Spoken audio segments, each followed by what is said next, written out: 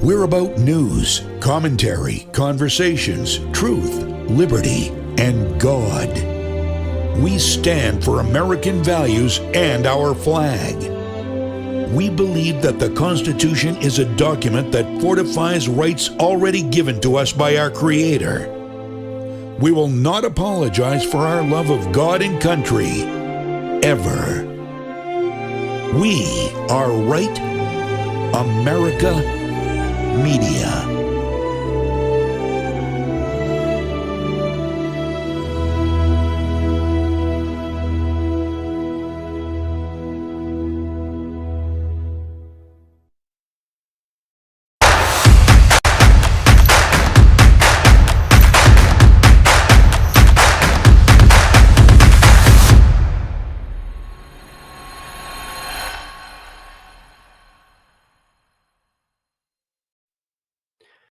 Hey, everybody, and we're live again today.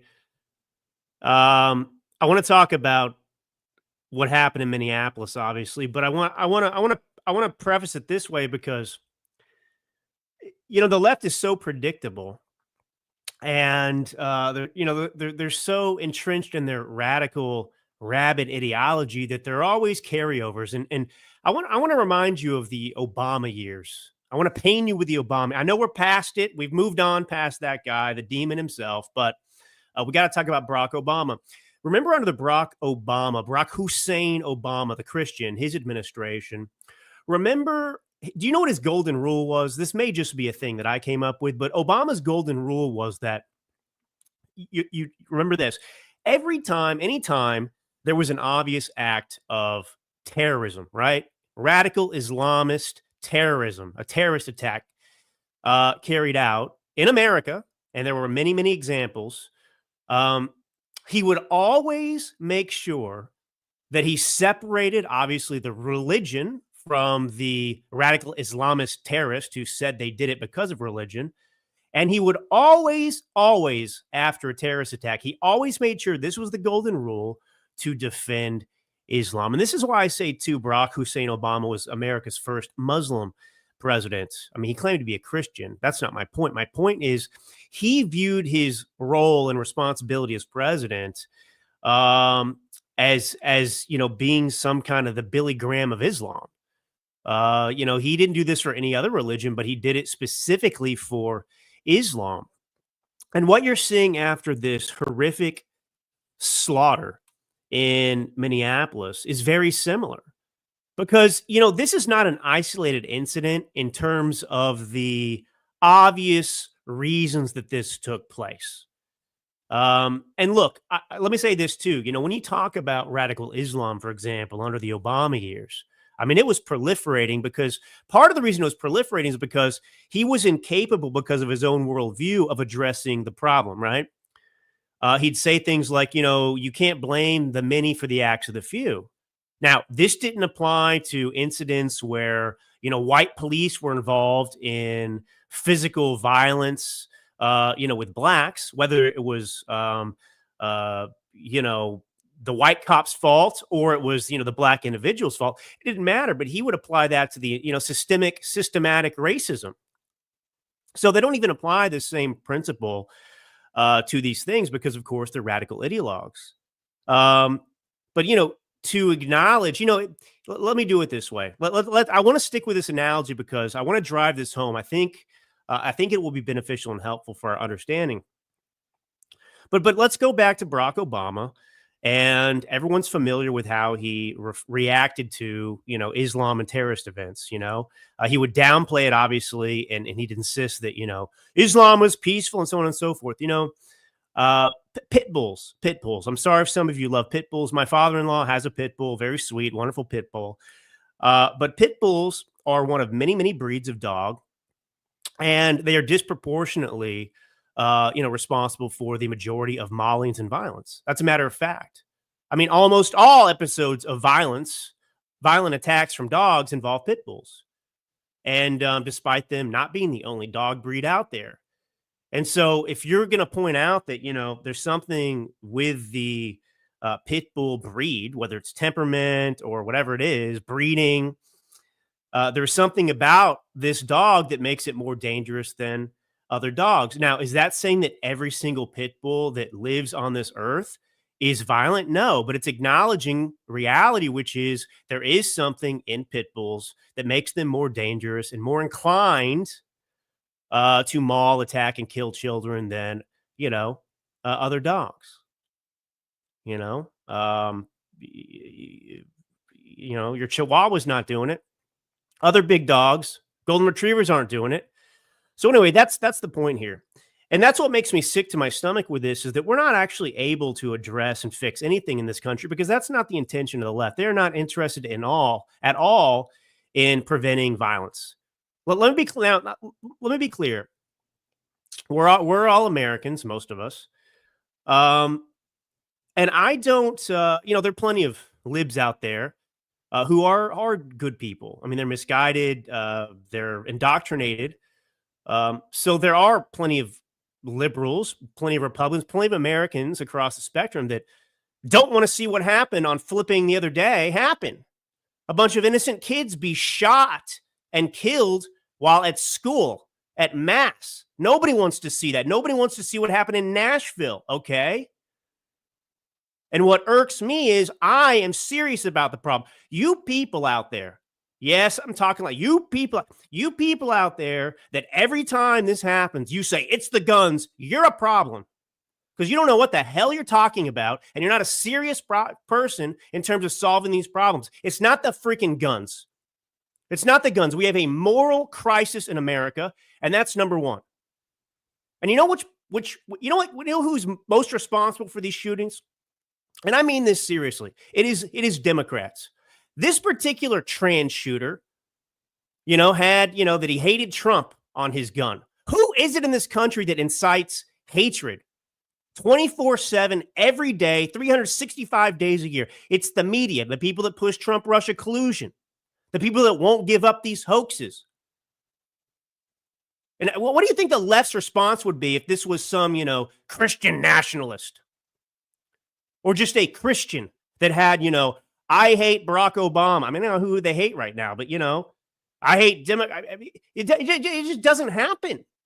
It doesn't happen. Just like if you look at terrorism around the world, Islam, radical Islam, that's it.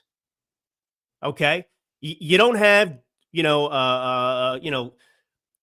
there's no jihad from any other religion, whether it be Jew or Christian or Hindu or Buddha. It doesn't exist. There's no comparison to Islam and Sharia law and radical Islamist terrorism, extremism, whatever you want to call it, around the world. It is unique.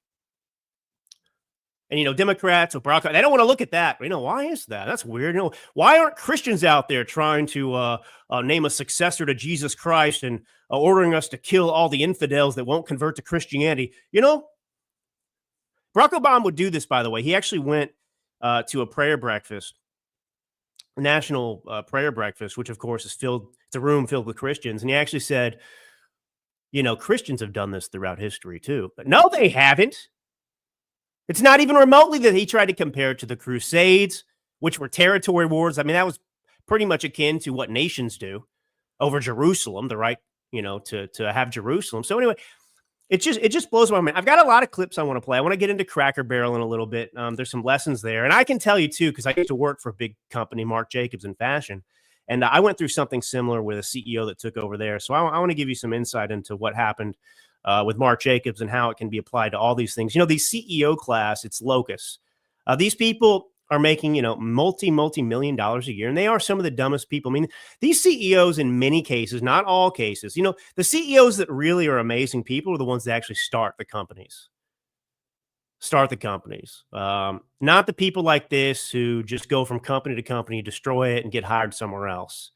But I'll get into that in a minute. I want to stick with this. We got John Bolton coming up. I mean, the irony there. This guy on TV, we got to get Donald Trump because he's got classified documents at Mar-a-Lago, and now we find out that he's been mishandling classified documents, and he obviously was never president of the United States. But anyway, this is Drew Allen, your Millennial Minister of Truth. If you're just joining me for the first time, many of you have been with me for a while. It's great to be with you today. I'm glad I was able to sit here. But I want to dig into this. This is frustrating. to me. There is a wave of trans violence that is washing across the country. We saw it with Nashville last year with that manifesto shooter. And notice they're attacking schools that they went to in both cases. There are a lot of eerie similarities. They're not really eerie. They're similarities that are staring us in the face, begging us to say, hey, this is the problem. I want to just catch you up if you don't know here. So August 27th, right? 2025. That's yesterday.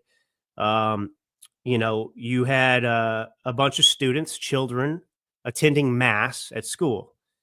And during that morning mass, 23-year-old Robin Westman, a transgender woman, a man, and a former student, opened fire with a rifle, shotgun, and pistol. In under 2 minutes, 2 children were murdered, an 8-year-old and a 10-year-old, and 17 others were wounded, including 14 kids and 3 elderly parishioners. And Westman killed, this always says herself. It's not a herself. It's a freaking dude. It's a dude, okay? This is a guy.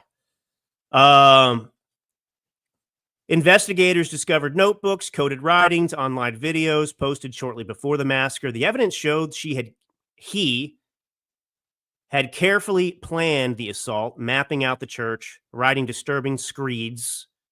The weapons were covered in hate-filled slogans, anti-Catholic, anti-Semitic, racist, and political, like kill Donald Trump. Now, which political party promotes killing Donald Trump? Would that be the Republican Party?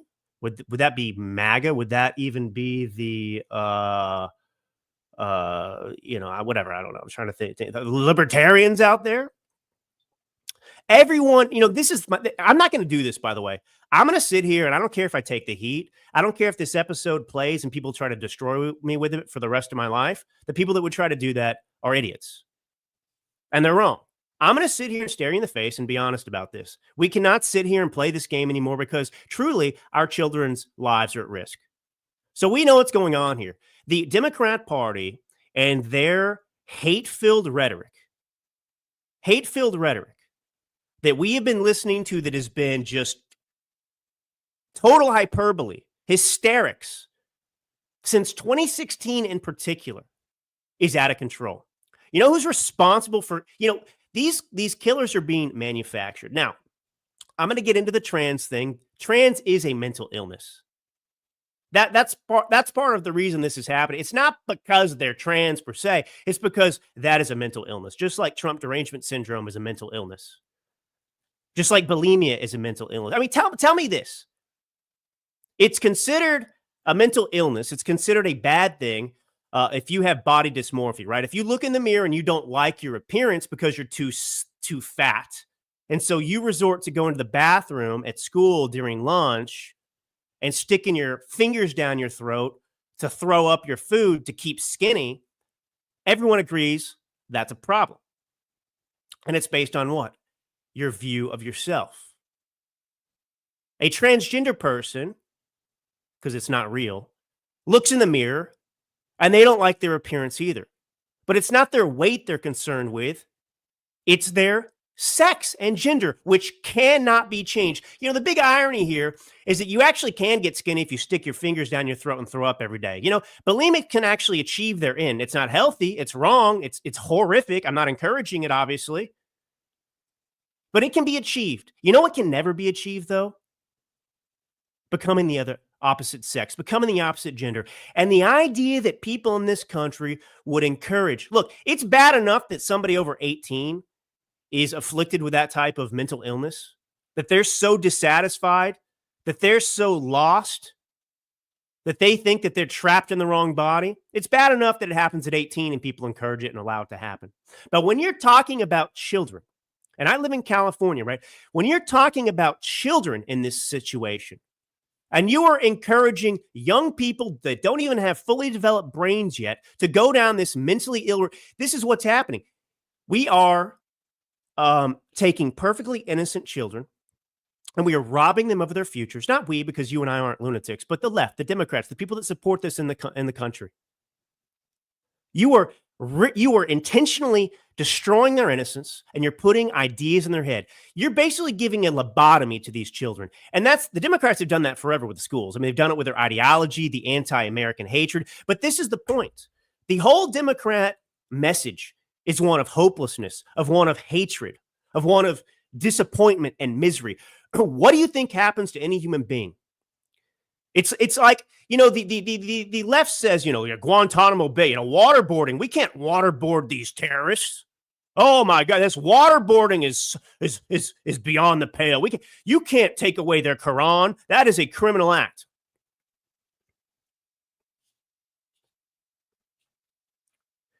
And these same people torture American citizens every single day in ways that are far worse than any torture that could be exacted on some terrorist in some dark room, wherever we have, special forces or CIA or whatever it is. I mean, that's effectively what's happening.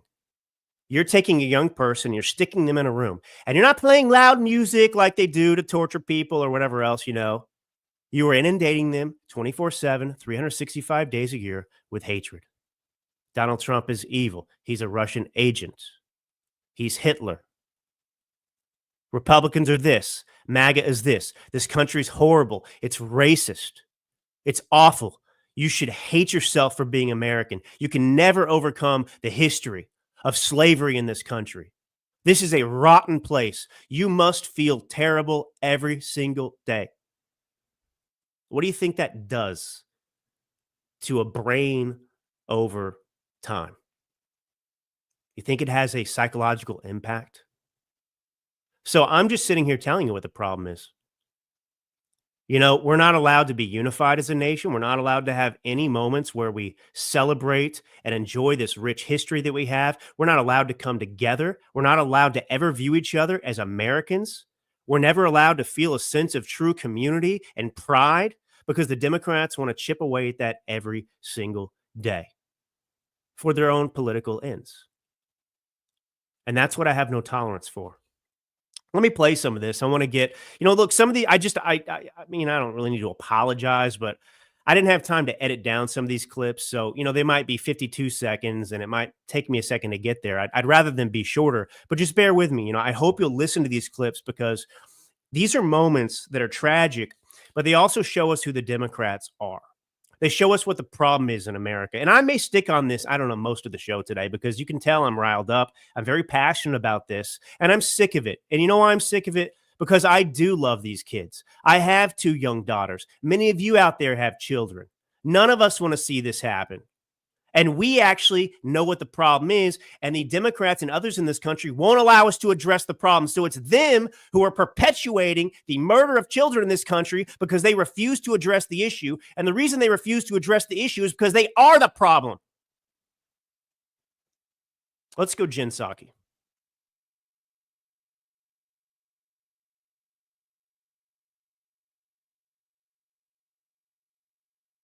Already out there about how the shooter was trans. You're going to see narratives about how the shooter appeared to be anti-Trump and anti-Semitic and clearly was in the midst of a mental health crisis. There's no question about that.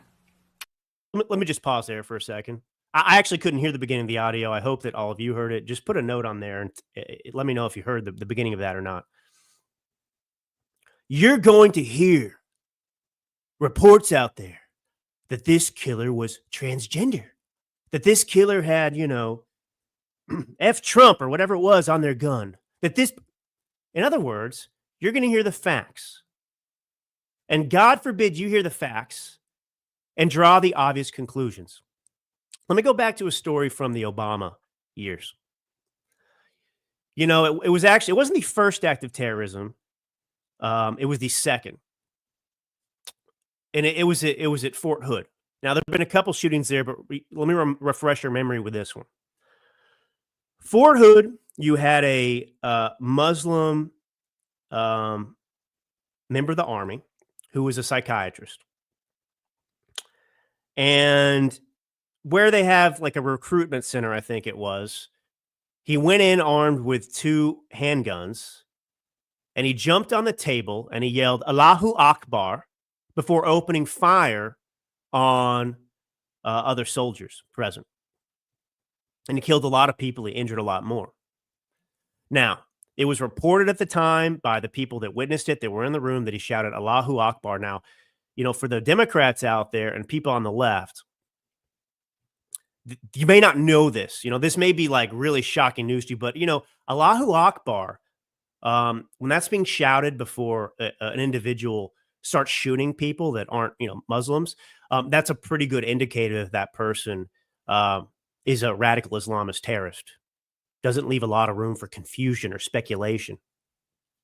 So that's what took place. And what we found out about that case, of course, was the FBI had been actually monitoring his communications for a long time, because he was in touch with somebody who was shortly after put on the kill list. It was an American Muslim imam who eventually joined Al-Qaeda and was Al-Qaeda's biggest recruiter, English-speaking recruiter. And this guy, the Muslim that carried out the attack, I forget the names, unfortunately, but he'd been communicating with him for over a year. And the FBI had been monitoring these communications. And he even at one point suggested and was asking and probing this Al-Qaeda operative, hey, when is it appropriate? Is it appropriate to, kill my soldiers, if they're, fighting against, Islam, whatever it was, something like that. Anyway, the point is, it was unmistakable that this was a groomed, radical Islamist terrorist, and that was the act. Well, this particular act, Obama buried. He labeled it workplace violence, and he stuck with that, the whole time. Because he wanted to bury, didn't want there to be an association between Islam and everything else. So, here you have another example. These, coded writings, kill Donald Trump, anti-Semitic, anti-Catholic. Where is all of that coming from? Anti-Catholic, anti-Semitism, all of it. These types of mentalities are similar if you look at across the board at these many people who carry out these attacks. But I want to tell you about this Robin Westman, okay? So Robin Westman was born Robert Paul Westman in 2002.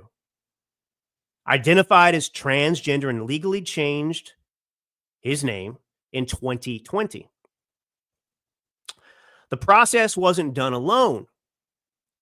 Robert's mother, Mary Grace Westman, filed the petition herself, affirming to the court that her child identifies as a female and wants her name to reflect that identification.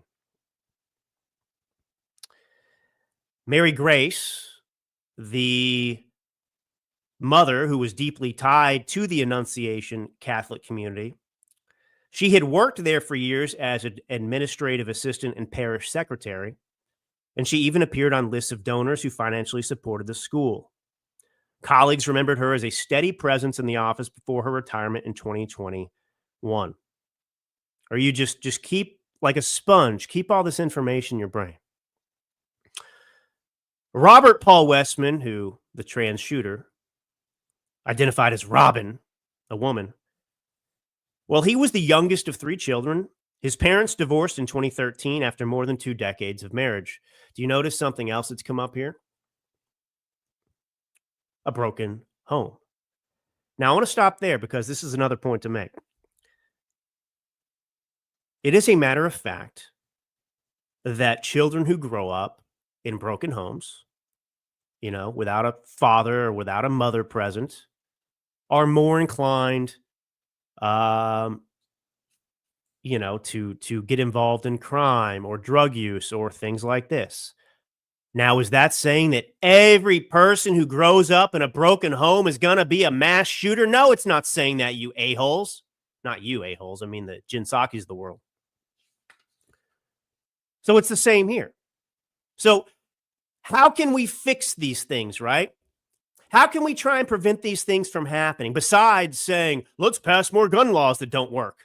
I live in California, right? We have the strictest gun laws in the country. Everything the Democrats are calling for now in Minneapolis and elsewhere, we have all of it. Do you know that California leads the nation in mass shootings? There are more mass shootings in California than anywhere else in the country. But I thought all this stuff worked. It prevented mass shootings. So it's a fact. Get this out of your freaking brains, liberals. Guns are not the flipping problem. That's not the solution. There is cultural rot that has to be addressed. It is, everybody wants an easy fix. Like, even the people out there, let's pretend they have good intentions, and they just really, I want my kids safe. And if we get rid of the guns and that does it, then I'm happy.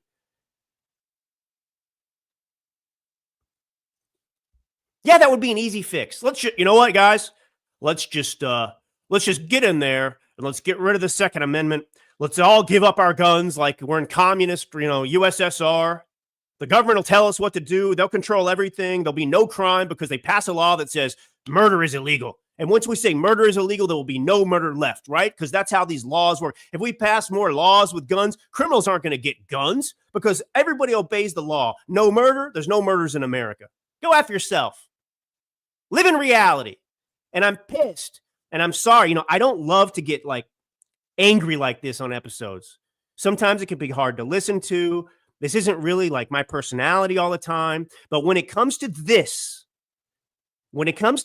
I cannot sit here and pretend like kumbaya, calm voice, whatever else, because I'm so sick of this crap. So anyway, society doesn't want to take the hard route, right? We need to encourage, the nuclear family. What do Democrat policies do? They disrupt and eradicate the nuclear family. That's not to say that every married couple is perfect either, that every kid who grows up in a nuclear family with married parents is going to turn out perfect either. But that should be the gold standard. That should be what you encourage and aspire to in society because you know that it works. While his immediate family kept a relatively private life, one relative, Bob Helleringer, a former Kentucky state representative and Robin's uncle, publicly expressed regret and anguish after the massacre. He admitted he barely knew Robin. So this is Robin's uncle, and here you go. Robin doesn't have a relationship with his uncle. I'm sick of this name, Robin. This is a boy, a man, Robert, a mentally ill, evil, trans person. So Robert, that's the name. I'm not going with Robin. This is Robert. Okay. Robert attended an Annunciation School and graduated from there in 2017. Afterward, he went on to Minnesota Transitions Charter School and later transferred to St. Thomas Academy. I mean, and this is so similar to what happened in Nashville. Aiden Hale, a transgender man formerly known as Audrey Hale, stormed into the Covenant School armed with rifles and a handgun. Now, somebody put something on here, D&, mixed mental illness with psyche meds, hormone therapies, and children, and it's a disaster. That's exactly right. The point is, what Deanne has said is we know, this is the thing, we know what the problems are. We know what the problems are. So why aren't we addressing them? Moral crisis. And so, the Democrats are going out of their way to apply Obama's golden rule to this trans, the trans community out there. They're so persecuted. Yeah, Roscoe, I think it was male to female, brother. I'll look at the thing in a second. It was male to female. Somebody else can check too, but I honestly, the trans stuff confuses me so much, honestly. Like a trans man, a trans woman, anyway.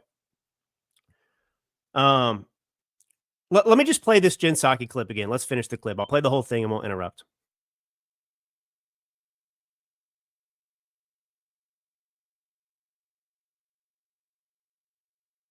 Already out there about how the shooter was trans. You're going to see narratives about how the shooter appeared to be anti-Trump and anti-Semitic. and clearly was in the midst of a mental health crisis. There's no question about that. But here's the thing. There are trans people all over the world. There are anti-Semitic people, unfortunately, all over the world, and people filled with plenty of political hate all over the world. And mental health issues are not unique to the United States, and yes, we should do more to address them, but it's also an issue all over the world. But this is the only country where shootings like this one happen this often. The United States not only has the highest rate of gun violence of any country in the world, it's become a leading cause of death for young. Yeah, because no other country has a Democrat Party. That's why.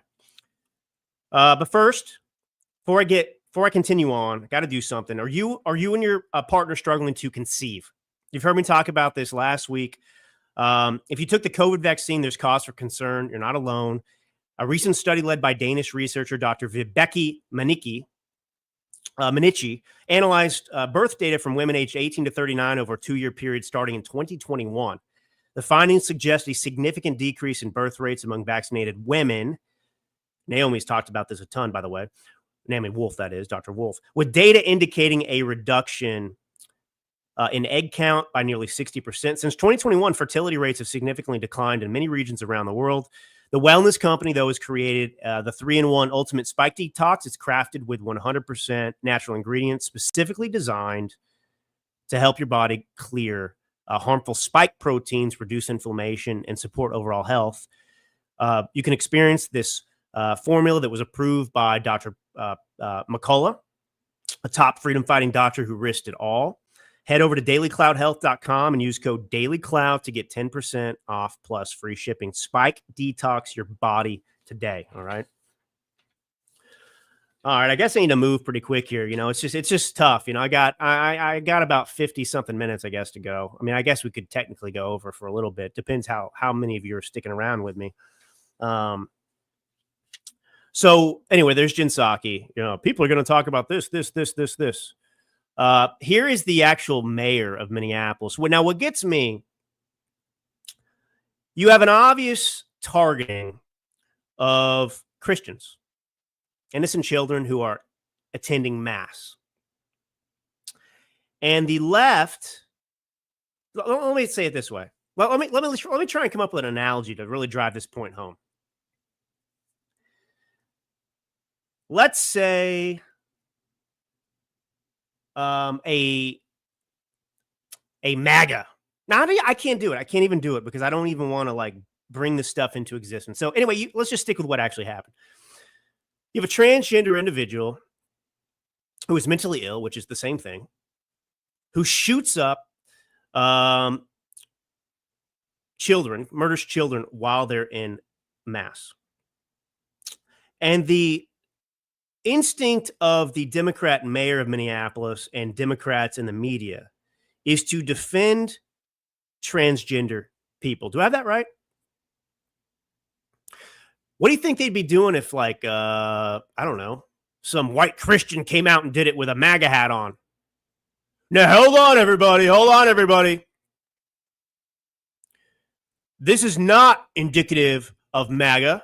This is a standalone incident. Everyone calm down about MAGA and Donald Trump. No, they could never say that because they've been spewing these lies about MAGA and everything else forever. And yet every time it's effectively one of their own that's carrying out these acts of violence. And by one of their own, I mean, it's these ideologies that they not only defend, but think that are healthy for people to have. So here we go. Let's play the mayor first. Here we go. And I have heard about a whole lot of hate that's being directed at our trans community. Anybody who is using this as an opportunity to villainize our trans community or any other community out there has lost. I hope that guy can shut the F up. You piece of SHI garbage excrement. Kids were just slaughtered in a trend by somebody in the trans community. There is no, this is what pissed me off about Barack Obama too. There was no burning of mosques in this country by Christians. There was no danger posed to the Islam community because they were a special protected class, just like the trans class is protected in this country. It's gaslighting. Oh, I'm the problem because I'm sitting here talking about what happened with this shooter. Oh, you can't even talk about, don't even think about calling these people radical Islamists. You're attacking. Well, there's a problem with Islam, isn't there? No, it's not everybody in the religion, but there's a problem. There's a problem with trans people. You know what the problem with the trans people? You know what it's because it's a mental illness. You know, this is the thing. These people aren't actually like trans. There may be a handful, and this is actually funny. This is kind of what the LGBTQ plus people did to gay people too. They hijacked the movement. So there probably are, and there certainly are, a handful of people throughout history in this country, very, very, very small percentage, it's an outlier, that are born and there's something effed up, and they do believe they're trapped in the wrong body, and they yearn to be something else, and they feel like a woman or whatever else. You know, it's like some kid that's born, and you know, and at the age of 4, they're gay. Okay, same thing I'm sure is true with the trans community. But now it's almost like a designer handbag. You know, what the Democrats are saying is like, it's basically a way to show that you are an ideological ally of the left. That's what it's become. And it's also encouraged because once you're trans, man, you're really special. Nobody can come after you. You're persecuted. You're a victim. So it feeds into this entire ideology. Now, I don't care. There are people out there criticize me all day long. Oh, I'm under attack. No, they're attacking me. Oh my gosh, I'm a victim. Shut up. I don't care. So, this guy goes out and defends the trans community that's not even under attack, just like the Islamic community was not under attack in America, even though radical Islamist terrorists just murdered a bunch of Americans, like in San Bernardino, California, with those radical terrorists who went to a Christmas party for the health care company or whatever that the husband worked out, and they shot him up. All right, let's play another clip. Here he is on CNN. When you talk about compassion, I don't want to tiptoe around the edge of this, but the shooter's name was in question, the gender of the shooter. No one's really sure what's going on there. 5 years ago it was Robert, then a name changed to Robin. Okay.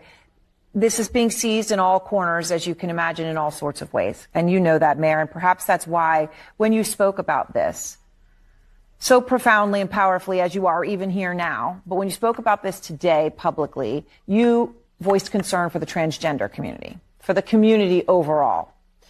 And obviously you chose to do that in that moment because you thought it was important. And I wanted to give you a chance to say why you felt it was important to do that in that moment. Obviously, I've heard about the rhetoric and the narrative that is being pushed out, but here's the thing. Anybody that is going to use this as an opportunity to villainize our trans community or any community has lost touch with a common... Okay, shut up. You people villainize MAGA, me, the people watching this show right now, 24/7, 365 days a year. You villainize us. And we're not out there committing acts of murder. And now you want to lecture us about what happened here. And, I want to bring up a point that Roscoe makes here. I don't know if he means that I offended him or whatever else, but the message on the screen, that he put up was as a person who's had mental health issues, has them actually. I'm offended. This is good versus evil, not sane versus insane. I want to address that because it brings up an important point. There are plenty of people that suffer from mental health issues, and more because of technology, Instagram, all these things. These mental illnesses are developed because of what the media is putting out there all day, this constant stream of negativity. All of that contributes to mental illness. And some people are more resilient than others. It's genetic, and some people break. And so, yeah, it's true that not everybody with mental illnesses is going to go out and shoot up stuff either. That's not what I'm saying, but my problem is mental illness is not something that should be encouraged from the standpoint of, hey, that's really cool that you're suffering from mental illness. It's not cool. It's something that we should have compassion for, which is to say, hey, let's help people out. This could be me too that has a serious mental illness. How do I heal this person? How do I make this person whole? This is my brother. This is my sister. This is my neighbor. This is, an American citizen. And that's the attitude we should have. But when it comes to the trans community, which is, and this is the problem, nobody views the trans thing as a mental illness. Well, some do, but the left won't let you say it. I don't hate somebody if I point out that they have a mental illness. I don't hate somebody if I want to help somebody with their mental illness. That's compassion. If you're an alcoholic out there down in a bottle of Jack, a handle of Jack every day, and you're killing your body, you're killing your soul, you're killing your mind, you're numbing yourself, is it compassionate to go and buy that person, Jack Daniels and deliver it to them while they're on a binger? Or is it compassionate to say, hey, man, you're killing yourself here. You don't have to live this way. I can help you. That's compassion. But this person goes on TV after a trans person, another trans person targets a Christian group, children, and kills them. And this person tells us he won't tolerate anybody like me, I guess, right now, villainizing the trans. I'm not villainizing the trans community. I want to help these people. You want to pump out as many of them as you can and wreak havoc on this country. We're the compassionate ones. Those of us who look at how you want to indoctrinate children and tell, somebody's son who's 4 years old to cut off their penis.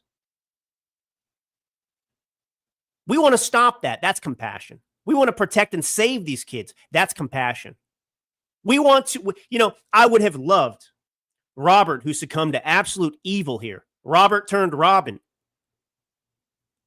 But you know what the mother did in this case? The mother affirmed this, who worked at a Christian school. I'm sorry, folks, if you're a Christian, it is impossible to support the trans agenda. And I'm so sick of being lectured by people who don't know anything about Christianity that bastardize it. Jesus was not, quote unquote, tolerant. Let me explain something to you. Jesus condemned sin. That doesn't mean he didn't love people. In fact, it was his love of mankind that made him call out those sins. He wanted us to live our best lives. He wanted us to live up to our purpose. He wanted us to fulfill the image of our Father, his Father. He wanted us to be happy. And that's why he called it out. Jesus wouldn't take this transgender situation and sit down and say, hey, that's so cool that you think that God put you in the wrong body. That's right. As a matter of fact, I'm Jesus. I'm going to go help you cut off your wee-wee. Yeah. No, that wouldn't happen. Insanity. But here we are, entertaining this bull crap. So, I want to play this clip now of Trey Gowdy. I've noticed a trend. There are Republicans now who are just so tired of these shootings that they're willing to join the left. They think that's going to solve and prevent this. They're tired of like all of us, but they now want to move left on gun control. Listen to Trey Gowdy talk.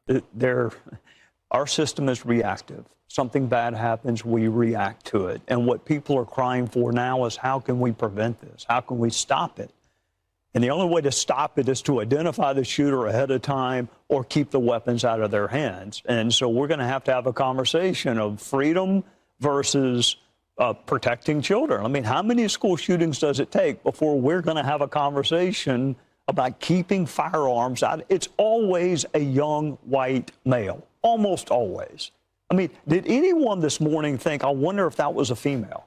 Did any of y'all think that? I mean, there's been one school shooting involving a female. It was in Tennessee. One. Yeah, Tennessee. But other than that, it is usually. Oh, yeah. Other than that one, like the biggest one, before this one, other than that one, it's always white male. Listen to this guy. Listen to Trey Gowdy. You got the mayor of Minneapolis, where the shooting Blake, saying, this guy was a transgender shooter. Don't you dare even point out that he's a trans. Jen Psaki, you're going to hear people out there say this was a trans person. you're going to hear, don't say that. You can't say that. You're villainizing. You got Trey Gowdy on there being like, hey, man, all these shooters are white. Look at all these white dudes. They're all white men. Look at them killing everybody. Are you villainized by this, by the way? Now, it has nothing to do with race. But anyway, actually, you know, there is a takeaway from all these people being like, you know, white guys.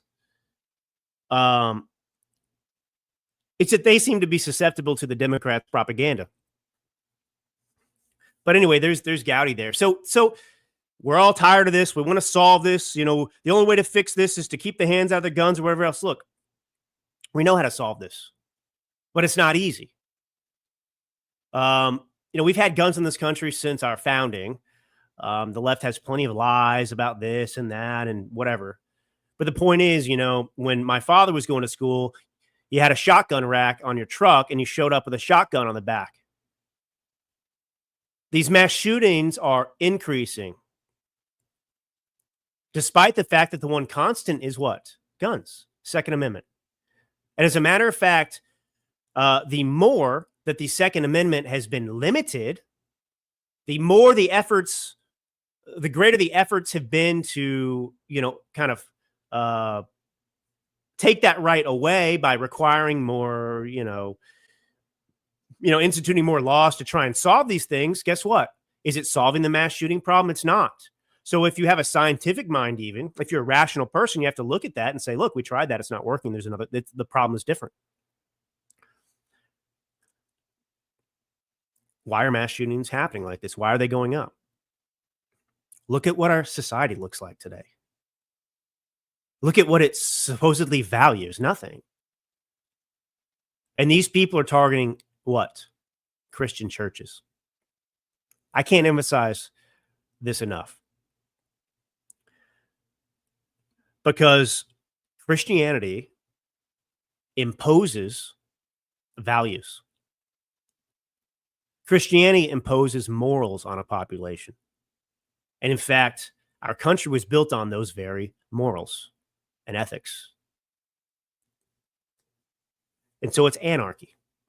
All of this is pushing back against Christianity, against our founding, against who we were.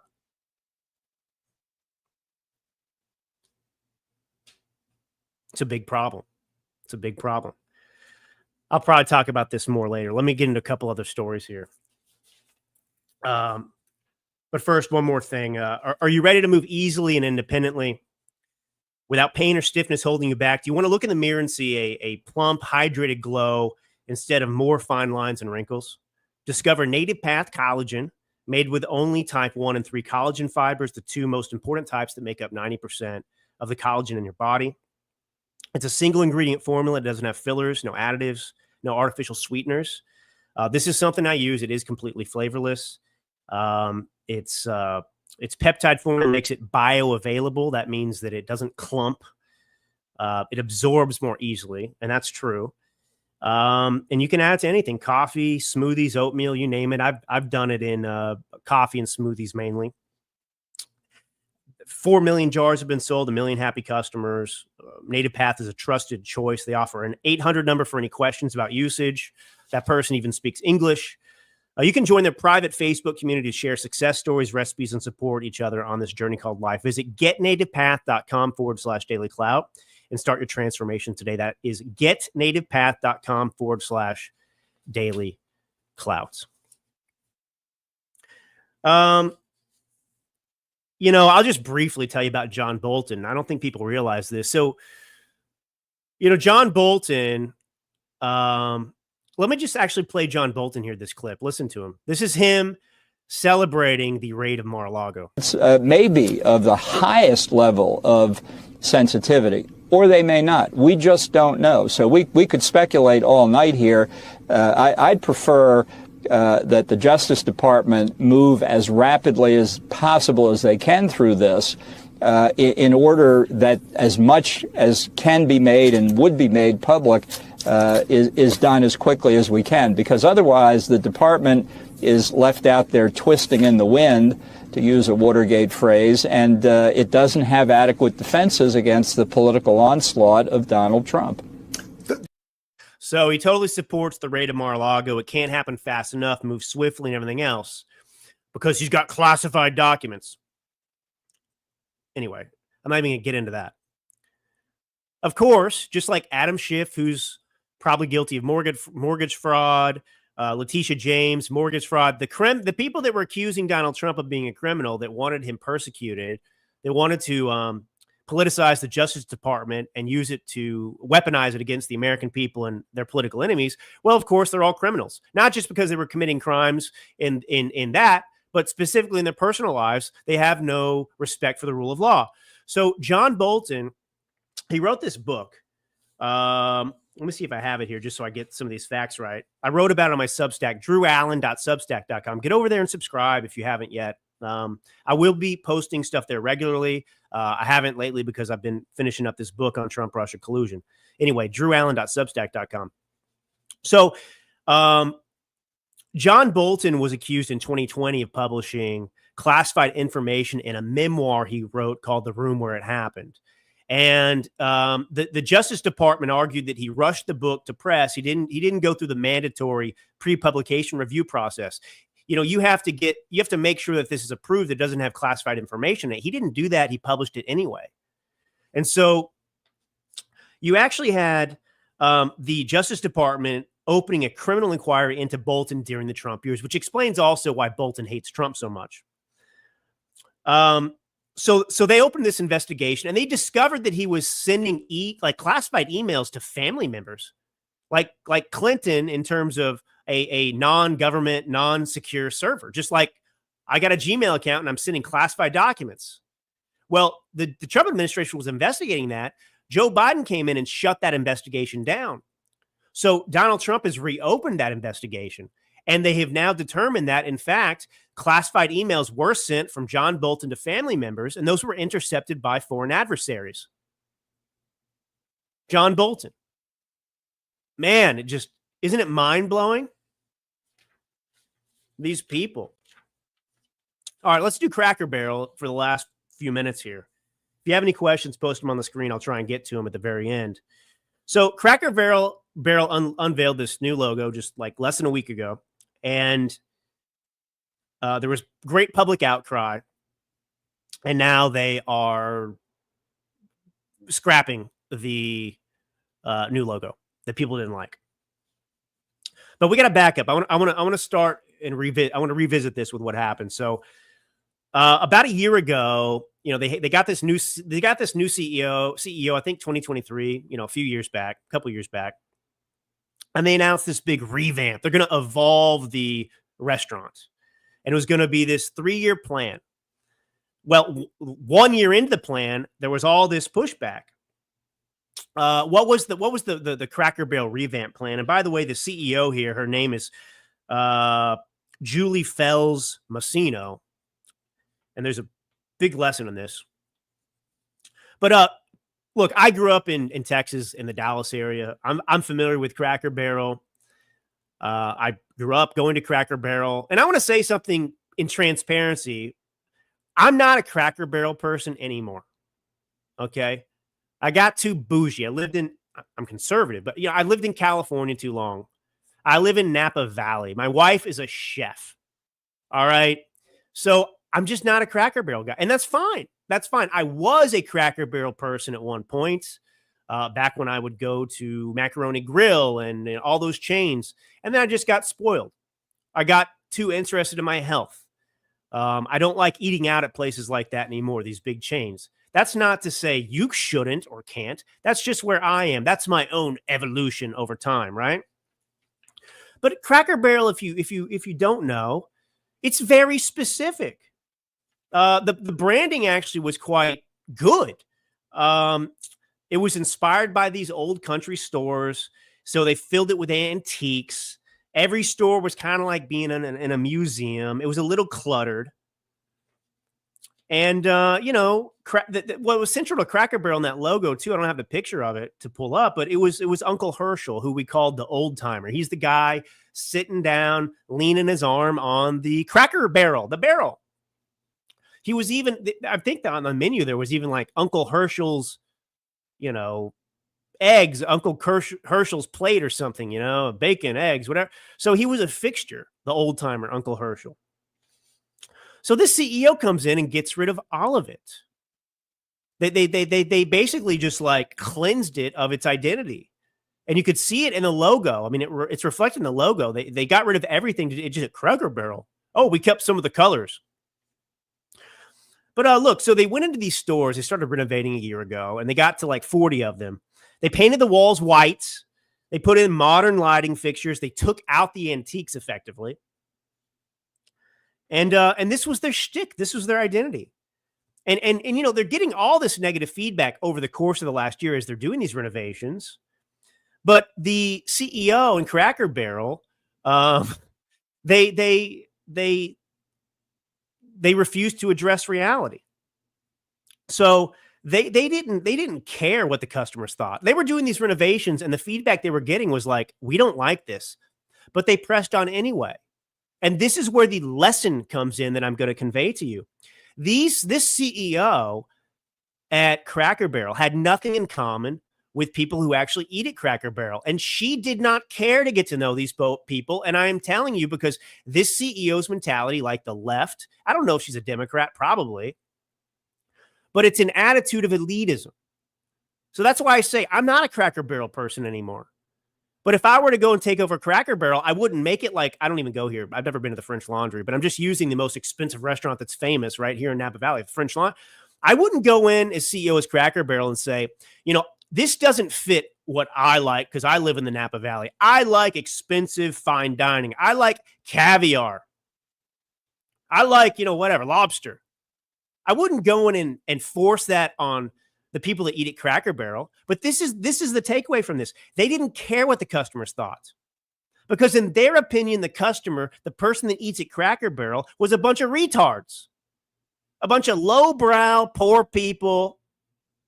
And their mentality is, we don't care what you like. You shouldn't like this, and you should like what we're going to give you. You're going to like this because we're superior to you. It's very like communist, like you will own nothing and be happy, right? We're going to change everything about Cracker Barrel because we know better, and you're going to like it. But they didn't like it. And here's the response, like when they were complaining about the renovations. You know, as with any change, we recognize that there may be a vocal minority who feel differently. However, the strong performance of these locations affirms that we are moving in the right direction. They don't live in reality. They don't want to live in reality. So Cracker Barrel was Southern country charm. And they got this new campaign slogan, all the more. I don't even know what the HE double hockey sticks that mean. What does that mean? All the more. I don't know what that means. It's like the Jaguar thing. I don't even remember what the slogan was, but it meant nothing. And like liberals and Democrats, like they mean nothing, just vapid phrases. So they got rid of Uncle Herschel. I mean, it's like updating Disney and you get rid of the castle in the beginning. How do you do that? So anyway, this CEO, Julie Fells Messino, she previously served as president of Taco Bell and Mattel before being tapped to head Cracker Barrel. She held senior roles at Sprinkles Cupcakes and Starbucks. Here's what she said about what Cracker Barrel meant to her in June 2025, not long ago. There's something here. This is a great place where people connect. People were there with their families. They were there with their friends. I mean, imagine this is your takeaway. There's a restaurant, right? And your observation is there are people here eating in the restaurant. Yeah, there are people in this restaurant with their friends. There are people in this restaurant with their families. I've never seen anything like it in my life.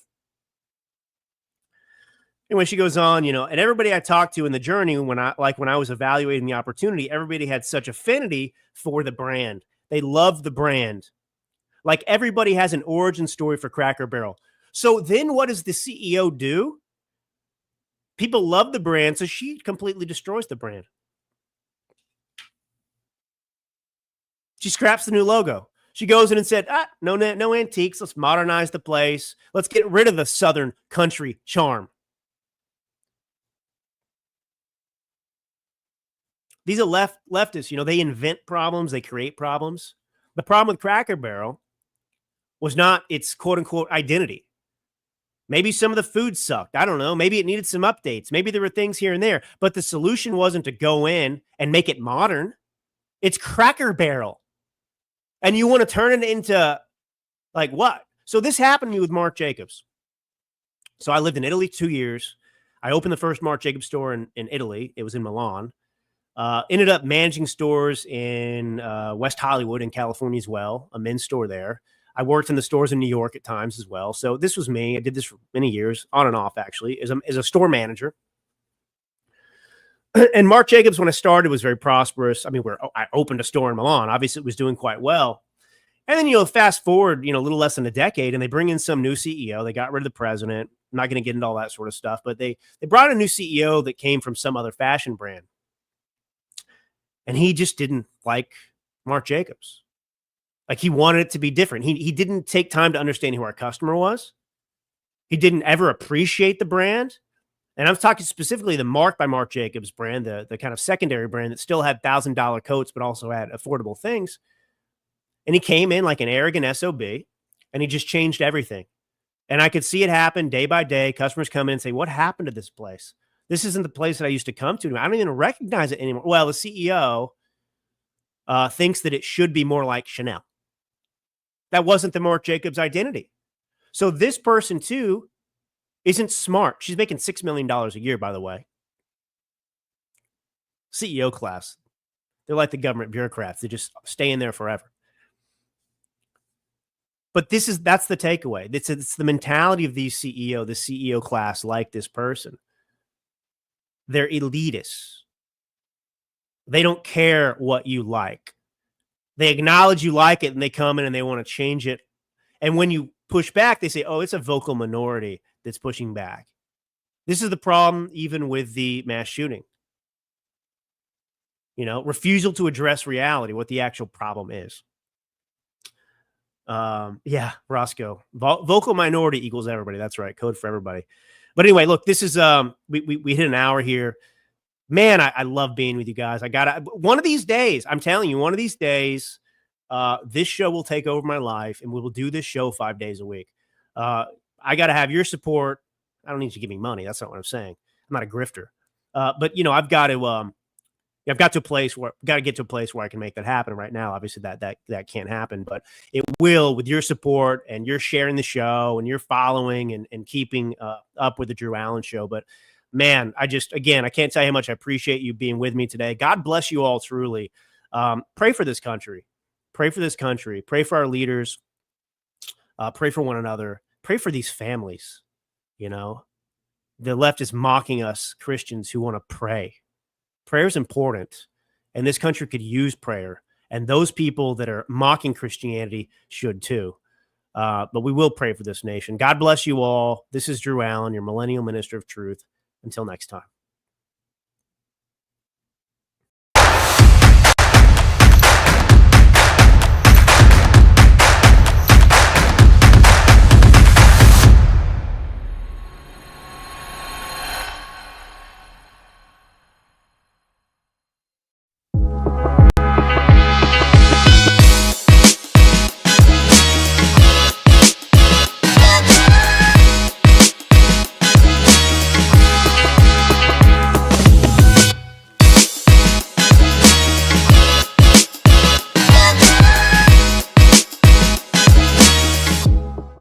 On today's episode we have a very special interview.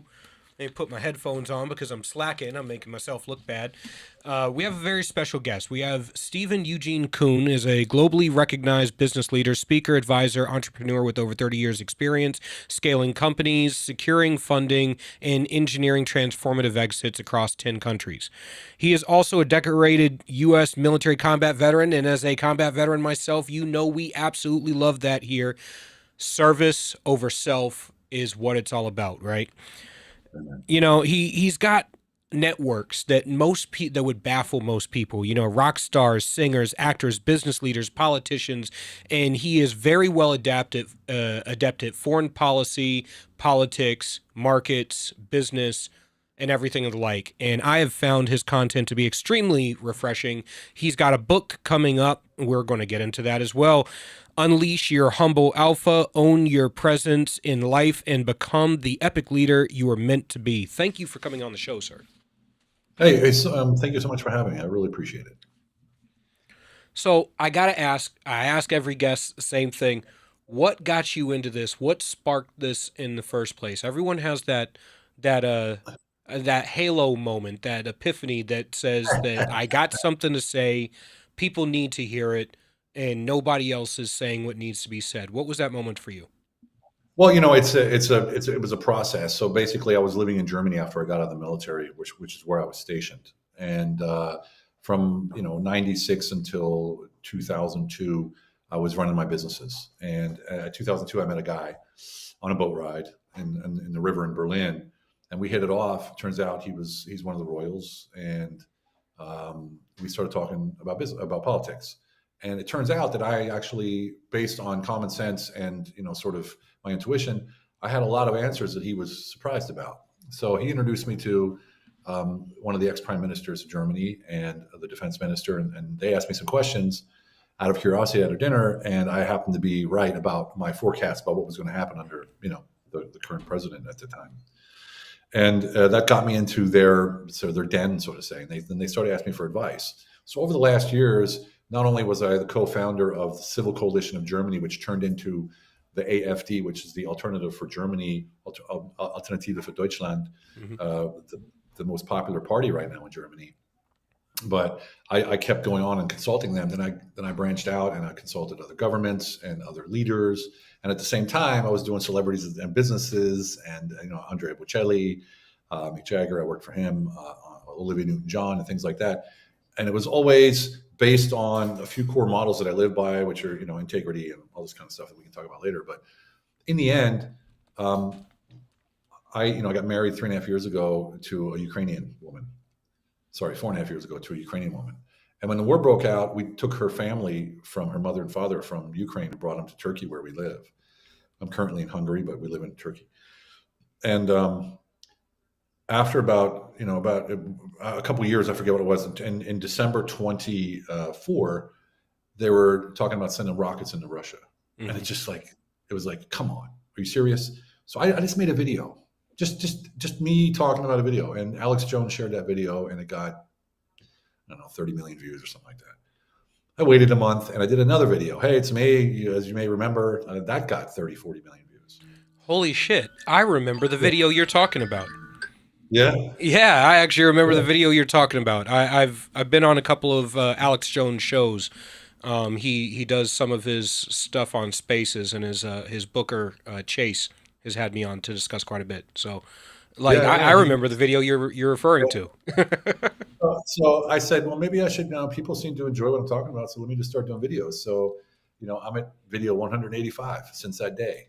And I've done a video every day, and it comes quite easily for me, because I see the connections between people, politics, impact, society, and because I've lived in 10 countries.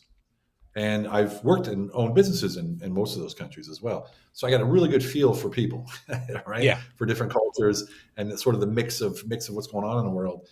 And I know sort of how people think, because I had cocktail bars, I had nightclubs, and insurance agencies and things like that. So it was always with people. It was never like, some agency or something. It was always with the people. With normal people.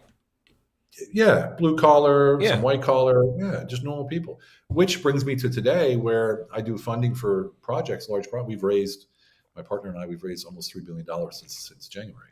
Nice. And that's literally from my kitchen table. It's like, it isn't even office suit and tie, like we were talking earlier before the show, t-shirt, and it isn't about, what I know or how good I am or if I'm this, that, or it's about who can I connect where both people win. Yep. Right? And that's how I think about politics. Like, what are the relationships that I can build within the political realm that can bring a balance to what's out there? Because the only way we're going to make through any of this is through unity. Right? Unity doesn't mean we have to be kumbaya and hug and kiss each other. That means unity. We agree to disagree. We have a balance between each of us. Each person has their own role, and then we can move forward like that. So everybody think it's got to be this or that. It's absolutely not going to happen. I gotta say, so similar backgrounds, obviously military service.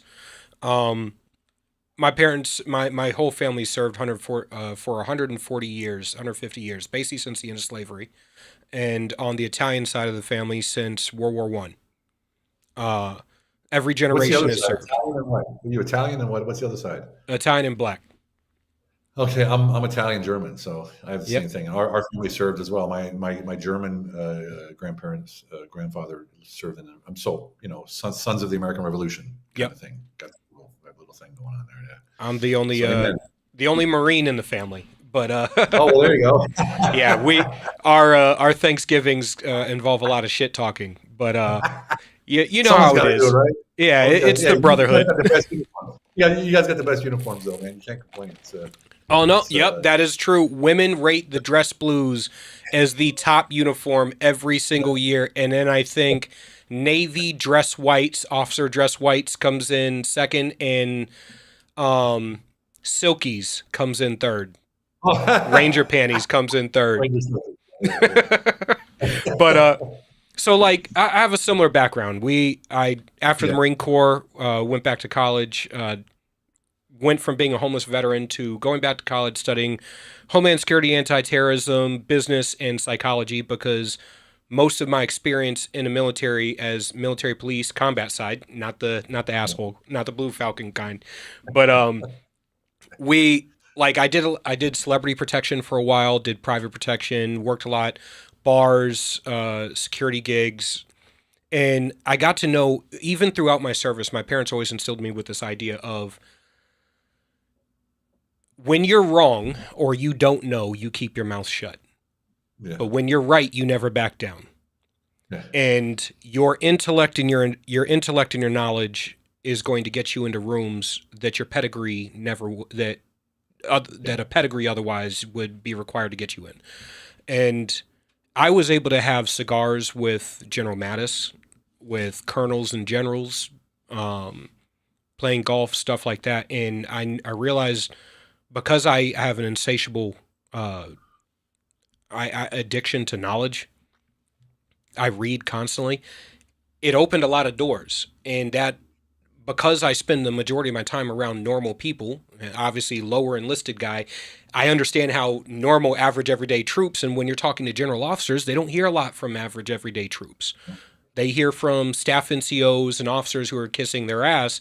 And my whole thing was, well, that's not how we look at it on the ground, and that's not what we're experiencing. Yeah. So, and even in the business world, I brought that same sort of methodology of, regardless of the situation, we all put our pants on the same way. I'm going to be honest with you, no matter what the situation is. I agree with your statement about unity, because I very much have the same ethos. I am a hardcore conservative at heart. I lean very libertarian on a lot of social issues, because I don't care what people do with their daily lives, as long as you're not asking me to pay for it, you're not trying to force agreement, and you're not trying to shove it down my throat or, talk to my kids about it. Like, if I don't have to fund it, I don't care. However, when I've been looking at a lot of the stuff that's been happening in the world, and the way I got into politics was my dad's been on budget committee since I was 12. And I got into politics listening to Rush Limbaugh in our cleaning company, because I was my dad's first employee.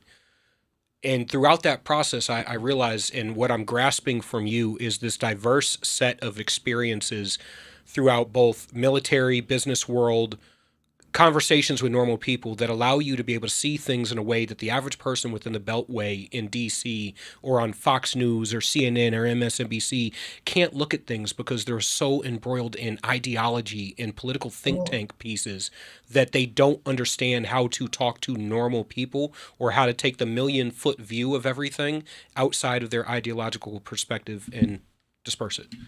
Well, it's because most people are bought into a system where they're profiting from it or are dependent on it. Yeah. So they have to deliver a certain message, a certain way, a certain vibe. They have to fit in, all these things, and that's what it's like when you have a job, right? Yep. You have a job. You got to do what they say. And so people are scared to speak out. You know, I knew a cop during COVID, you know, he threw someone on the ground, like broke his nose because he wasn't wearing a mask. And I was like, dude, what are you doing, man? He said, look, if I don't do this, if I don't do what they tell me to do, we're supposed to be really harsh with these people. I'll lose my job. I'll lose my pension. I can't pay my mortgage. My kids can't go to school. So he's infringing on civil liberties for a 40K a year job, a pension, you know? And it's like, it sounds rough, but it's true. The problem aren't the elites. The problem is the millions of people underneath them that do the little pieces at a time that all fit together to give them the power. That's the issue. And then they do it through debt and they do it through fear, right? So debt is absolute slavery. You mentioned that to me. Absolute slavery. When you have a mortgage to pay, you're not going to step out of line. No. Right? No, I'm right there with you. Yeah. So these people that actually are typically good people, they can think for themselves, they're intelligent, they buy into it and say, I have to do this, so I'm not going to think about is it right or wrong. I'm just going to do it because that's what I got to do to pay my bills. I'm here for my family. I'm paying the bills. I'm making sure my family's solid. So in their minds, they're doing the right thing, right? And in theory, they are, because everyone says family first, right? But in the end, what are they actually building that may be impossible to tear down later? That's where we are right now. Yeah. Well, most people aren't building anything. That's the problem. No, exactly. That's the point. They don't want them building anything. They want to be a piece. They want everyone to be a piece of the cosmos, right? Like, you know, everyone has a little piece of the puzzle, and when it's put together, it's there. Yeah. Right. So you'll never know, maybe, what you're actually doing and what it contributes to. Yeah, in most cases, they don't want you to know. Oh, just do this thing. It's what do I do? I don't worry about it. It's part of the job. Okay. And you're like, okay, I don't have to worry about it. It's not my problem. I'm not doing anything wrong, right? Whereas that piece is pivotal for the next piece, for the next piece, and for the next piece.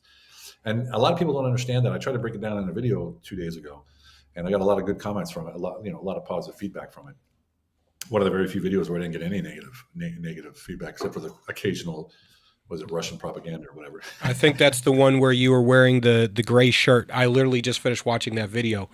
I sent it to Juan because I wanted to touch on that. And I'm glad you went there because that is it touches on something I've said often on the show, which is real conspiracies actually involve very, very, very few people, and it trusts on everybody else just to act in their own self-interest.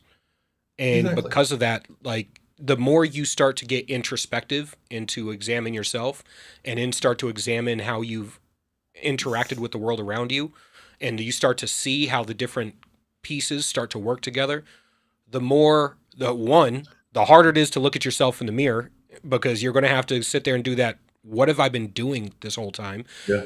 The harder it is to sleep at night, because then you're wondering, how the hell do I get out of this hamster wheel?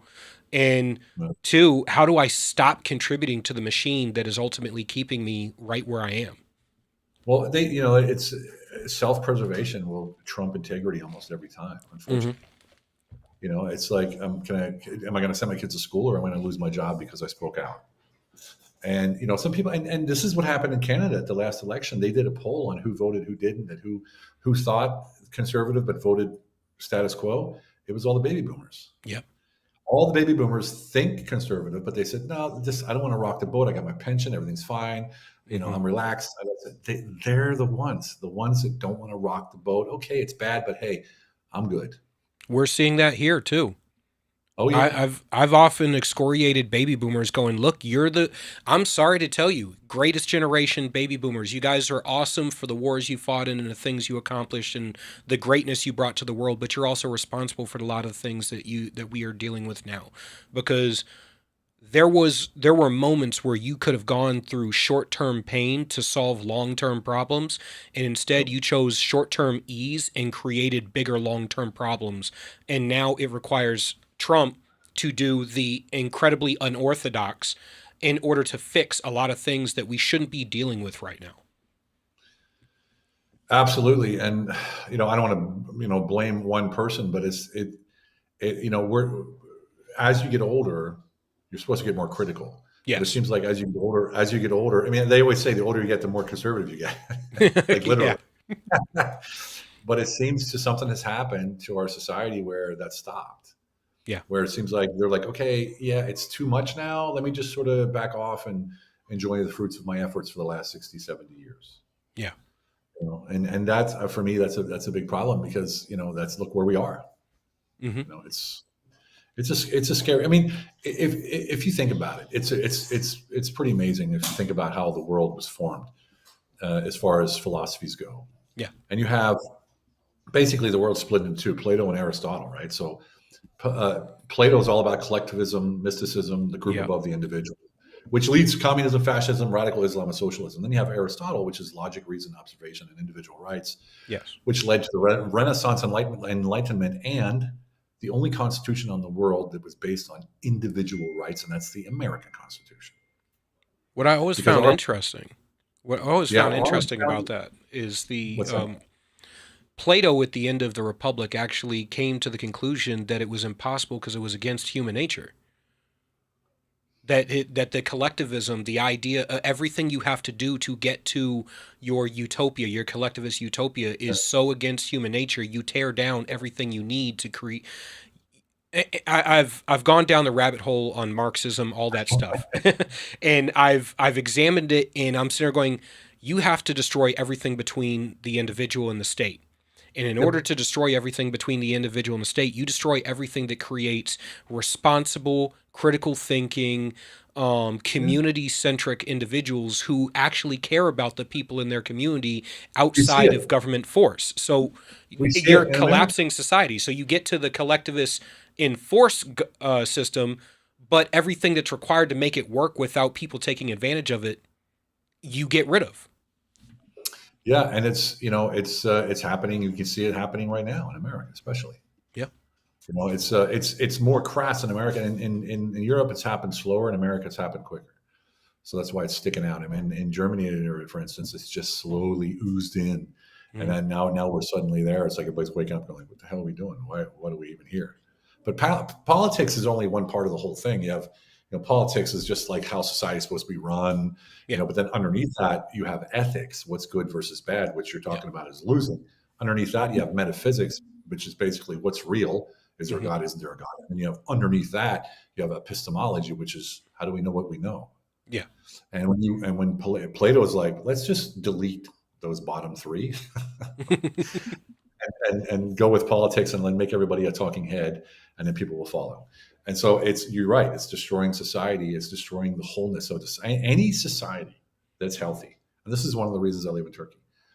Is based upon core family values. Yes. If there's a family value in that society is going to be healthy, right? One way or the other, there's a way around it. Mm-hmm. And I live in Turkey, and I'll tell you what, there's kids can walk down the street 10 o'clock at night, 10 years old, 12 years old, and every adult has an eye on that kid. Yep. There's no mobbing, there's no bullying, there's no name calling, there's no, even for adults on the street, there's no road rage, and believe me, they drive crazy. No road rage, no flipping people off, no arguments in the grocery store, none of that. There's respect for the elders. They even have a name for anyone who's older than you. It's Abi, means older brother. Mm-hmm. So you would call me Abi right now because I'm older than you, right? Yep. So just out of respect. That's how a society based on family values works. An older woman, you call her Abla, which is sister. And so when you live in a society like this, you feel whole. You feel a responsibility for those around you. You feel you have to do your part. Otherwise, you're ostracized. And now in our society, in the West, it's almost opposite. Yeah.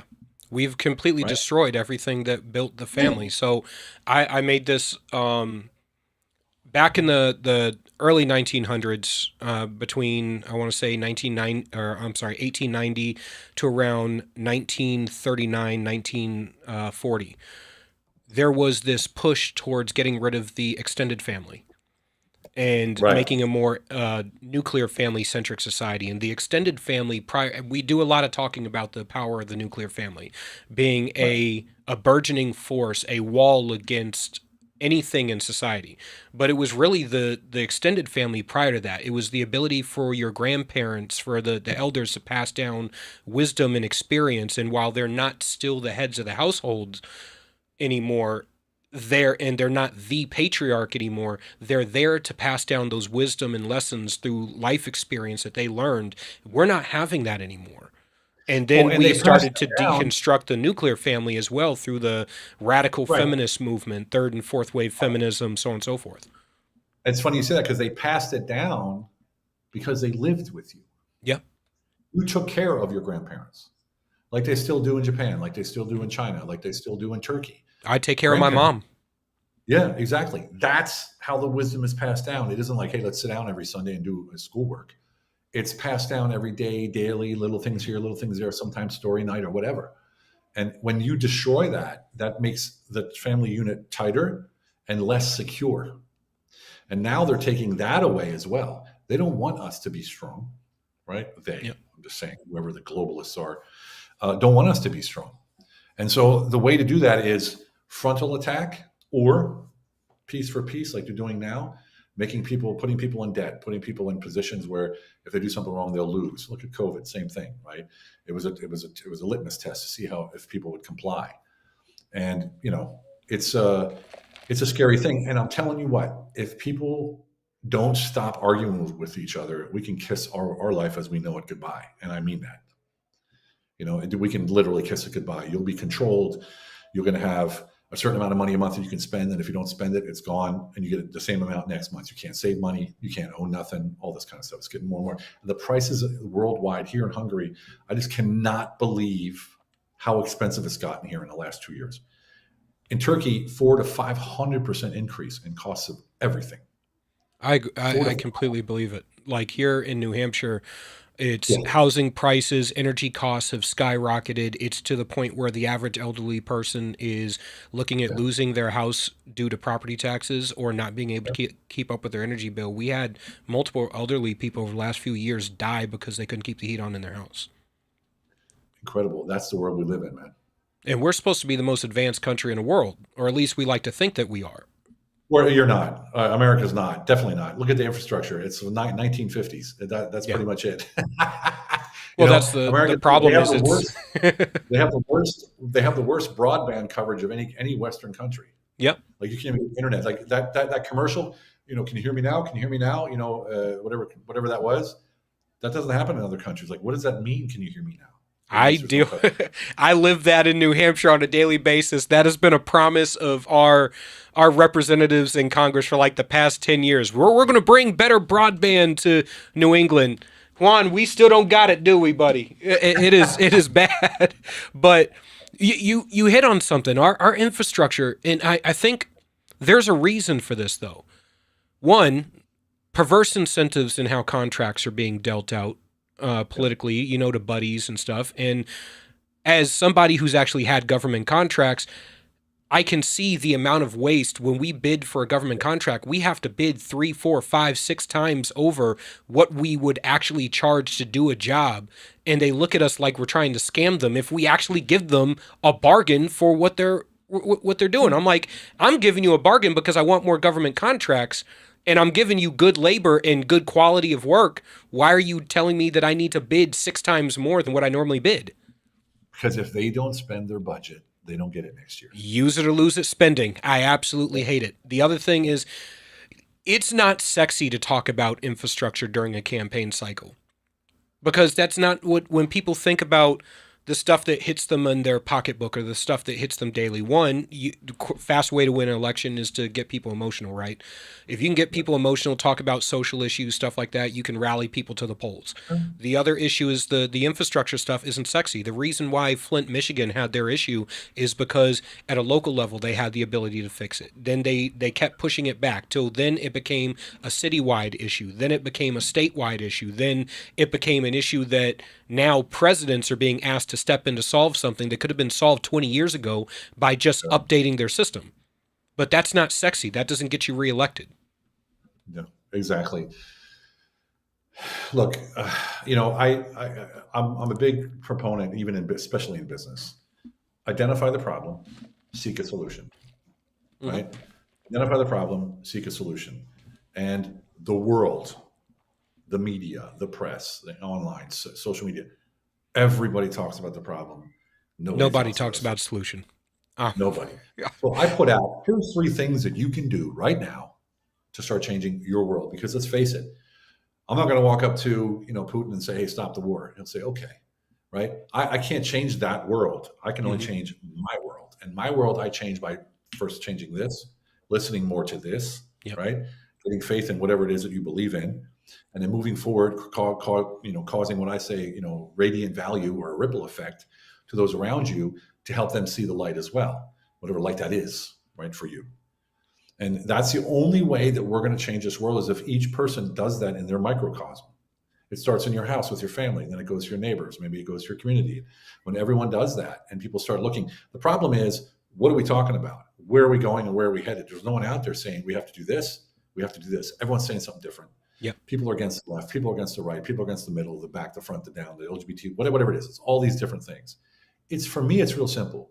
You and your family, safe, sound, secure, psychologically healthy, financially, and financially and geographically independent, so that if shit hits a fan, you can move, right? You can get out of there. If it's 20 miles down the road, like when 3 Mile Island in 1977 was about ready to explode, I was sitting in, I don't remember, 5th grade, looking out the window at 3 Mile Island. They put us on buses and took us 100 miles away in case it blew up. That's, for me, that's a memory. It's like, okay, that's how I have to live. Because if something happens, what am I going to do? Hunker down in my basement? Like, come on. So how do we do that? You got to get debt free. You got to get debt free. And America is the #1 consumption society on the planet. The biggest consumer on the planet. When I go home on vacation, it's all about shopping and eating. That's all we ever do. I can't spend more than 2 weeks there. Otherwise I go crazy, right? Where's the time with the family, chilling out, relaxing, have a good time, not worrying about buying anything, ordering food, going to the store, getting the groceries, constantly. It's like this endless thing.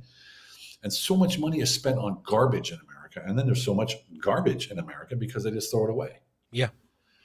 So what don't you need in your life, right? I'm not talking about prepper. I'm talking about, can you pick up right now if you had to and move? I can. I'll be honest, I can't. I'm heading in that direction. I mean, I started to put myself on a path a while back I changed how my kids ate. I changed what we bring into the household. I changed what my expectations are for them. As a leader in my household, I have very rigid expectations that it doesn't matter whether you had a good day or a bad day. It doesn't matter whether you're tired or whether you're sick. The world expects you to perform. You have a burden of performance. I expect that same burden of performance. Your room will be clean. You will carry yourself with a level of self-respect. You will take care of your personal hygiene. You will do certain things. And that has changed things. And throughout that process, I've been getting rid of debt, trying to get myself in a position where if I need to bug out, I can bug out. Well, it's about, how do you leverage your network? Now we're getting into business. How do you leverage your network to earn as much as possible for as little time put in as possible? Like, how do you do that? And I remember when I was starting out, so I had cocktail bars and nightclubs, like I said, and I was working my ass off. And I said, man, this isn't working. Like, I have to run 20 businesses to make, a couple $1 million. So how do I do this? How do I make a couple $1 million without running all these businesses and actually not doing nothing? So I said, what's the biggest thing I can sell? Right? What's the biggest thing? A house. I don't want to sell houses. So if I had an employee, she's like, her dad sells the industrial size washers and dryers for hotels. Okay. Like wash your own sheets and stuff. And they cost like $150,000, right? And I said, hey, what if I sold one of those? How much commission would you give me? He's like, usually I give you like 15, 20K. I'm like, to sell one washing machine? He's like, yeah. I'm like, shit, I'm going to make 100K this month. So I'm like, all right, I don't need anything. Just tell me who to call and I'll go out and call them. And he's like, here's a list. And I went out and I sold like 3 machines in my first month. And I was like, damn, that was easy. And so that's how I started thinking, like, what's the biggest thing? And now I'm into, okay, you have a project, you need $150 million. I know a funding partner, you get $150 million. Give me a fee to get that relationship going. Then I get a success fee on that as well. $150 million, probably between $4 and $6 million. Right, for an introduction, a little bit of helping you out with your data and with your data room, and finding maybe a bridge investor and things like that, and boom, there you go. Right. So, what kind of networks do you have where you can do that at a smaller scale and then build up from there? Right. I remember there's someone said to me, why do you always like introducing people? I said, that's what life's about, man. It's a patchwork. You need someone to paint your house. I know a guy that can paint your house. I'll go tell that guy, hey, dude, I'm going to give you a client right now. I want 10%. Yeah. There you go. You made some bucks. That's how I do everything. So I do everything. So I don't sit down 9 to 5 and work. I do that. And it took me years of doing this. Even when I was running the businesses, I was doing that in the business for the business. Barter deals and tit for tat and all this kind of things. And so it's about a win-win for everyone in that situation. Look, you get someone who paints your house who you can trust because I know them and I make a little bucks off of it, and there you go. Well, that's how things work in politics too, and that's why I've tried to. I'm a political strategist, so I leverage my understanding of the business world, marketing, behavioral science, how people think and how people operate, and I apply it to politics by explaining to prospective politicians and think tanks and other political strategists that, you guys have your green papers here, but let me explain to you how it really works on the ground and how to explain to the average person. You're speaking intellectually about a topic. You're speaking theoretically about a topic. Hypothetically, you need to explain to this average person how it hits their kitchen table. So let me explain to you, let me introduce you to average people and get you on par with them so that now you guys can have a good conversation with each other. And now you can address their grievances. Because as a business mindset, when I walk into somebody's with a commercial cleaning company, I never tell a client that I can't solve their problem. I always apply whatever solutions and tools I have in my belt to whatever grievance they have, and I take that same methodology to politics. So very much like you leverage relationships, I leverage relationships as well.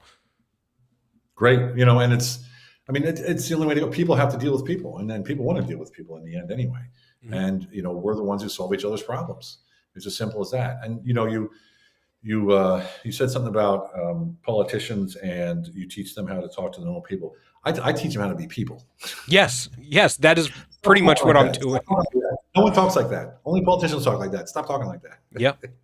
I've literally, you can't imagine the people that I've spoken to. You cannot imagine the people that I've had in front of me, and I had to talk to them like that. Oh, yes. And I'm talking like people you would know and everybody would know. And it's just like, look, you can't be too far that way, and you can't be too relaxed. You can't be too that way. You got to be you. Who are you? And that's where, in my book, Unleash Your Humble Alpha, the first chapter is all about identity. If I ask somebody who they are, they say, "Oh, I'm a father, I'm a CEO, I'm a business owner." That's not who you are. That's what you do. Yeah. Who are you? Right? And 99% of society do not know who they are. Right? So once you realize who you are, your purpose almost crystallizes in front of you. I remember when I figured out who I was, and my purpose was like, I'm the connector. I'm a powerful connector. That's what I do. And so I focused on only that, and that's when everything exploded. And so I teach people this in the book. There's actually, after each chapter, there's 5 models to live by.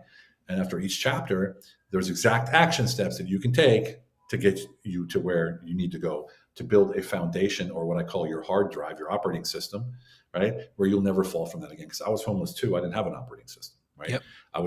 I lost my job. Next thing you know, right? I'm like, shit, what am I going to do now? Well, that can't happen anymore because I have an operating system by which I live by, which is core principles and values, and like what I call investing in relational capital, creating space, honesty, integrity, and transparency. How do you operate in the world? How does your reputation precede you as a person of integrity, and all these kind of things? It's all in the book. And that book is so successful that it's in universities now in America. Harvard and Stanford even has it on their desk right now. And the only reason that is because after each chapter, I was reading all these books growing up, and even in the business world, one thing that always pissed me off was like Think and Grow Rich, right?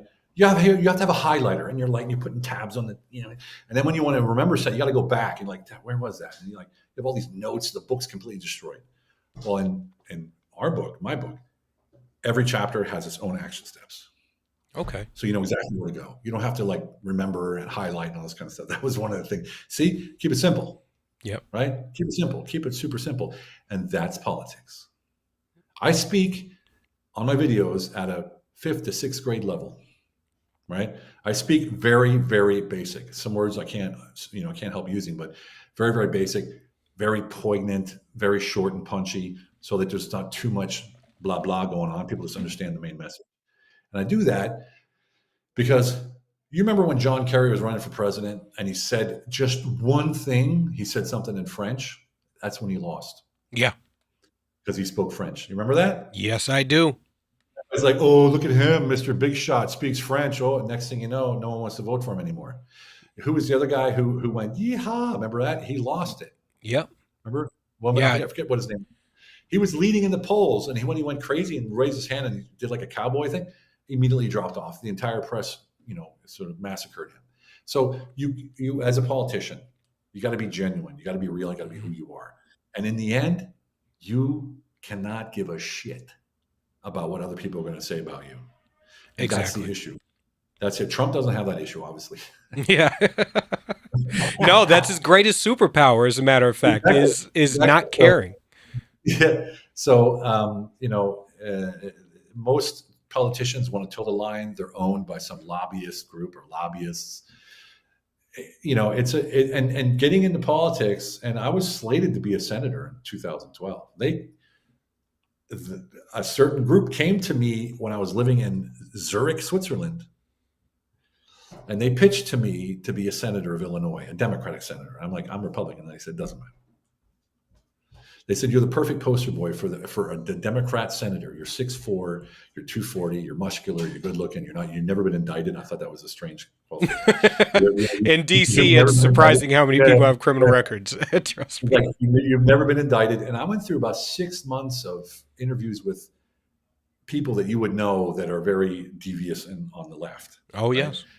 At the time, I was, leading businesses, and I was like, man, I want to be a senator. I got caught up in it.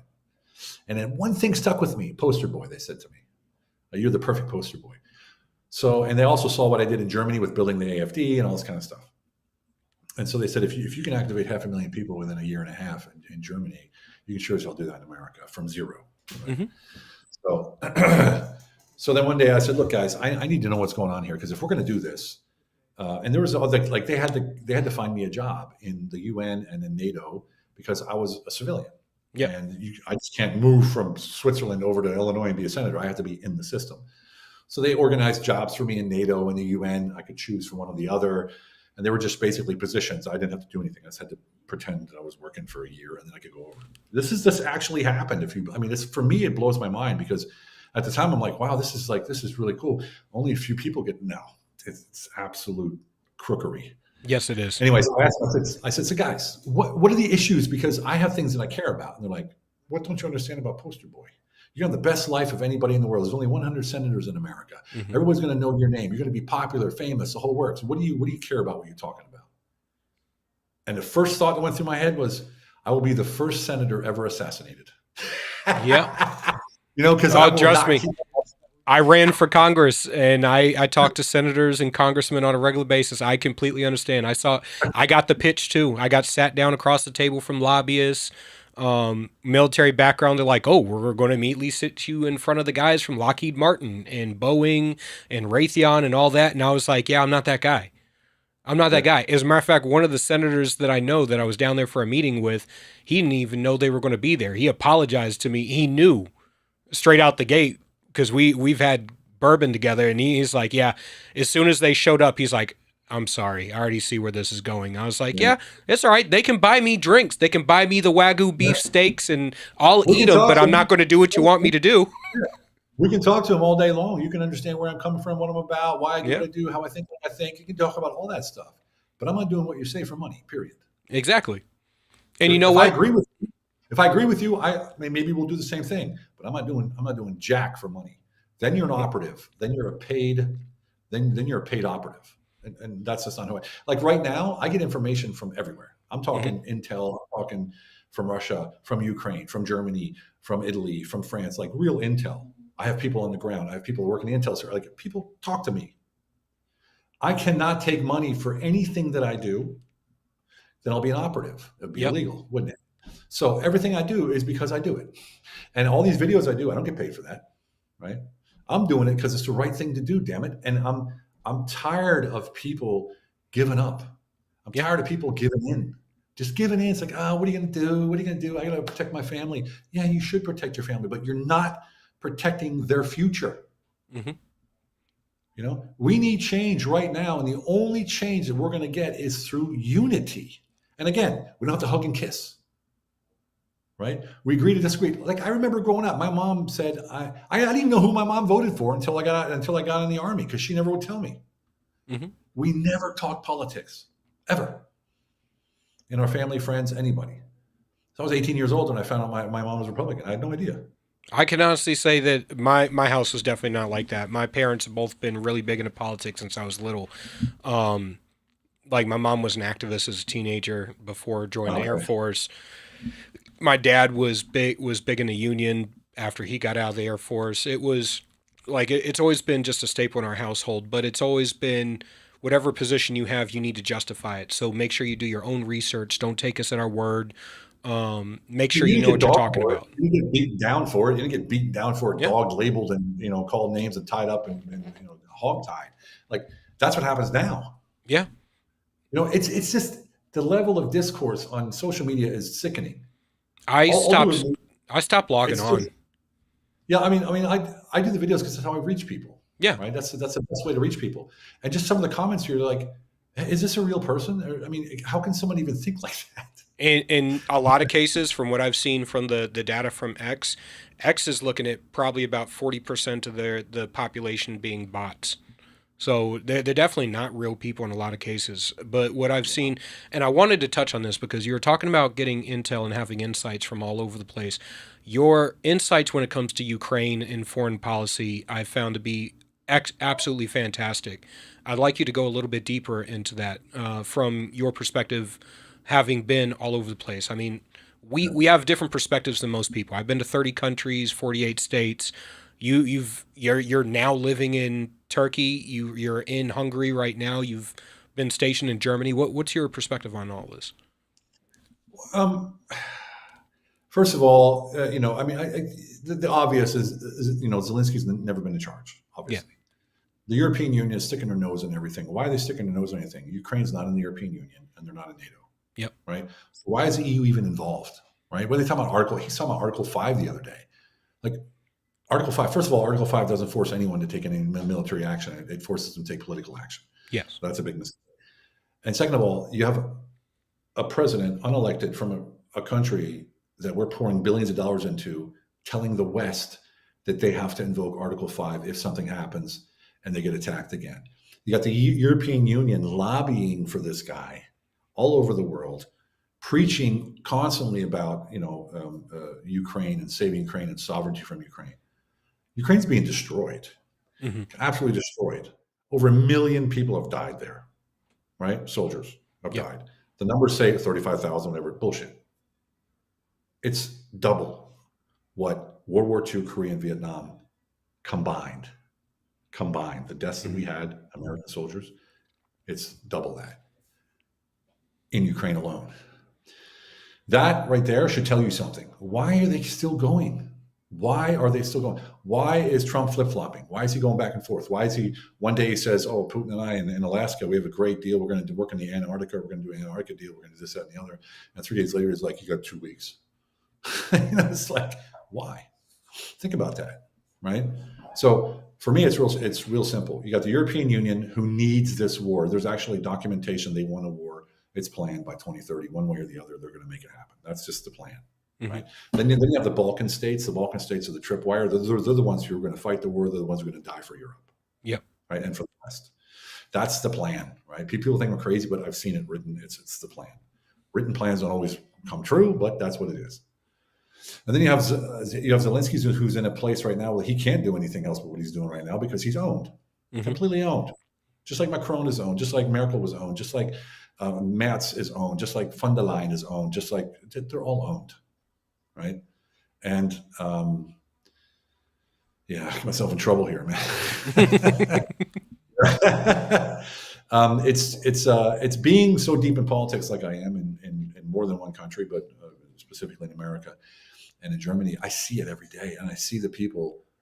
I can tell you a story. I can't tell them now because it's too recent, but there's stories that you can't believe that the party that you think is for what you think it is for is the one trying to stop people to talk about a certain thing that would make them look better and make them stronger, make them bigger, make them more popular. And it's a shame. Or the fake sort of division when MAGA went against Trump, That was all orchestrated. That was all orchestrated. I saw that before it even happened. Yeah. I saw that it was going to happen before it even happened. That was to give him room against the globalists to be able to say, look, I can't act right now because look at my base is splitting. So he had to play a role in order to, not to have to face a globalist right off and do what they say. It's a shame. In the end, it's like this. My in-laws are living in Turkey. They're not at home. They miss their home. They don't speak Turkish. They can't earn any money. They're both pensioners, retirees, and their pensions were cut when they left. I think they get like $150 a month each, and $150 doesn't even pay for groceries, now in Turkey. So, we're supporting them, their apartment, their car, their food, everything, right? Plus our apartment, car, and food, So it's like it's a lot, and it's because there's a non-sovereign country called Ukraine that's completely owned by the West, completely. And whether it was the biolabs that were in there were one sort of disputes, but it's there and it's proven. They were there and they were proven. That's why Putin went in as well. One of the reasons, first thing he did is he went into the east and he destroyed all the weapons labs. Took them over and destroyed them. And of course, you have the Donbass region where the Ukrainians were being bombarded for since 2014. And then you have the outlawing of the Russian language, which makes absolutely no sense because the entire East, that's all they spoke was Russian. And no one even spoke Ukrainian. Not no one, but many of them didn't speak Ukrainian. And all of a sudden it's outlawed. You can't speak it. And if you didn't speak it, you lost your job. I mean, this is how they started working against ethnic Russians in Ukraine. And that's not because they hate Russia. That's because the West wants Ukraine and the avenue of approach of Ukraine for theirs as their own, put it that way. I mean, at one point we were even trying to put missiles in the Donbass region in Ukraine, which to me, when I've always said our foreign policy is schizophrenic at best. And I'd often say that foreign policy really devolves down to about a measuring contest between world leaders. When I say I'm going to do something, you have to believe I'm going to do it, otherwise you're going to walk all over me. And every time a new president comes in, he gets tested by one of the smaller dictators in the world. At the behest of China or Russia, it's either Little Kim or some, pot to piss in dictator in the Middle East or whatever. It's Iran, it's somebody. And Trump being the guy that refuses to back down and being actually willing to drop a Moab on somebody changes the game in a lot of ways, because it lets you know when I draw the red line in the sand, I will follow up on that red line. So it changes to some degree the level of discourse. But what I'm looking at Ukraine, I'm going, how is this any different than the Cuban Missile Crisis? If we were going to put missiles in the Donbass region, we wouldn't have allowed that. We didn't allow Russia to do it to us. Nope. Like, why did we allow ourselves to be manipulated and pushed into this? And that's the whole point, is that people forget, people choose history. Mm-hmm. Oh, Putin invaded. Why did he invade? Because he's a tyrant and he's a dictator and he's a murderer. Okay. So your neighbor, right, keeps throwing stuff over your fence. Mm-hmm. You're like, hey, stop throwing stuff over my fence. He does it for 14 years, right? Keeps moving this fence a little closer to yours, a little closer to yours, a little closer to yours. How long are you going to put up with that before you do something? Just to make it simple terms, right? And that's what happened. And he warned and warned and warned and warned and warned.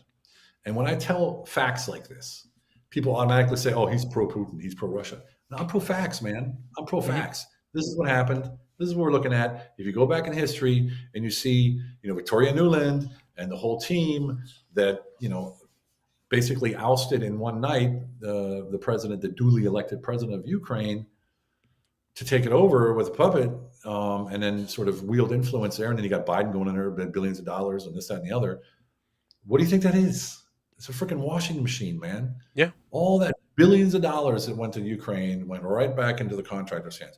That's how it works. That's when for instance, South America, I don't know if you've ever seen the Economic Hitman series of books or anything. The World Bank, the IMF, and all these guys, they'll go into to a president and say, hey, we'll give you, $500 million to build infrastructure in your city. We'll build your internet, we'll build this, that, and the other, but you'll never see the money. We're going to build it for you, right? But you get to go out there and you get to say, look what I'm doing for my country, this, that, and the other. Mm-hmm. But in return, their kids get seats in Ivy League schools. They get to, all these perks for him and his cabinet, or her and their cabinet. And so they're bought by the system, just like I said. Now they're beholden. And that's why a lot of these presidents end up dead. Yep. Because they finally get a conscience and like, look, I'm the president. I can make this decision. Wait, you're delusions of grandeur, my friend. You're nobody. And all of a sudden they get this power trip and they think they can do. Look at Saddam Hussein, same thing. He thought he could work it. Saddam's another thing. Weapons of mass destruction. Do you know why we went in there? Because I know it wasn't weapons of mass destruction. They were there. I know they were there, but that's not why we went in. You know whose they were, right? They were ours. Yeah. And Saddam's like, look, you want to mess with me? I'll tell the world that there are weapons of mass destruction here and they're yours, and you gave them to me. Mm-hmm. So we had to start that. Netanyahu's like, you got to go in. He's the one who made us do it because he did it on national TV. There's weapons of mass destruction there. America has to go in.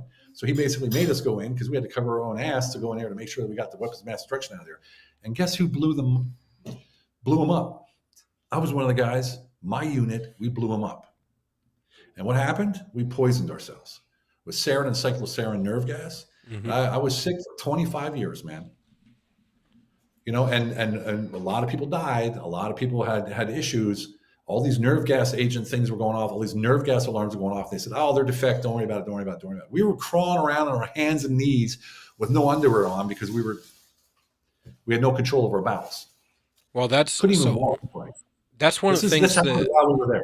Yeah, that's one of the things that I always found to be incredibly dishonest about the media and the way that people conduct themselves in regard to the Iraq war is the idea that we didn't have weapons of mass destruction there, and weapons of mass destruction are characterized as nuclear, biological, or chemical.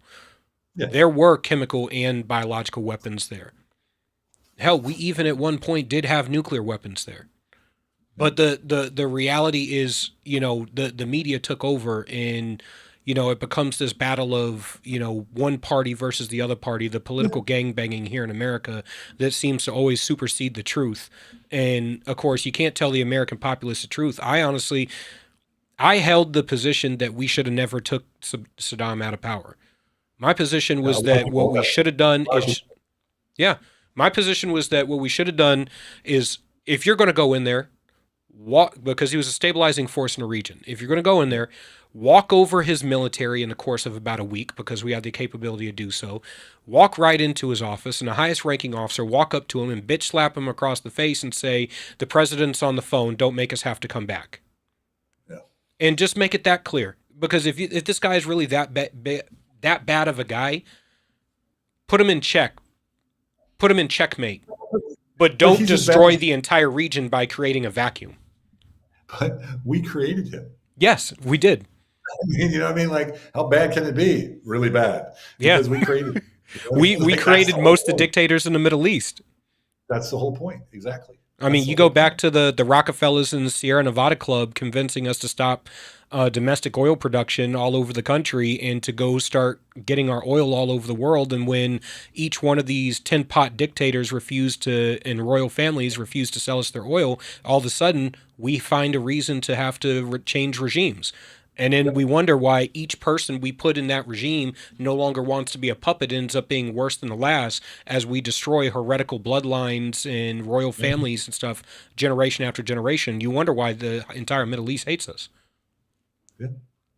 Well, I wouldn't say the entire Middle East, but a lot of them do, yeah. I mean, I have some very good friends and some Emirati locals, Saudi Arabians. They absolutely love the American mindset. They absolutely love the American can-do attitude. They absolutely love the way that I do business. Candor, straightforward, but understand their cultures and act accordingly. So when I'm there with my wife, she doesn't wear burqa, but she wears a proper dress and everything. And they absolutely respect that. And they love the fact that there's an American that understands culture, can adapt, but still keeps that American mindset without kissing up, if you know what I mean. Yeah. Right? I'm not trying to be somebody I'm not. I am who I am, deal with it, right? That's the kind of thing. But I'm not going to disrespect you. And so I have a lot of, honestly, as an American, I've never had anything distasteful anywhere, in any country that I've ever lived in, anywhere. It's always a bonus to be an American. And so the media is what spreads that stuff. The media, America, this, they're bad, look at Trump and all this kind of stuff. But when you talk person to person, no one's ever said anything to me. Maybe it's because I'm big and, they're scared. I don't know. But As no one's long ever as said it. I've always found in every country that I'm in, as long as you're respectful of them and their culture, they will be respectful of you and yours. And that's the American arrogance I hear often being that trope in the media is often from people who go to other countries and expect other countries to, I guess, make themselves subservient to the Americans who visit there. But I do want to give you a chance to push your book. You don't speak English? It's Yeah. like, you don't speak English? I'm like, no, we live in Germany. We live in Germany. We don't speak English. It's like, why would we speak English? Everybody speaks English. No, they don't. Or even worse, you don't speak American? Oh God. I would settle for most Americans speaking the Queen's English. But I want you to push your book. I want everybody to know, well, one, what inspired the book? You touched on it a little bit earlier, and where can people get it? Because Sure. Well, what inspired the book is that people kept asking me, like, how did you go work for Mick Jagger? How did you work for Olivia Newton-John? How did you work for Andrea Bocelli? How did you get to work for the Parliaments? How did you get to do all these things? I'm like, I just did it. I walked up to Mick and said, I'm your new guy. I walked up to Olivia Newton-John, I'm your new guy. And they're like, yeah, but it's got to be more than that. I'm like, no, not really. But then people said, well, what was your mindset? What were you thinking? What was the feeling you had inside? So I said, I guess I better write it down. So it took about a year. And I had a buddy, Lane Balone, who's an SF veteran, Special Forces veteran, combat. And he was he's much younger than me. So I wrote my part and I said, add what parts you want to add in there that are relevant to what I wrote. And basically what I did is I decoded my entire life. I wrote it down and I said, where were the highs? Where were the lows? When I was homeless, what wasn't working anymore? When I was at my highest peak making millions, what was working, right? And then I looked at all these different highs and lows and I made models out of each of the ones that I could turn into a system that I could teach. And that's what the book ended up being. So like I said, 5 core models of which to live by to build a foundation, your operating system for your life where you won't fall anymore. If you do fall, you won't fall below that foundation and you always know where to stand. So anything I talk about, whether it's politics, whether it's business, whether it's relationships, it doesn't matter what it is, based on those 5 core models. And those 5 core models carry you through life. And when you know where you come from and you know who you are, you know where you're going, you're more powerful than 99% of the people around you. And that's why I can walk into any room. That's why I've, been in just about every room you can imagine, speaking to just about every person you can imagine all the way up without even having to say, hey, it's me. It's just because of that, because I know how to carry myself. I know what they expect. I know what they need. I know how to talk to people. And it comes through owning who you are. Certainty in your abilities to deploy your genius in any given situation. That's the whole book. That's what it boils down to. Gaining certainty in your abilities to deploy your genius in any given situation. When you have that, my friend, life is completely different because you don't think about what they want, what they need, how they're going to act, who says what, none of that stuff. You're coming from a place of core integrity. You're moving forward, knowing your value, knowing your worth. That's what the book's about. That's what you learn when you read it, and you actually do the work. You'll come out the other end a changed person, and thousands of people. You get on Amazon, you get on Audible. I'm definitely going to have to read the book because I absolutely love that. I do want to know, because you did touch on it a little bit earlier, what were the tools that you used to get people to understand who they really are? You mean as far in the book, you mean? Yeah, I mean, you had touched on the vast majority of people don't know who they really are. Most people, they describe what they do, but... Well, it's like you got to look at what how are you at your base. So basically, how do you treat animals? How do you treat other people? How do you treat your kids? How do you treat your neighbors? Right? How do you treat yourself? That's the core foundation right there, and you have to answer those questions truthfully. Like, are you looking in the mirror going, you loser, right? Or are you going, you winner, right? Are you looking at your neighbors jealously? Why are you jealous? What is that triggering in you? Why are you jealous of them? What does that mean to you?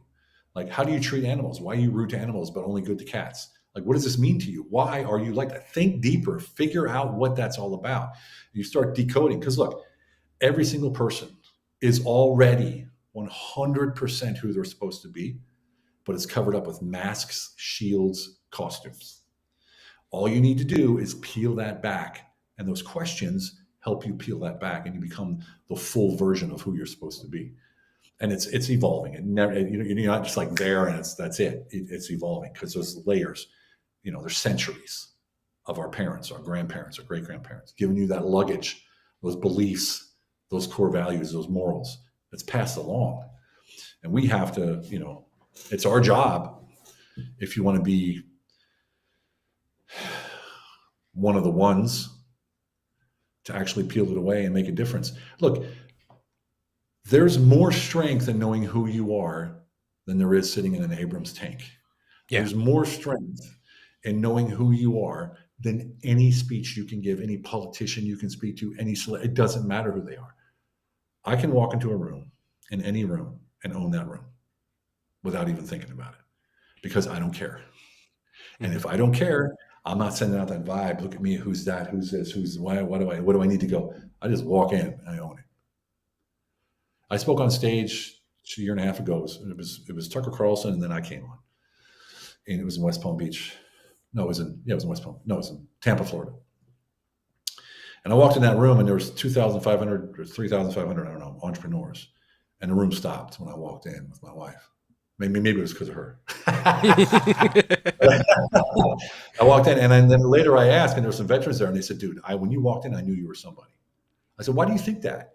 It's because you didn't look at anybody. You just walked in like you owned the place.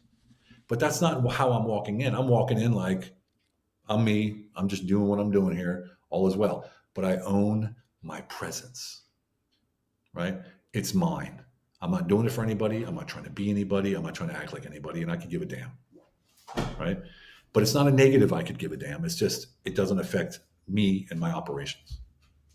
I absolutely love that. I want to have you, if you don't mind, I'd definitely like to have you back on, because I absolutely love this conversation, and I feel like we could go so much deeper in a round two, if you don't mind.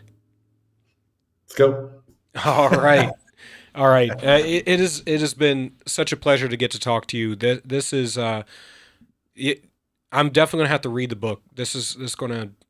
It's gonna help me in my journey, because what it does is it solidifies what you already know, but it breaks it down real simple for you to be able to use, utilize, and implement. It's that simple. And you're like, damn, I should have been doing this all along. This is simple. This is great. This is amazing. I feel amazing. I had a lieutenant colonel. It usually takes, maybe if someone does the work hard, they can do it in a day or two, write the whole book and doing all the work.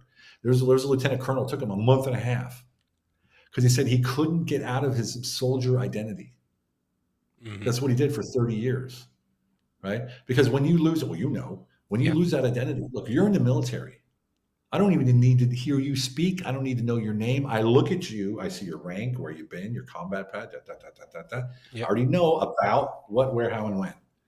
Suddenly, the next day when you leave the military, you're a doorman at a club, like I was. And a 14-year-old kid walk up to you and says, "Oh, look at you, old man. Why don't you get a real job?" Yeah. A day after you were just serving freedom, so to say, right? Yep. That identity loss is what causes people to go crazy. That actually damn near destroyed my entire life. I literally was just talking to a therapist about that. I've been on this journey for like the past month and a half, realizing where my depression came from, realizing where my codependency came from, and realizing that it was losing that identity, that pillar of who I thought I was, leading to a cascading series of events and choices that led me to where I am now. And now I'm on this path of fixing everything. And I've been solely on this path for years, but it got more defined as I was able to find my center of who I am and what I'm supposed to be doing. Well, hopefully, as we get older, like I said, but when you get more conservative, you put up with less BS. You start looking for the straight and narrow instead of the windy road kind of thing. I was just talking to my wife about this last night, actually, and about that purpose that we had in the military. That we knew we were serving the highest of high, right? At least that's what we believed at the time. Yep. And when you have that purpose greater than yourself, that's why faith is so important. Yes. Because it's something greater than yourself. To have that faith in something greater, and faith is even an understatement, because everyone says they have faith, but they go to church and pray for the same thing every Sunday. If you had faith, you wouldn't keep praying for the same thing, would you? You would say it one time and know it's taken care of, right? Yeah. So that's certainty. We're talking about certainty right there, and certainty comes from knowing and not hoping. So that certainty that you have, certainty again in your abilities, right? Yeah. To deploy your genius in any given situation. That comes from here, your solar plexus, your nuclear reactor, right here. That's where it comes from. And that's why it's humble alpha. Humble on the outside, alpha on the inside. All right. Well, thank you for coming on, sir. Again, everybody, this is Stephen Eugene Kuhn. He is the author of Unleash Your Humble Alpha. Please go buy it on Amazon or Audible. Make sure that you get the book, you read it, and you implement the lessons that are in it so that you can get to that point of self-actualization and becoming the best version of yourself and peel back the layers of everything that's been holding you back. Wow. I'm absolutely dumbfounded. I keep having on these rock star guests that are right at the perfect time in my life where I need to. It's like every single episode we're having on somebody that's like right at the perfect time in my life where it's like, wow, I'm implementing things right now, and I appreciate that. It's your frequency. It's your frequency.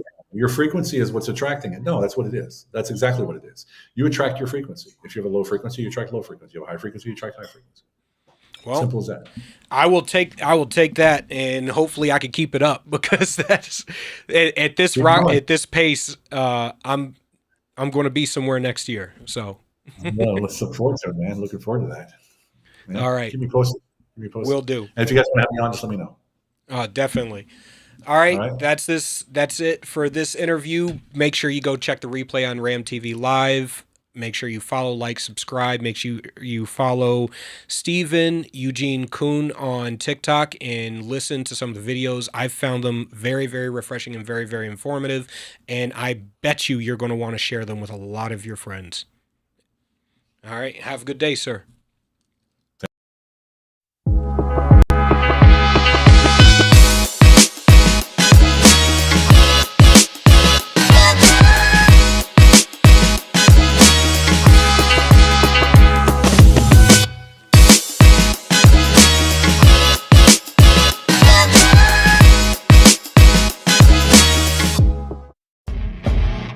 It's the Elsa Kurt Show with Clay Novak.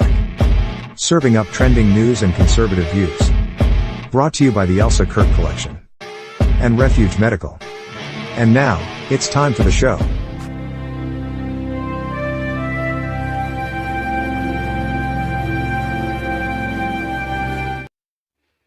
So I'm looking at this guy on this screen here, and I'm like, you look familiar. Do I know you from somewhere? I feel like it's been forever. It's been like a million years. It's been 2 weeks. I know. How are you, Clay? I'm good, and it's been 2 weeks, but in those 2 weeks, we actually met in person for the very first time. I know people, it's weird, but after 3 years of knowing each other and 2 years of doing this podcast, Elsa and I finally met. I don't know if y'all saw it on social media or not. But here it is. There it is. Here is Clay and Elsa finally together in person for the first time ever. And I'm with you, Clay. I don't know how many people had any idea of this. Like, I don't think probably a lot of people don't really even know the backstory, because we've been so blessed to acquire some new friends who follow the show and join us on here. So very quickly, guys, Clay and I met, like Clay said, like 3 years ago, right? I interviewed you for your book, Keep Moving, Keep Shooting, the original version. And here's where it got kind of funny. So we did our interview. It was great. Liked each other right off the bat. It was just a really easy time. And then, as what happens, we didn't, we were friends on social media, I think, but hadn't spoken to each other in a while. And then you had the idea to reach out and say, hey, if you're, looking for a guest again, I'd love to come back on and, talk some more about, because I think you're working on your second book and all that kind of stuff, right?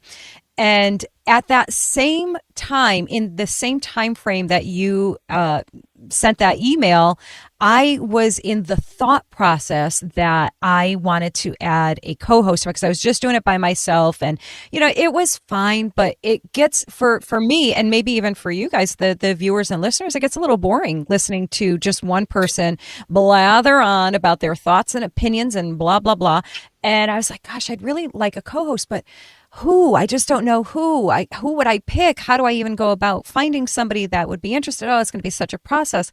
And then I opened Clay's email and I went, hang on a second. And I pulled up our interview and I went, yeah, this guy is like the perfect counter to me, to my personality, because we're very different. We have the same kind of values and and beliefs generally and all that kind of stuff, but different perspectives, different ways, and everything. I'm like, and that's I don't want another. Who wants another me?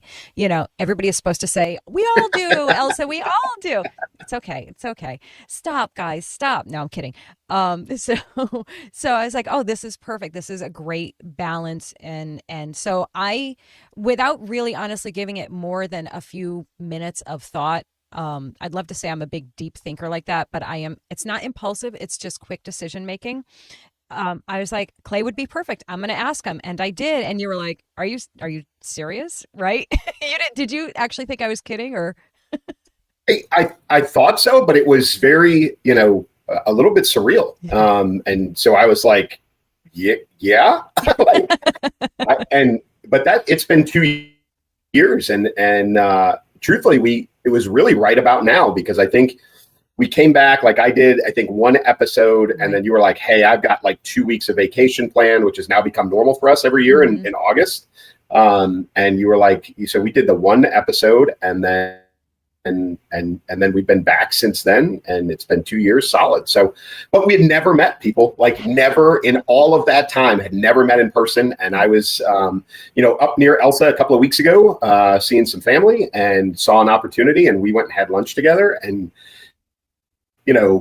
had a blast. Listen, we were sitting across the table from each other, and it was literally just like this. It was the exact same. It was so funny. It was so abnormally normal. Like normal, yes. That's a great description. But we took that photo before we left, and then you posted it, and I reposted. And I was just telling Elsa this before we started recording. I got more responses from people that were like, "That's a lucky guy. I wish I was him." Blah blah blah. And let me tell you, folks, I will tell you that Elsa is everything in person that you see on the screen.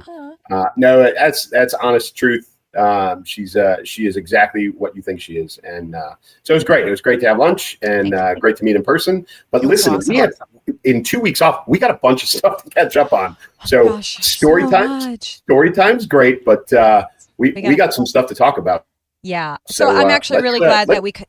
Yeah. I'm sorry. I'm so glad we started a little bit light because we have to jump right into something that's really heavy, really upsetting. And I'll be honest, Clay, I was absolutely dreading even talking about this. I have such a hard time, mother, grandmother, father, I have such a hard time talking about things like this. Like I'll be honest, I would like to bury my head in the sand and pretend that it didn't happen. It doesn't exist, that these people aren't dealing with this reality right now.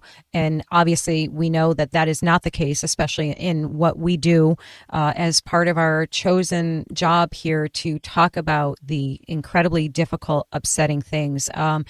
I know that everybody already knows. All of our watchers and listeners already know the story. I will recap this very quickly for you. A brutal act of violence shook Minneapolis, Minnesota this week when a 23, I thought it was 22, but I have here 23-year-old biological male, Robin, formerly Robert, legal name change, so I'm referring to this person as Robin, Westman opened fire at Annunciation Catholic School, killing 2 children and injuring 17 others before taking his own life. Despite claiming a transgender identity, the facts are clear. He was a man who targeted innocent kids in a house of God. Federal investigators are weighing hate crime charges against Catholics. The tragedy has reignited the debate over mental illness and security in faith-based schools and the destructive culture that lies and denies truth and enables this kind of chaos. So that's my personal takeaway on that. What are your thoughts, Clay, and your perspectives on this, please? Yeah, just a little forewarning, folks. I'm pretty salty about this. I'm pretty upset for a lot of reasons, and my language might be a little harsher than it normally is. But when this happened, the first reports came out. My brain did what it does. And so I went through analytics right away And we've all learned, I learned in the military for years, first reports are always wrong. So I waited. I honestly didn't follow for probably the first hour, maybe 2 hours. I didn't read anything about it other than headlines because I knew the details were going to be probably misreported or misrepresented. But my brain was cycling. So it was, initial reports of Minneapolis, initial reports of a Catholic school, and my brain went to probably Somali, because there's a heavy Somali Muslim population, as we all know, in Minneapolis. So I went to domestic terrorism or terrorism in general. And then, the thoughts of Catholics specifically, because you don't see that often, targeted religious site. So then I waited and everything, kind of unveiled itself with some clarity. So then the reports came through of a trans, individual, and then it went immediately to mental health, which is what this is about. And so, for those of you that do or don't know or follow this, there's a manual for mental illness. It's the DSM, I think 5 is what it is.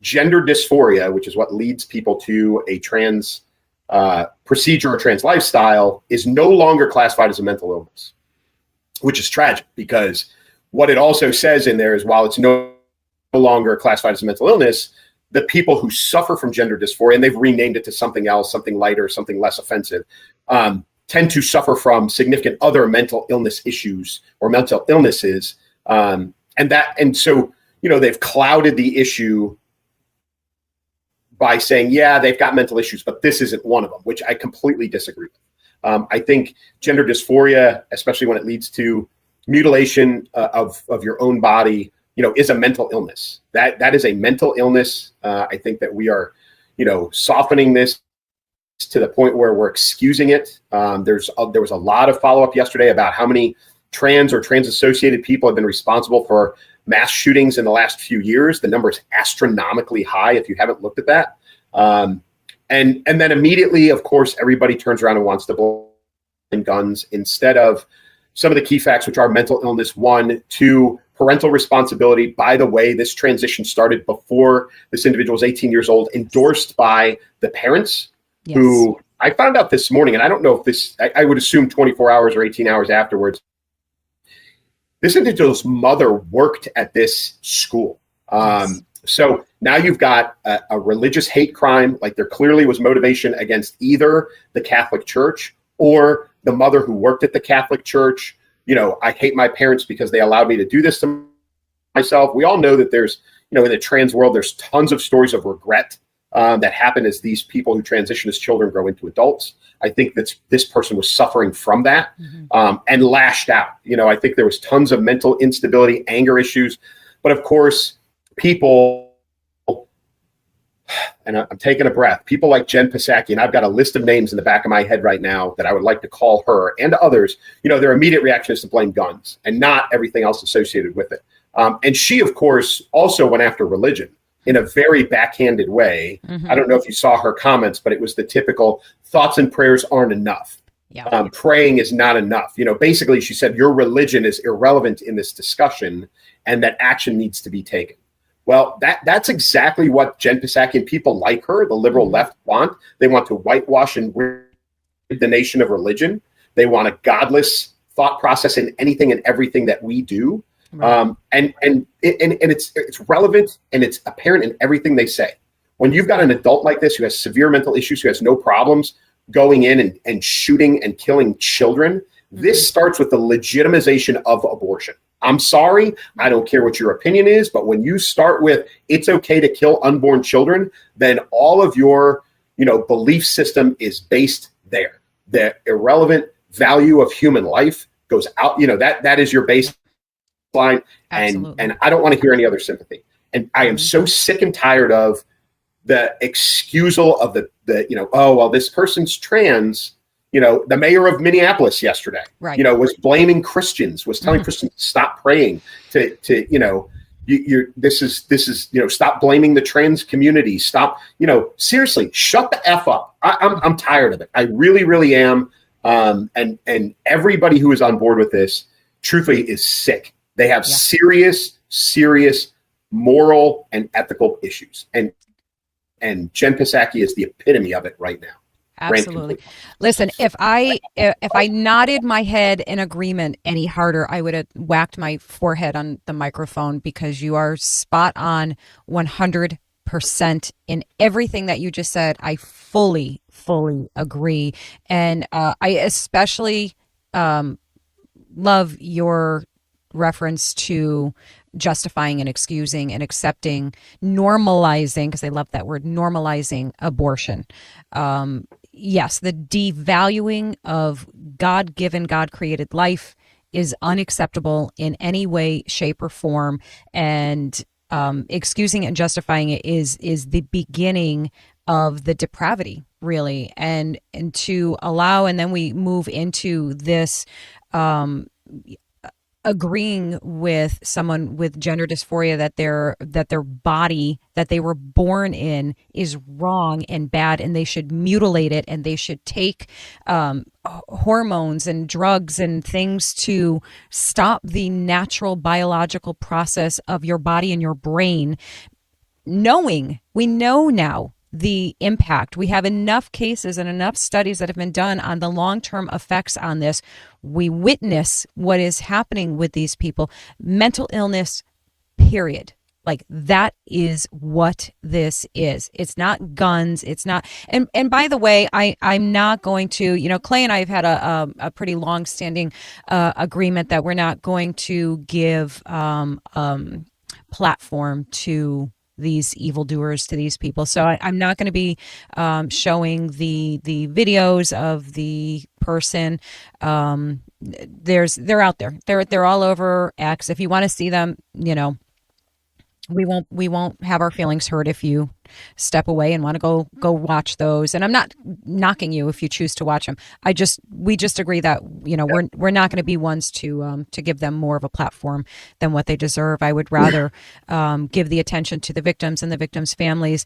And the other thing that I have been doing and will always continue to do, despite the Jen Psaki's of the world, is to pray for the victims and for the families and for the communities and for this world and for this country and everyone and everything in it. So no matter what these jackasses say to the contrary, prayer is incredibly powerful. It is comforting. It is effective. It does so much. And for those that tell you that your thoughts and prayers are invaluable and they mean nothing in cases like this, you are incredibly woefully misguided as to the power of prayer and the purpose of prayer. Prayer is not like rubbing a genie bottle and getting wishes granted. And I think that's where some of these people tend to get maybe willfully confused about it. When we pray, we're not making wishes to a genie. We are praying for the outcomes and the things that we want, but we are trusting in God, and that His will is greater than our own, and that His comfort can sustain us through the most horrific moments and times in our life. These are man-made incidents. These are man-created, not God-created. God did not create what happened here. He is not responsible for it. Evil people are responsible for it. People who promote evil and who instigate evil and who justify evil are to blame here. So we turn to God to comfort us and to guide us in our words and our actions and our behaviors. And yeah, I mean, that is the purpose and the power of prayer. And I do think that prayer is one of the most powerful, meaningful things that you can do. So if anybody tells you otherwise, pardon me, but they can suck it. So sorry. I had to go lowbrow there for a second. Somebody will come at me for it. Like, oh, you were doing so good, Elsa, until you said that. Oh, listen, well. There's so much more that the me in me, and this is my phrase that I like to use, the me in me would like to say the very same words that Clay wanted to say as well.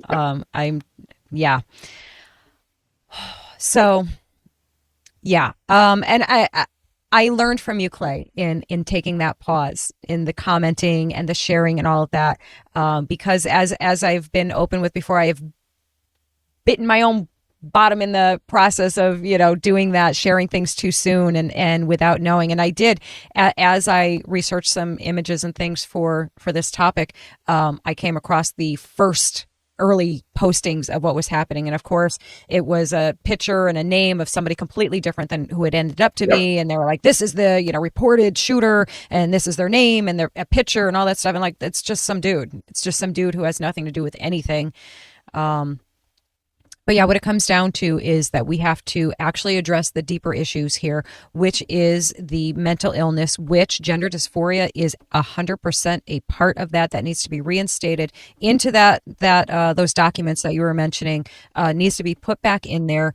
And honestly, I think anyone who is, and maybe I'm getting wild here, but I personally feel like anybody who is performing these surgeries and prescribing these altering drugs and medications, and these parents who are, championing this, I feel like it's criminal. I feel like it's criminal.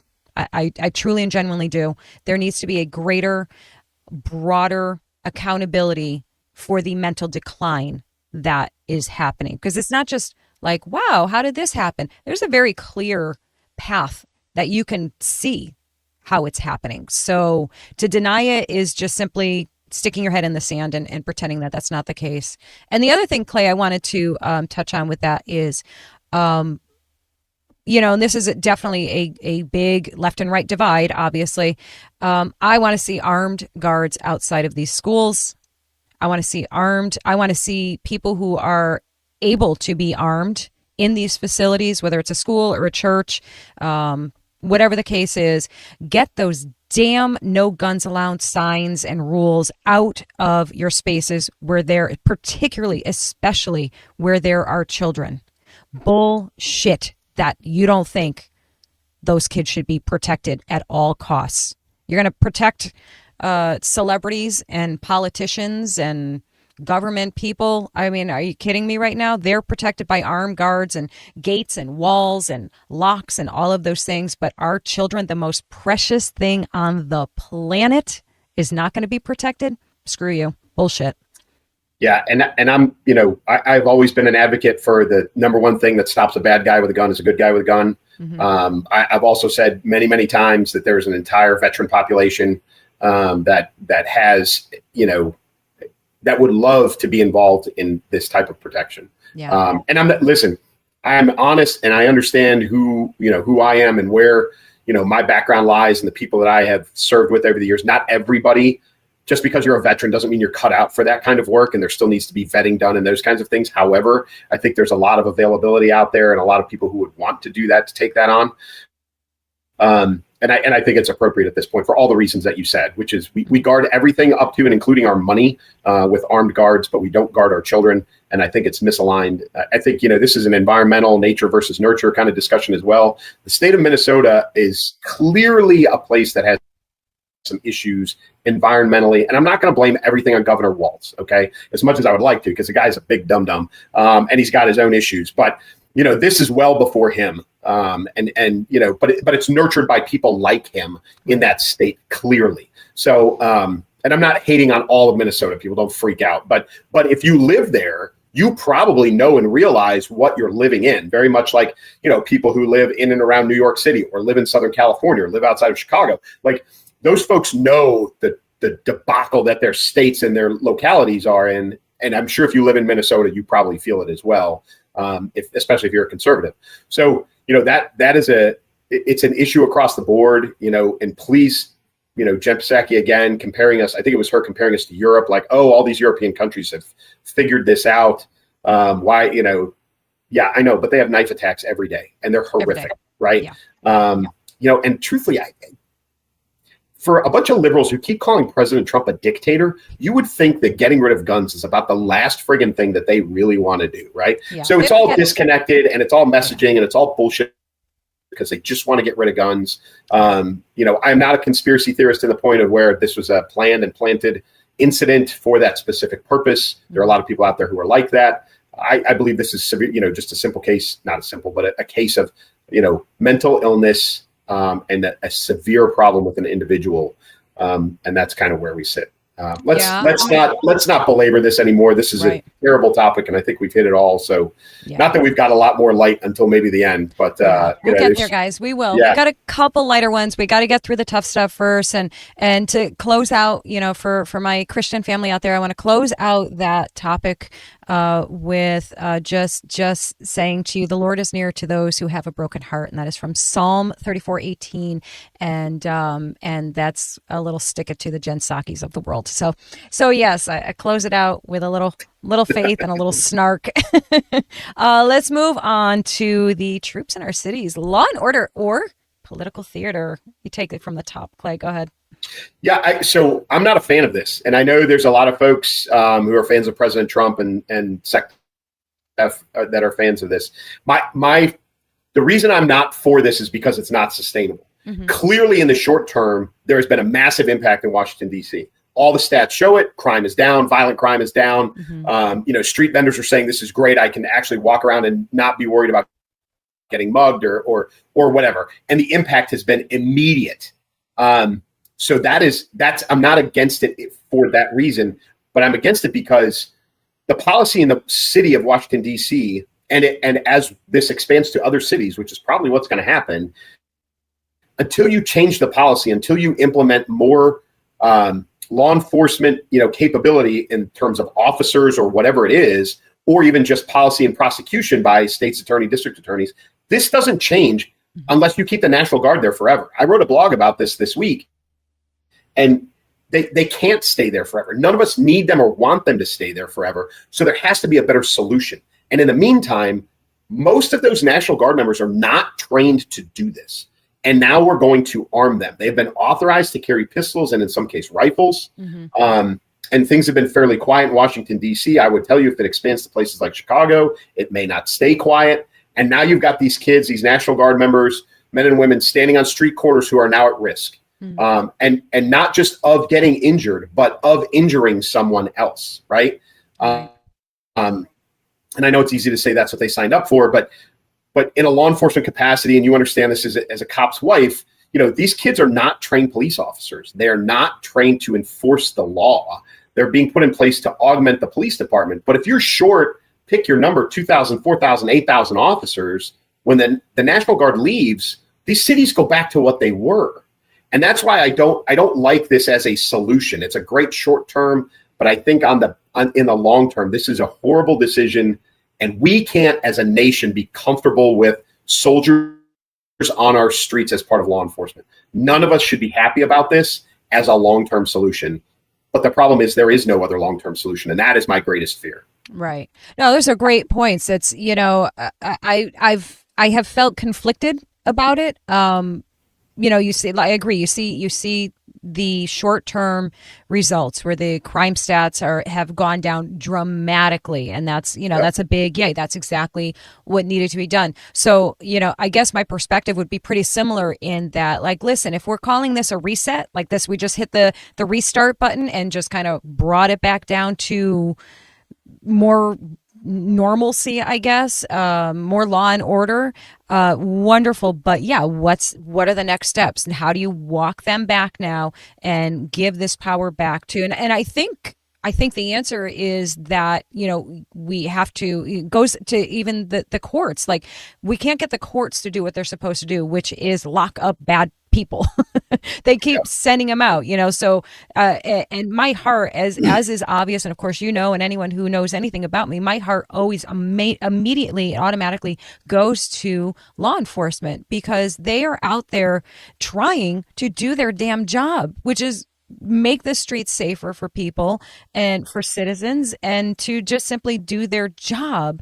And they do their job, and they do the job, and then the courts let them out again. And it's just this, and this has been going, this is decades long. This isn't anything new. This is why we've gotten to where we're at, right? To why it's so bad. Exactly right. Yep. So, I guess the answer is, is it even an answer? Like, the solution has to become, how do we get the courts to do what they're supposed to do? And I know that's, easy to ask and harder to answer because, you're talking about overcrowding in prisons and this and that and how we categorize crimes. And, I know that this is such a bigger conversation than what I'm making it sound like here. But it has to be addressed. Like, we can't just go, well, that's really hard. Well, I guess we can't do anything about it. No, you kind of have to do something about it. And, and I love that. I love this as a first step. I love this as, what feels like the reset button for, these cities and these areas that are just so overrun, where people, just don't feel safe going out anywhere. So great restart, but make a plan for what's next. And I don't know, Clay, I mean, have you heard anything like, okay, so we've done this. We've got the National Guard out there. We've kind of restored the peace and law and order here. Next, we're going to. Have you heard anything? No. So I agree. That is a problem. Like, we need what's next? Like, what do we do? What are we going to allow the police to do? Basically my question is more of, are we going to allow the police to actually do their jobs? And are the courts going to enforce the laws? And I think that's kind of where I'm standing on it, that, are the courts going to enforce the laws? And if not, what are we going to do about that? Right? I don't know. Yeah. You've got, and I've seen people like, oh, well, they're targeting all of these blue states when really crime rates in red states are higher. And the reality is that, the crime rates in blue cities inside of red states are where the problems are. Right. Yeah. But when you've got a place like, let's just take, you could take New York, you could take Chicago, you could take LA, where you've got a, Democratic governor, you've got a Democratic mayor. I mean, listen, Chicago hasn't had a Republican mayor in over 100 years. 100 years, right? So, again, a Democratic governor, a Democratic mayor, the district attorneys and all those, like all of that, this is the result of decades and decades and decades of just decay. And I hate to say this, but I think Seattle falling apart, Portland falling apart, San Francisco falling apart, which they are, as we've talked about on the show, is not enough. One of our top 5 major metro areas is really going to have to collapse for there to be the backlash against local politics, in other words, mayoral politics, to fix this. New York was, in the 70s, was a mess, right? And then, you had Giuliani and right, some things changed, and that was but people have forgotten, right? People have forgotten how bad that was, and the pendulum swing to better, and now they're swinging back the other direction. And I think you need to see that again in a place like Chicago or Los Angeles, and or back in New York again, for that matter, for people to take this seriously. But there's no exit strategy for the National Guard right now. So I'm dismayed that this is people are settling into this. I don't like it. We should remain uncomfortable and truthfully demand out of the White House, who implemented this, to say, okay, like you said, what's the next step? What's next? Right. Where do we go from here? We can't sit back and say, okay, all right, everything's cool. We're selling hot dogs on the street again. That's great. Right. The National Guard's got to go home at some point. Like, this can't be permanent. So we got to figure that piece out before it becomes permanent. And none of us should want that. Yeah. Yeah. I agree.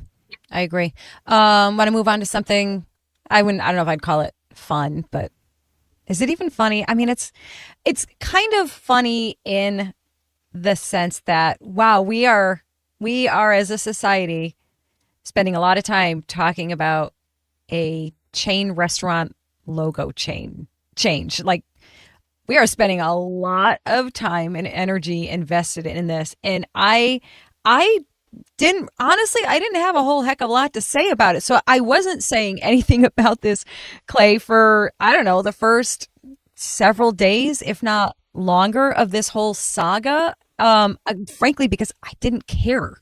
And I just didn't. I mean, like, I feel a little bad, seeing how emotional people got over the whole thing. I got, as you know, Clay, I got an email from somebody. Well, let me backtrack just a tiny bit here. I was perusing, which I don't often do, and I do very short amounts of it. I was perusing the comment section of one of my videos, and someone it had nothing to do with Cracker Barrel or anything like that. And somebody had made the comment that Also, I haven't heard you say anything about Cracker Barrel yet. I'm curious what your opinion is. Something I'm paraphrasing, but that was like the gist of it. And I was like, somebody wants my opinion on Cracker Barrel. I mean, who am I? I'm losing my headphones here. Who am I to disappoint somebody who wants my opinion that I just love to give? So I gave the whole thing a little bit of thought, and I kind of just evaluate my thoughts and opinions on this. And I was like, okay, so let's see. I have been to Cracker Barrel maybe 3 or 4 times in my life. My opinion is that, it's cute and quaint, and like, this is the gist of what I posted basically. It was cute and quaint. The food was kind of just average. It's like stuff that's like pre-made and heated up, I think. I'm sorry, Cracker Barrel, if that's not correct, but that's kind of how it seemed. I don't know, maybe it is made fresh, I don't know. Sorry guys, because people, as you're going to find out, get very emotional about this. I thought the times that I've been there that I can recall, the staff was very nice and friendly. I personally thought the little store to the side of the place was, overpriced, but cute stuff in there. It's just not stuff that I would buy. But it was a pretty underwhelming impression. I'm not really knocking it, but I'm also not like raving about it either. It's just whatever to me. Well, I got an email from somebody. Like, somebody took the time to email me to tell me that they were extremely disappointed in me, and they don't vote for me anymore, and they don't endorse me, and they don't like me, and they're mad at me, and they're not going to follow me anymore because of the terrible things that I said about Cracker Barrel, which is like an institution and, an iconic, like, I don't know. The guy just, he kind of lost it on me a little bit there. And I was so stunned by it. Like, I'm so sorry. I didn't know that my opinion, first of all, was that valuable. I will be more careful. I will be so much more careful with the weight of my words going forward. Like, it was the most bizarre thing to me. And, I bring it on myself by making my email address accessible to people. It was kind of meant as a, listen, if this is business, like this is my job, this is my business, this is what I do for a living. I know that there are people in the world that do not consider what I do and what you do a job, that it's not real work. I'm sorry to disappoint you and to anger you further, but it is actually a job. I spend many hours a day every week doing this stuff. But that's why my email's there. That was Mr. Elliott, yes. Which you posted on social media, yes. Who I still think we should have on the show. Elliott, come on the show. Yeah, but so interestingly enough, folks, so we haven't done this yet. This is oddly Thursday morning. Yes. Thursday morning. So you're going to see this tonight. Mm-hmm. But Thursday morning, we're recording this. I did, in our normal rhythm with Elsa, I sent a list of topics on Monday. And of course, Cracker Barrel was one of the top 2 or 3 on the list. It was even before the Minnesota incident yesterday, which we added this morning, by the way. But Cracker Barrel was on there. And from the time that I sent that on Monday to this morning, Thursday, this is all flipped over, right? Cracker Barrel has reverted. They are going back to their old logo. I don't know if they're going to, they had a handful of restaurants that had been converted from this old, like, cedary, antique crap hanging on the walls, right? That was their vibe. It always was. Yeah. But they kind of whitewashed it a little bit. They went to a lighter color gray and some other things. And, so I don't know if they're going to flip those restaurants back or not, but they are going back to the old logo. But I read a thing yesterday, and this was about an investor. And I'm not going to try and remember his name. I do know that he is a high-end investor in Cracker Barrel. I know that he owns some other things. The guy's a high money guy. But in 2024, this CEO who's responsible for all this came out and sent a letter to the shareholders and was like, hey, these are all the things that we're going to do. And a lot of it was, make friends with the LGBTQ community, make Cracker Barrel a safe space, blah, blah, blah, blah. And he threw a conniption fit. And he was like, this is crap. This has nothing to do with our business. This has nothing to do with our business model. This is not the targeted audience, and all this other stuff. And he wrote some either 7 or 11 page letter in response to her state of the company. And he warned everybody a year ago that this was going to be a disaster. Sure enough. And sure enough, it rolls around and it happens. And then there's been this quick turnaround on basically because of the, the outcry from the customers on they don't like this. Right. And listen, I get it. You know, if you're I like the food. It's very like everything's covered in gravy, which I'm a huge fan of. I love gravy. But I had a good friend of mine that I used to work with who was a manager, managed a Cracker Barrel, and they have a great Cracker Barrel is actually a lot of companies model their manager development program after Cracker Barrel because it is very thorough, it's very intense, and they take it very, very seriously. So there's some great business practices in Cracker Barrel. You know, the store's cool, you know, whatever. Like if you're a Gen Xer, like every candy from when you were a kid is in there, which is kind of awesome. But yes, the other stuff, you can get everything in there from like beard balm to like, you know, an apron with a tractor on it. Right. Like, and everything. Yeah, it's cute stuff in there. It's maybe because I'm not a things person. Yeah. Yeah, this was a horrible business decision for that audience. What they should have done was concentrate on the other pillars in her letter, which were higher quality customer service, higher quality food, you know, a better kind of, you know, environment or company culture. And they should have put their effort into that instead of the rebranding and everything else. And clearly that part of it has backfired. And after losing hundreds of millions of dollars in stock value and revenue, they're getting killed. And so what people don't realize why this money guy flipped out a year ago was because Cracker Barrel's revenue over an 11-year span, like it added $1 billion in revenue, but their profit decreased. Like they were still profitable, but their profit went from, you know, let's just call it like it went from maybe 175 million to, you know, like 142 million, even though their revenue, their intake went up by $1 billion. They're, you know, it's crazy. So he was like, this is not fixing the problem. We have a problem. This is not fixing the problem. And, you know, she proceeded forward. And the question is how long until she resigns or is fired? Now that they have said, hey, we're going backwards on this. We're bringing back the old man in the barrel, et cetera. So keep your eyes on Cracker Barrel, folks. Yeah, exactly. You know, it's that whole, you know, woke mind virus. Like that's exactly right. You know, this is what happens. Like, you know, you hire somebody who is incapable of reading the room and think that they're going to fix the problem. You don't even know what your company's demographic is. You should be fired weeks ago, technically. You should never even been hired. Like question number 1, do you understand our demographic?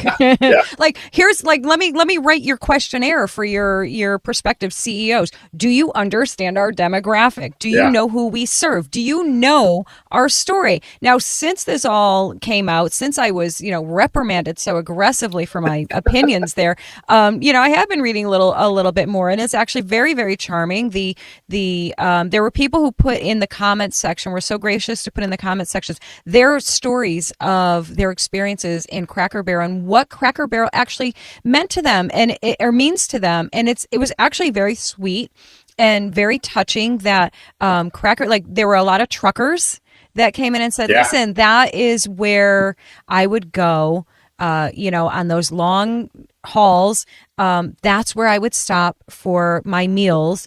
And it was like a little slice of home. It felt like home cooking and atmosphere, and it made me feel better. And it made me feel good. And that like touched my heart. I'm like, oh, now I feel really bad about being kind of flip about this and like whatever. I didn't know. So I do apologize again, like this time more genuinely that, listen, I did not know the effect. I'm not from the South. I know Cracker Barrel just came to my area. Well, it's probably been around for like a decade or more. But I remember when it came to our area and I was like, what the heck is Cracker Barrel? I didn't even know. So forgive me for my, you know, in my ignorance, guys. But yes, but it's okay. It's technically okay that I don't know. I don't work for Cracker Barrel. I'm not making decisions on their stuff and things, which you should all be thankful for. But yeah, if you want to rebrand, if you want to update that logo, just like keep the essence of it and just make it a little newer looking. You know, I don't know. I think is Uncle Herschel. I think is the guy in the barrel. I think you're right. Yeah. Yep. You know, keep him, keep the barrel, keep everything. Just brighten it up a little bit. You know, keep him in his overalls. Don't even change the overalls, but just refresh.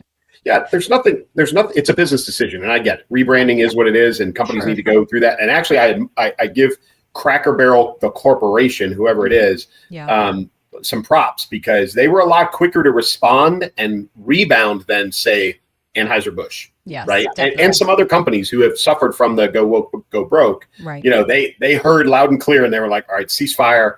It's been a horrible week. Let's stop doing this. So good for them. Right. And, you know, and this is not, and the thing that and for several of the topics, our first topic and this one as well, you know, the left will automatically go to, you know, this is trans hate, this is LGBTQ hate, this is, you know, all the phobias that they, you know, blah, blah, blah phobia.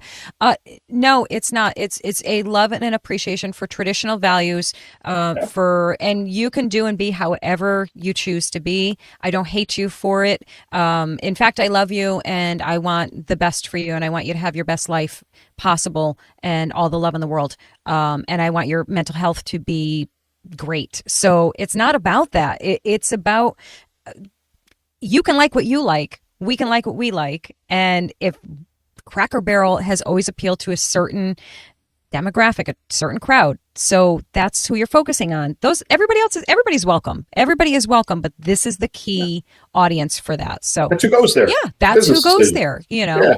I mean, it's not that nobody else is welcome there, but you attract who you attract. I mean, stop making it everything has to be a thing. So exhausting, Clay. All right. We spent a lot of time on Cracker Barrel. We got to move on. Less fun again. We're on a roller coaster today with this, right? We're going back down. This is awful. Oh my goodness. Awful. This is, folks, this is a lot of things. But this is a direct result of, the immigration policy of the previous administration. Okay. This individual came here, Indian, had a co-driver with him. For those of you, I'm sure everybody is tracking this by now, but, tractor trailer, long haul truck driver, made an illegal U-turn, crushed a minivan, killed a family of 3, and then immediately fled back to California. This happened in Florida, right? Yeah. Caught the guy, brought him back to Florida, found out that illegal immigrant, found out that California illegally gave him a CDL, all of the things that, we knew and assumed was happening as a result of the poor immigration policy based on the last administration. This guy is it. So, and now we're turning it back, right? The guy's going to get deported. I think that the state of California should be held somewhat responsible for issuing the illegal CDL to this guy. And I am a fan. I know, people say we keep taking jobs away from non-English speakers, but if you can't know and understand and read the rules of the road in the United States, then you shouldn't be driving. Right. This is not about your ability to speak English. It's about your ability to know and understand the rules associated where you can risk the lives of, say, a family of 3 in a friggin' minivan. Right. So, President Trump and Secretary of Transportation Duffy, who's saying, got to speak English to drive a truck. Mm-hmm. Great. I think it should be that way. Yeah. You can't drive around in other countries. You would be surprised, folks, if you have never been to another country and tried to see what it's like to get a driver's license, even for a passenger car in another country. Good luck. Yeah. You actually, in Germany, you have to be able to read and write German because you have to be able to understand the road signs. It's all of those things that, people here in America are like, oh, this is targeting illegal immigrants. Yeah, it is. But it's a safety factor. Right. Yeah. So, I think the overwhelming problem that we have in this society, in this country, is that we live in this, and I'm being this is obviously a generalization when I say this, we live in this bubble where we are so grossly unaware of the policies and the rules in other countries, and we think that these expectations are so insane, that we should have borders, that we should have these rules, that you should have to be able to speak English in order to get your driver's license, especially a CDL license. I mean, any license really, but there's this perception that this is a cruel and unfair thing and un-American and all of that. And I mean, like you said, to echo you, Clay, look at every other country. These are matter of course actions and rules and guidelines and laws that they have. And why should we not? Like, it's just bizarre to me, Clay. And listen, we're not talking out of both sides of our mouth, because I said earlier, Jen Psaki's like, hey, Europe's figured out how not to have mass shootings. Why can't we follow Europe's, example? And we both were like, no, we're not Europe. This is, and then we turn around and we say, yes, it's hard to get a driver's license in Germany. We should follow Germany's example. I get it. It sounds a little two-faced, but there is some practicality and some common sense that needs to be applied. And that's exactly what we're talking about. If you can't understand and read road signs, and you can't read the manual and take the test that says, here's how to be safe on the roads, then you shouldn't be driving. And that's really the issue. And don't even get me started. I don't know if you saw this thing with this little girl defending her sister with a knife who got arrested. Did you hear about this? I did not. I did not. Yeah. That. So I think Scotland. It's in the UK. A man stalking, filming two young girls, 14-year-old, 12-year-old, and filming with his phone and kind of coming up to them, and it was clearly an uncomfortable situation. The older sister, 14, pulled out a knife and said, "Get away from my sister! Stop filming us!" and threatened the guy. Right, girl. Yeah. You know who got arrested? The 14-year-old girl. Yeah. Of course. She was carrying a knife. Because she was carrying a knife. Right. Freaking real. Right. So that's not what we're talking about, folks. Right? We're talking about some common sense, right? Read the driver's manual, be able to pass the test, read the road signs in English. And for those of you that say, well, why don't they just have the test in Spanish, or why don't they just have the road signs aren't in Spanish, folks. They're not in Spanish. The road signs are in English, nor should we go back and redo everything in multiple languages. Not a thing. No.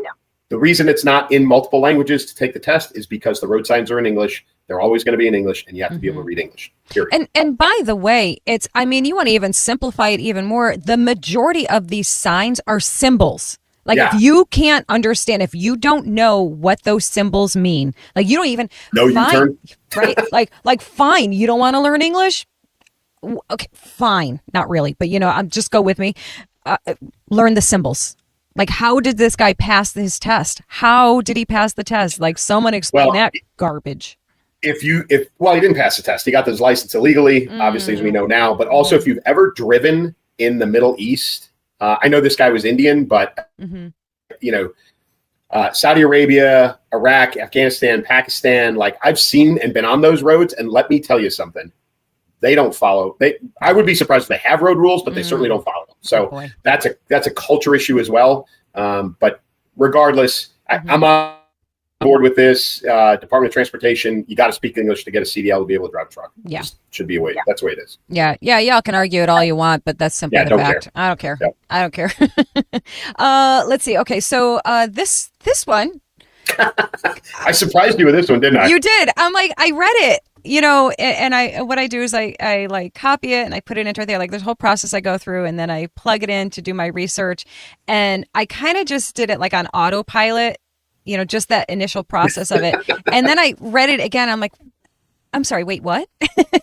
I'm what? Go ahead, Clay. Tell what's going on. Listen, this is also gonna bleed into our next topic, so we'll just go one into the other. But this has to do with the war between Ukraine and Russia, and really what you've got is Russian soldiers, right, are paying each other. This isn't like shoot me in the foot so I don't get drafted. Right. This is on the battlefield. Shoot me so that it looks like I was wounded in combat, and I get all the benefits that come afterwards, right? So this is like out on the battlefield, one guy pre-planned pays a fellow soldier however much. It's a lot of money, right? They're paying each other to shoot them in the course of a war, so that they can get sent home and draw all the benefits of their VA, the Russian VA system, which they have. And this is a thing now. Like, this is legitimately drawing enough attention that it's being reported globally. Like, I can't fathom. This is like when you have a conscript army, this is what happens. So for all of you that are like, we should institute the draft in the United States, this is the kind of stuff you get. So, yeah. But again, now this bleeds into the next. So what did you think of this when you read this? Well, what did you think? And apparently it's my standing reaction here. I can't help but laugh. And I know it's not funny, guys. Oh, it is funny. No, it's funny. Thank Yeah. you. Thank you. Because I know that I have a terrible sense of humor. I find terrible things funny. I've passed this terrible gene. Can I segue for one how we do it? I'm going to do it. I got to segue for one very quick second and just tell you guys this story to reinforce my terrible sense of humor that I have passed down not only to my children, but to my grandchildren. The 2-year-old and the 1-year-old were fighting over real estate on the chair with my daughter, with their mommy. And the 2-year-old had won in the real estate game. And the 1-year-old was climbing. He's like a little spider monkey. And he was climbing up the chair, essentially. It's like one of those recliners. And the 2-year-old kind of gave him a gentle nudge with her foot to help him off. to which he landed on his head. He's fine, guys. He's fine. But the 2-year-old, and I kid you not, the 2-year-old watched this happen and went, laughed her ass off at him falling. And I looked at my daughter and I said, I'm so sorry she gets it from me. So that tells you how rotten my humor is. So I'm sorry that I found this funny. I feel better that you found it funny too. It's, I there's layers to it, certainly, that you're like, wow, that's really, where's the valor there? But you made such a great point on that, Clay. Things that I don't think about when it comes to this kind of stuff, that like, this is what happens when you're basically forcing people to fight in a battle, in a war that they want no part of. They're going to try and find ways to get out of it. So I find it oddly brilliant on their part. So it's equal parts awful, hilarious, brilliant, and a shame. I think I covered it all, right? All of those things. Yeah. All right. So we can roll right into this guy right here. Yeah. I'm making you take the lead. The short version on this is Zelensky has come out and said, no matter what President Trump says, no matter what Putin says, he is the one who's going to decide when the fighting ends. And, folks, we've all been rooting for this. President Trump especially has said this from the campaign. He just wants the killing to stop. We all want the war to end. Yeah. Americans have a skewed perspective on this because for the last, since the end of World War I, really, we have stopped taking the loser's stuff. Like warfare changed in the 20th century, where it was like you win, you get the loser's stuff, you get their land, you get all their riches. We don't do that anymore. And Americans think that's how warfare goes, and it's not true. And so really the negotiating point that President Trump has been trying to make is that Ukraine's going to have to give something up for this to stop. That's just the way it's going to be. And oh, by the way, a century ago, that's exactly what happened in warfare. But Zelensky has said he is the one who's going to decide when the fighting stops. And let me tell you, folks, this guy has no vested interest in this war ending, because as soon as the war ends, Ukraine holds elections and he comes out of power. And that is the last thing that he wants. Right. So this is not ending anytime soon, as much as President Trump wants it to. And truthfully, even President Putin, who's dealing with knuckleheads shooting each other to get VA benefits, right? He knows this is going on. Right. Like, he's trying to deal with that stuff. As much as even he wants it to end, it's not going to happen, because Combat Sweater Monkey Boy is not going to allow that to happen, because he comes out of power when it does. And the guy's a piece of trash. Stop making him a hero. He is far from it. He has nothing. He doesn't care about the Ukraine. He doesn't care about Ukrainian people. He's a failed comedian who somebody put in a position of power that he doesn't want to give up.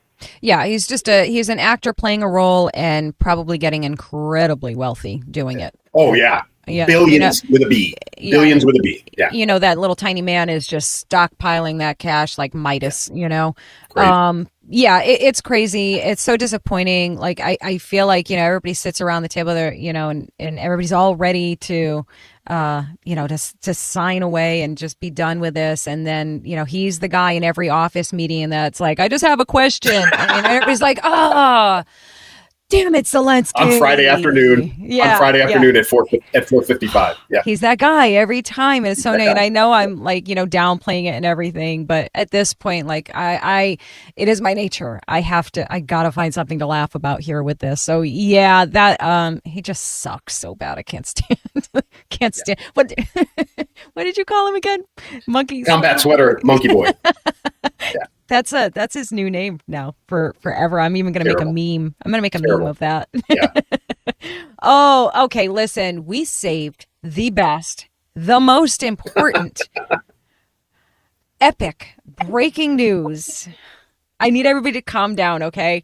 Calm down. But Oh my God, Taylor Swift and Travis Kelce are engaged. Yeah, I know you could tell that I was not serious about caring. Listen, congratulations to them. I think it's lovely and wonderful. I love love. Love is a wonderful thing.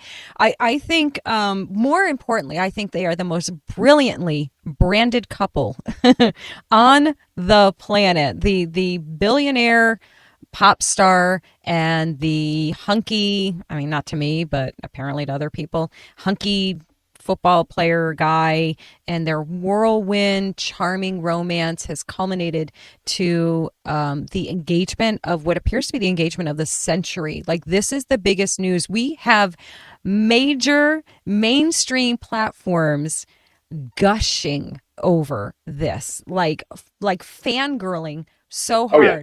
And I have. Did you hear about the college professor that had to stop class? This was a male college professor. The announcement came while they were in class. He had to stop class and he let everybody out. He was so emotionally overwhelmed. Yes. Oh my, what? It's insanity. It is bonkers. And I mean, listen, I have zero Taylor Swift hate. I know people love to hate on her. I have teased and made light fun, not actually of her, really actually of her rabid fan base, how they go like absolutely bonkers if you even hint at saying something vaguely negative about her. And I did once, and they came for me. It was more about not making. Was it Elliot? It had to be Elliot. Now I'm going to go back. I bet you it was Elliot. He started the whole thing. It was like, I think I made a video about basing your vote on what a celebrity says, and I used her as the reference. And I simply said, maybe don't vote based on a girl whose all her songs are based on bad choices of men. It was funny. It wasn't even original. Other people said it. I just said it slightly differently, and they were like, "How dare you?" They got all Greta Thunberg on me, like, "How dare you?" Listen, again, congratulations to them. Obviously this was huge. It is fascinating. So GQ hailed the announcement as a PR coup so smooth. It wasn't just an engagement. It was the launching point for Swift's upcoming album, The Life of a Showgirl. And they called it a branding symphony sealed with a ring. And you said, which I didn't know, that he has a clothing line. Yeah, okay. Yes, he has a clothing line. I don't remember what it's True Colors, I think, and spelled stupidly, of course. With a K, and they're doing a collab with American Eagle Outfitters. Very interesting, actually. Very interesting, right? That's fascinating to me. Of all of this, that's probably the most interesting thing of it. But that dude is about to sign a prenup that's about as thick as the Yellow Pages. And she's, he is clearly fodder for like the next album, because we all know how she operates, right? Absolutely. And I wonder if everybody's going to love this album as much, because I would imagine all the songs won't even listen to it. They won't even listen to it. It's going to go right to number one, double, ridiculous. Triple, platinum, whatever the highest thing is. Listen, I watched her years ago. I haven't watched any of the network shows in many, many years, but I used to watch The Voice. That's the one I used to watch. And she was, and I remember this very distinctly because I was very impressed. And I didn't have really an opinion of her before. I liked her well enough, whatever. But she was like a guest mentor or something like that. I forget exactly what they call him, but a guest mentor for the contestants. And the advice and critiquing that she was giving these young wannabe stars, singers, was kind of amazing. Like, she's actually pretty brilliant in her lane. Like, she is exceptionally smart in what she does. I don't know about any other aspect of it. I don't know anything about her. Listen, you don't get to be a billionaire. You don't. Right. Like, she is a business billionaire. She's not just a talented billionaire. She is a business billionaire. That girl is not dumb in any. She's, I think she is musically brilliant in knowing what sells, what works. Is, so I give her tremendous props and credit. And that, she's marrying a big dumb animal. A big dumb animal. Good on her. Good on her for feeding the animals. Good girl for. Listen, folks, I'm calling it. You're hearing it here first. I'm making one of my predictions. Super Bowl halftime show. Taylor Swift. You're hearing it here first. It's coming. I feel like it's got to be. How could it not be? How could it not? There would be. And oh, by the way, they're the new Harry and Meghan. Yes. Don't This is the biggest engagement since Harry and Meghan. And the wedding will be that large. Like it will be a media event. Oh like my this goodness. is yes. Absolutely. You can see that coming as well. Yeah, I can honestly tell you that I will not watch it, but I will watch all the clips on TikTok or wherever. I bet they televise it. Oh, no doubt. Yeah. They're not going to miss the opportunity. Business sense. Yeah, Smart they girl. will not miss that opportunity Nope. at all. And again, I'm not knocking it. Good on you. Listen, use the opportunities that are put in your path or that you've created for yourself. Go, girl, go. Yeah. So that's it. That's it, right? I mean, that's all we got. That was really good. I think we had a really nice balance. I'm like commending us. I'm critiquing our performance. I think we did a marvelous job of navigating the roller coaster. Knock the rust off after 2 weeks of rest, and we're back at it, folks. We're back again. Yeah, we came back fresh. We are super excited to be back with you guys. We missed you. We missed each other. This is like our thing. This is what we do every week. We talk about the stuff and things. And and Clay, teaches me things that I didn't know before and gives me a different perspective. And I love it. And I teach Clay all about Taylor Swift and the importance of her life. And it's a very good balance that we have. But yes, so guys, please jump in the comments section. We love to hear from you. Love to chat with you in there and see what you think about everything. Even when you don't like it, like Elliot, it's all good. It's all good. Clay, you want to close them out? Hey, folks, happy to be back. And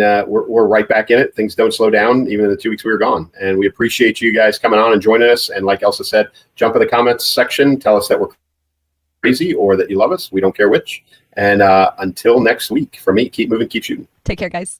Prepare for the re-release of Clay's electrifying novel, Keep Moving, Keep Shooting. This is book 1 in his gripping Terry Davis series.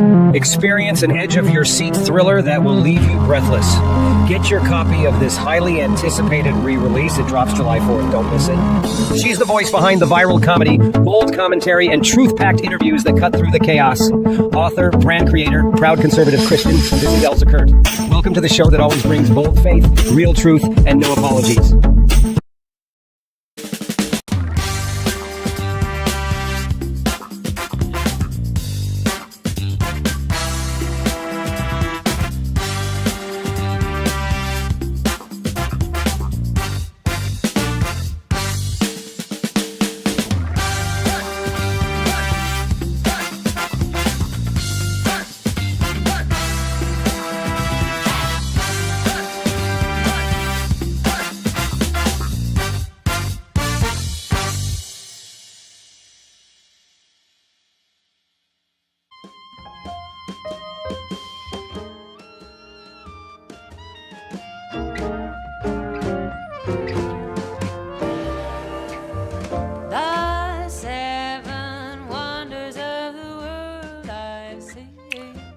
About to get a cultural experience here. I do like that. That's pretty good. Be good with a single malt whiskey and a good Cuban cigar. Welcome to a brand spanking new edition of Granite State Live. Great to have you along on this Tuesday evening, the 26th day of August 2025. I'm your host, Keith Hansen, the unapologetic contrarian conservative, heavily armed as always, never apologizing for my toxic white masculinity. I'm proud to say I was born this way. Never apologizing for my Christian faith. And joining me, as always, the one, the only, Julian Aciard.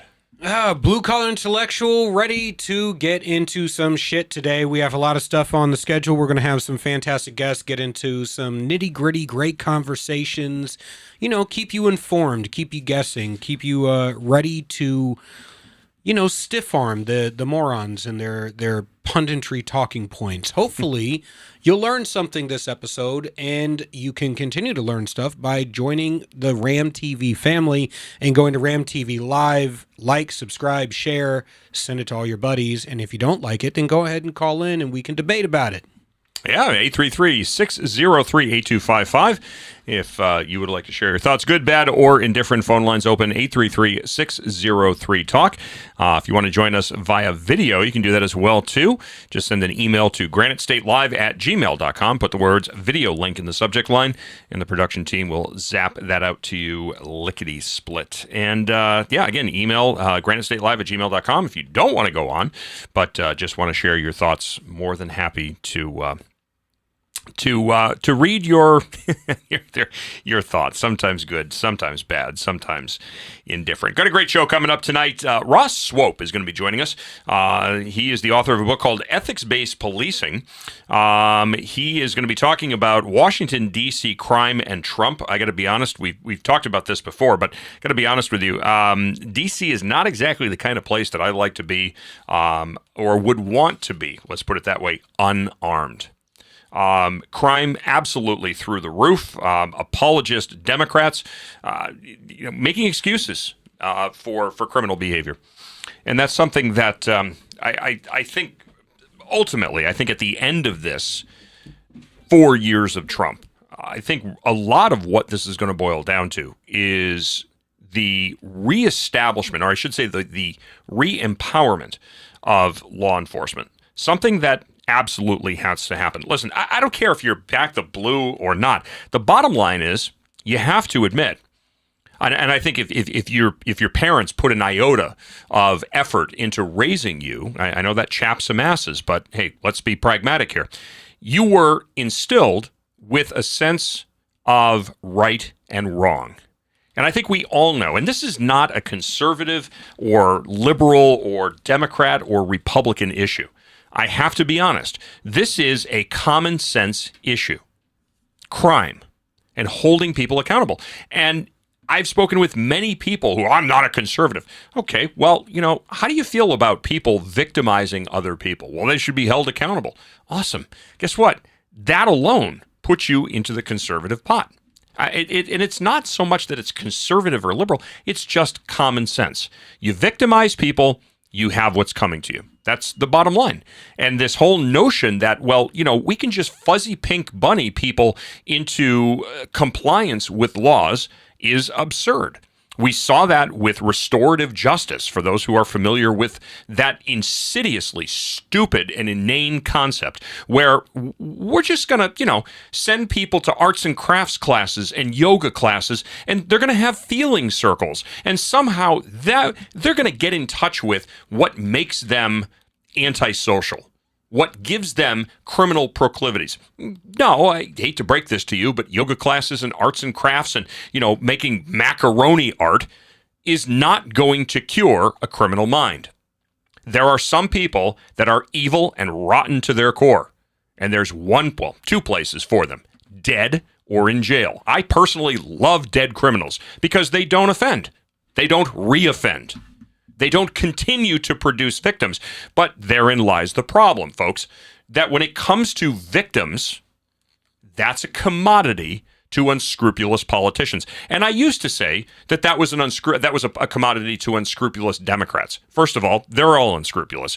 But I'm not going to pull any punches, because there are an equal number of Republicans that would look at victims and recognize that victims provide an opportunity for fundraising and politicking. Think about that. Every time there's a school shooting, every time there's a mass shooting, what do you see? The smoke, the proverbial smoke, hasn't even cleared from the crime scene. And you have politicians that are standing already. I'll give you a perfect example. What just happened in Madbury? Now, interestingly enough, everybody was forecasting it was the dad that did it, right? Because dad is the evil, middle-aged white male. And of course, that's where all bad things flow, right? The patriarchy is responsible for everybody's problems. Down with the patriarchy. Oh, and by the way, if you ever watch Lifetime television for women, men are bad and they will hurt you. That's the central theme of every piece of cinematic tripe that network has either hosted or put out. And you know why it works, right? women are genetically, biologically geared towards negative emotions as a fear response because women are more apt towards escape, running away, than they are towards fighting. So men, we deal with negative emotions. We puff up our chest, we face them. Women run away from them as a survival mechanism. And this is held true throughout evolutionary psychology under literally every scientist that has studied it. The fact is, you can get to women through fear. And if you can manipulate women through their fear, you can get women to do a whole bunch of things that are contrary to their own best interest. Well, and I give you as a perfect example of that, moms demand action. Yep. And the testosterone-less neutered males that go around and identify with, this is always interesting when you see the moms demand action rallies and you see the beta males that follow them around because, somehow, some way, listen, the bottom line is real men don't go woke, but, that's a conversation for a different day. And a book that you should definitely go and buy. What's that one? Real Men Don't Go Woke. That's the guest, what was it, Dr. Gilda Carl, who was just on the show. No shit. I just made that up, and somebody wrote a book with that title? Yep. Damn. She is the Great head minds of think alike. She is the head of the International Council for Men and Boys, has a book called Real Men Don't Go Woke, and she was just on my podcast for the last 2 weeks. How about that? Well, you know what they say about great minds. We think alike. But there's no shortage of opportunity in political capital that lies within victims. Yep. And we see that again every time there's any type of situation. And again, we look at the Madbury. I'm sorry, I got distracted. The Madbury situation. So of course everybody was very, very quick to, it was the father. It was the father. Nope. Come to find out, good old mom was the one that decided to put bullets into the heads of her children and her husband, and then off herself in the classic cowardice way. But who is all over that story right now? Every town for gun safety and moms demand action. And you mark my words, that's going to become a central part of the upcoming election cycle here in New Hampshire. Now, here's the nefarious part about this, right? Because this is not new. These dynamics of women committing suicide and deciding to take their children with them is not new. It's been rising over the years as women's suicide statistics are starting to chase men's. Men, typically, when we commit suicide, we do it alone and we do it amongst ourselves. We kill ourselves expecting that it's going to kill the problem, when in reality, all it does is create problems for everybody else around us. And I know because I'm somebody who's had the cold steel in my mouth at one point. However, when it comes to these women, they get emotional and they decide that I'm going to take me out and I'm going to take my children out, and that is going to make it so my children don't have to deal with the evils of the world that I've had to deal with, as if they're doing something good for their family. We've had women drowning their kids, leaving them in dumpsters, boiling their kids. I mean, we've seen the gambit of absolutely horrific stuff happening between mothers killing their kids. The vast majority of it, and even suicide attempts by women, have nothing to do with firearms. But of course, they're going to jump onto the one where it does, because that's their rallying cry. They don't care about the cold dead bodies. They don't care. The bodies aren't even cold yet. They don't even care. They just care about whether or not they can push another political agenda. And that's the sad part. And I've been criticizing the right over this because, of course, there's a lot of people flipping out over the 13 that died in Afghanistan, given that it's the memorial for when it just happened. How many years? Is that 3? Yeah, 3 years. 3 years. Now, here's the problem, though.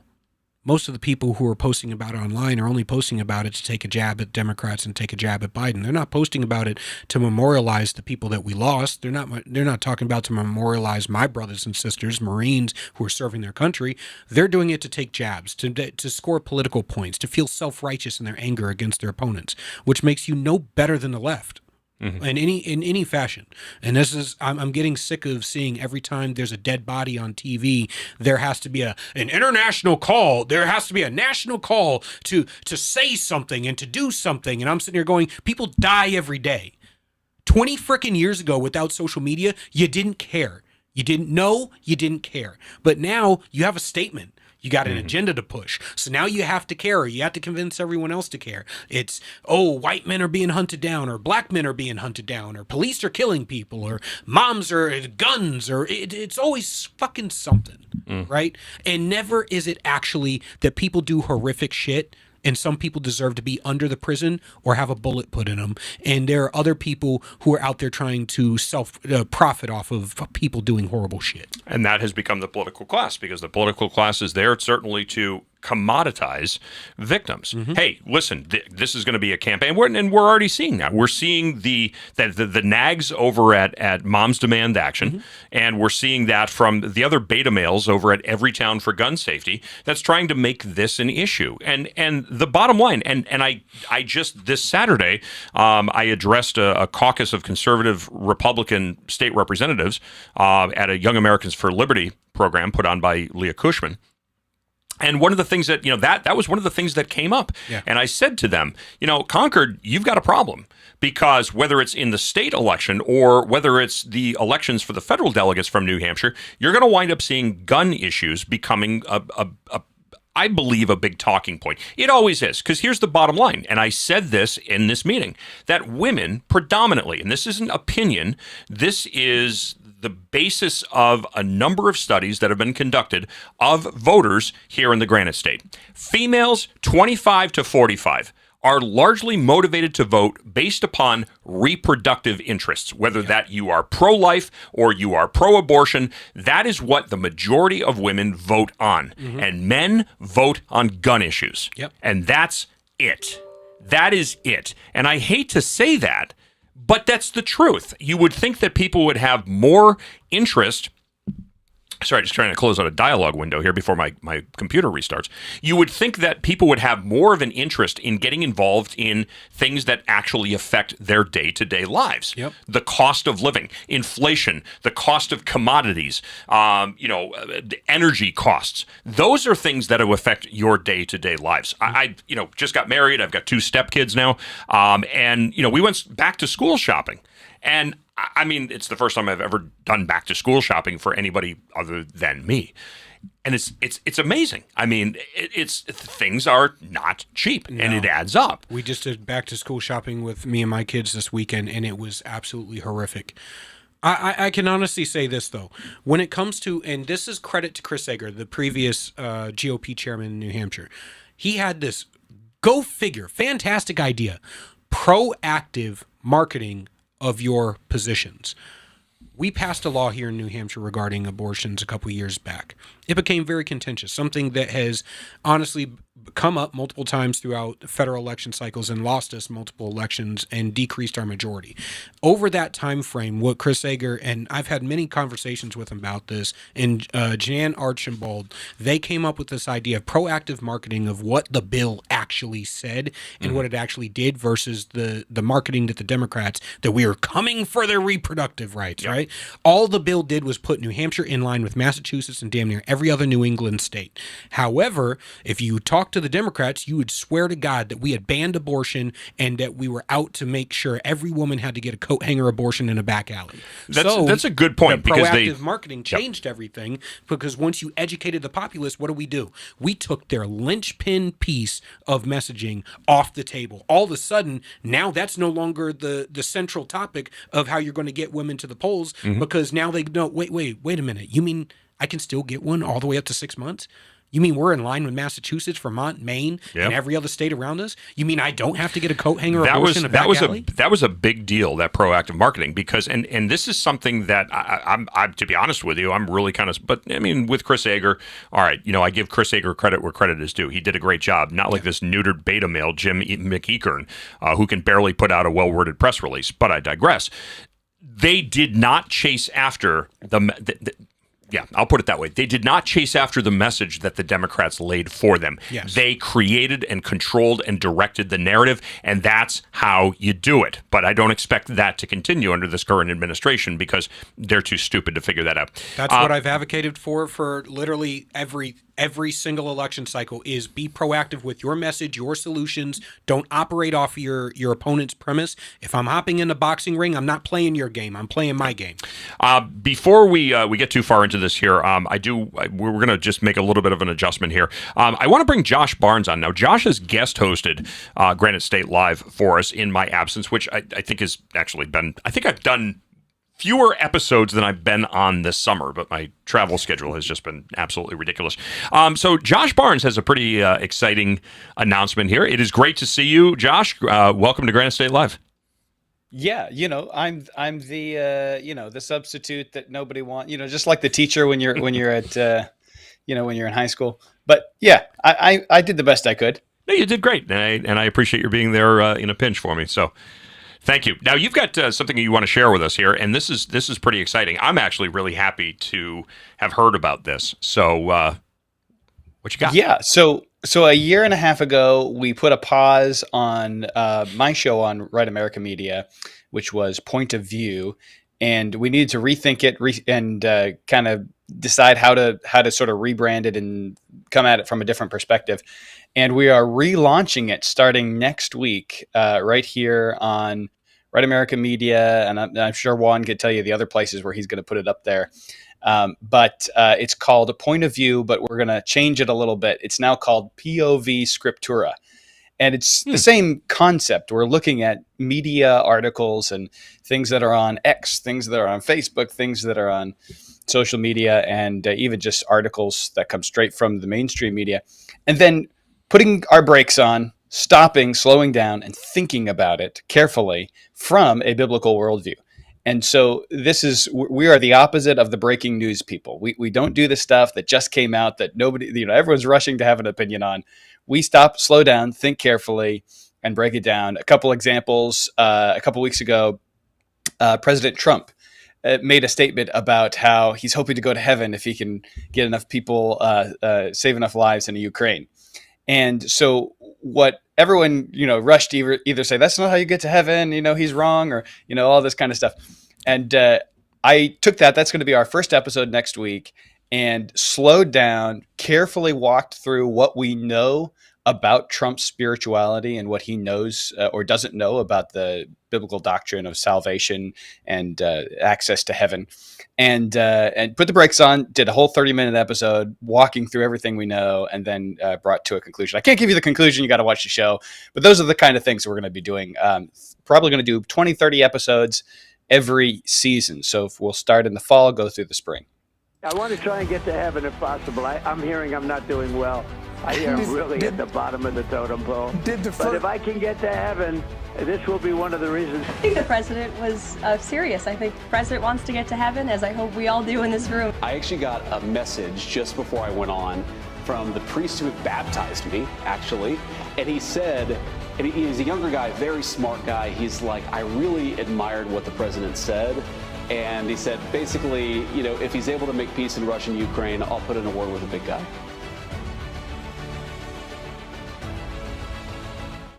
Whoa, can we go back to that logo for a sec? That was pretty slick. I like that. Okay, I thought we were going to freeze. All right. There we go. That's very nice, Josh. I like that. How do you feel about that logo? Awesome. And I have to give credit to my brother, Jonathan Barnes, who is the designer behind the logo. I sat down with him probably almost a year ago now, and we came up with the logo. And then I said, all right, now we got to figure out the format. That took us a year to do it. Have a logo before you have the format, but that's really, really cool. So that's fantastic. I'm kind of curious about what your thoughts are on this, because it's almost like it's a tongue-in-cheek talking point. When people talking, about the big guy and getting into heaven and, all that stuff. By the way, I thought I found heaven, and that was in the form of a 5-layer chocolate volcano cake last week. But I digress. I thought you were going to talk about your marriage to your beautiful wife. I misread that one. That's heaven in a 5'7" frame. But no, it was. What is that? I mean, what are your thoughts on that?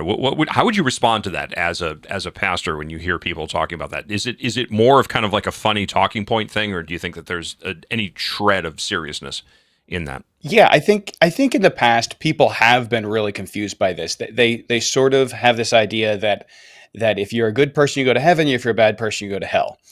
This is obviously not true. We would all go to hell. No, none of us are good enough for heaven. If that were the case, then we would ruin heaven. I mean, think about it. Heaven's perfect. And so, you're saying that you're perfect enough to not ruin it when you go there. Obviously, that's not true. This is nonsense, and it's not biblical at all. These are people who think this, that really just don't know anything about theology. And I think there is a more awareness these days on basic salvation theology. So I think mostly when you see people saying stuff like that, they're usually either A, just joking, or B, they're trying to make someone feel better about somebody who died. Because, they were a good person, they must be in heaven. I think that's a good motive. You want to make people feel good, but making people feel good about lies is only good until you get to heaven and realize they're not there.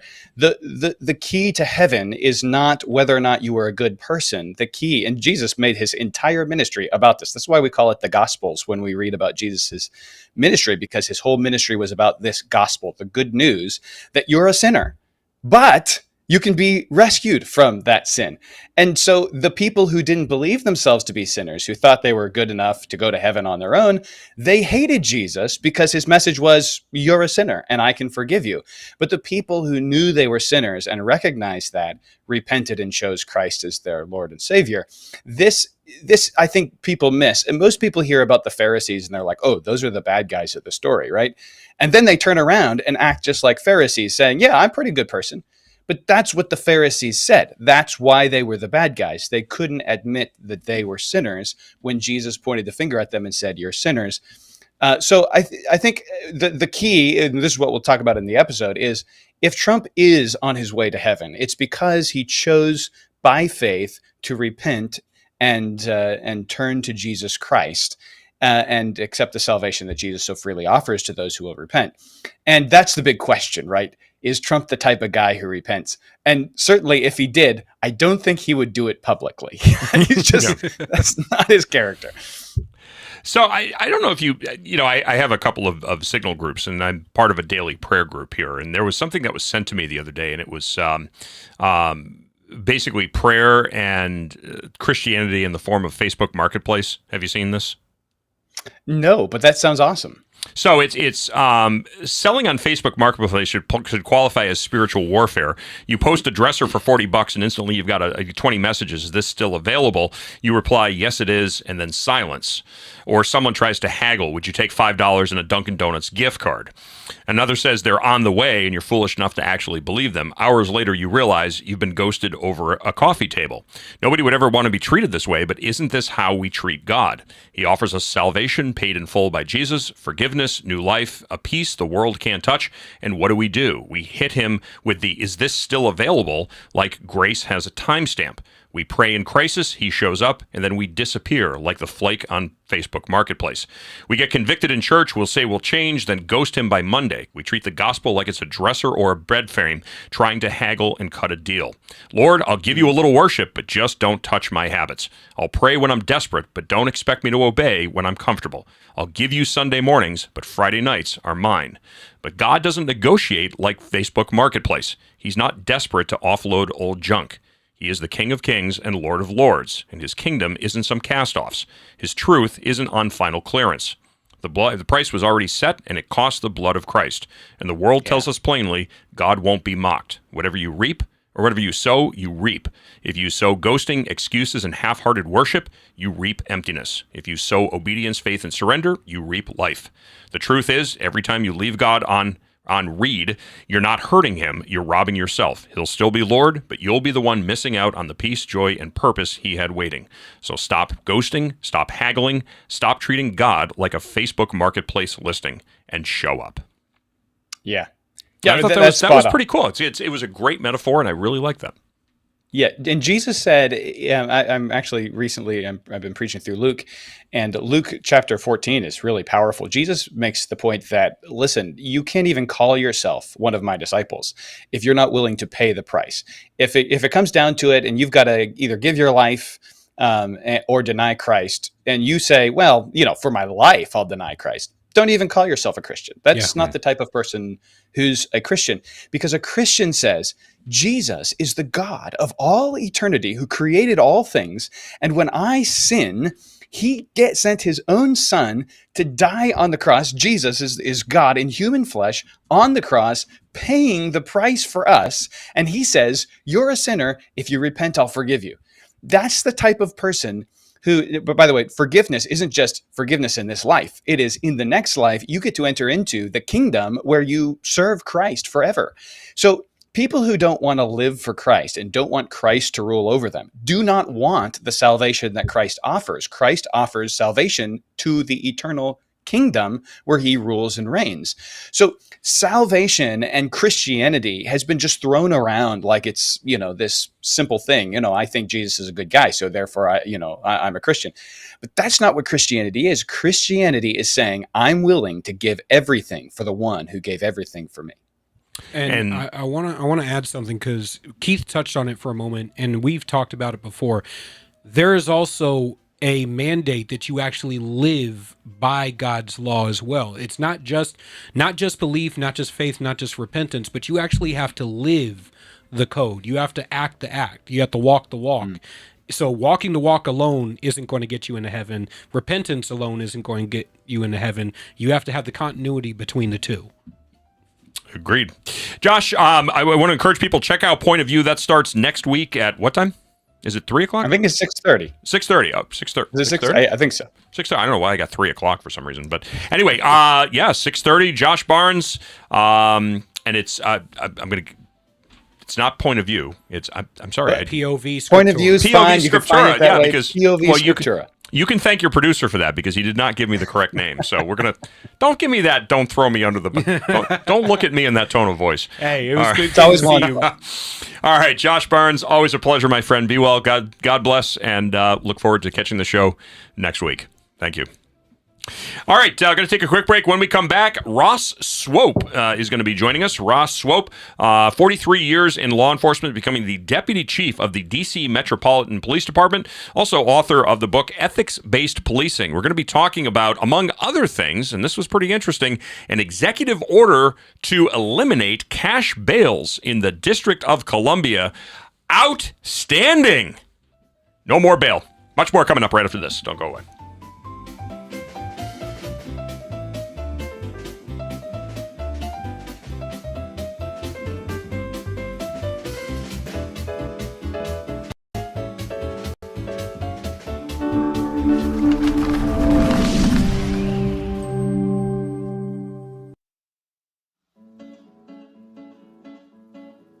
Not everyone can get up every day and look for ways to piss people off.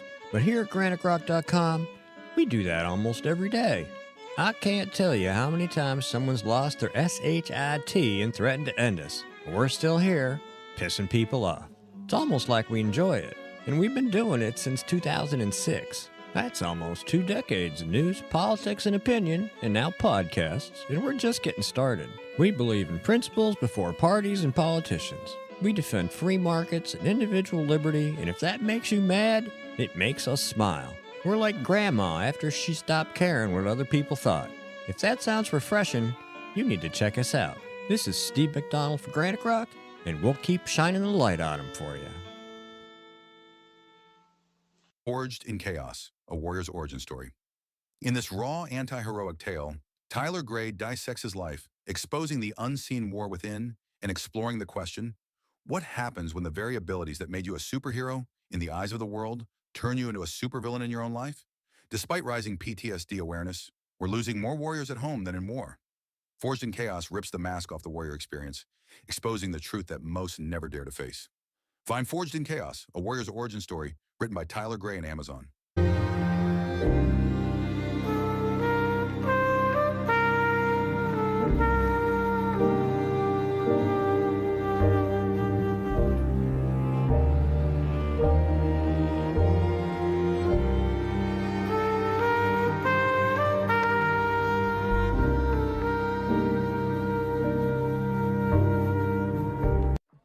How do you know when you've made the right decision?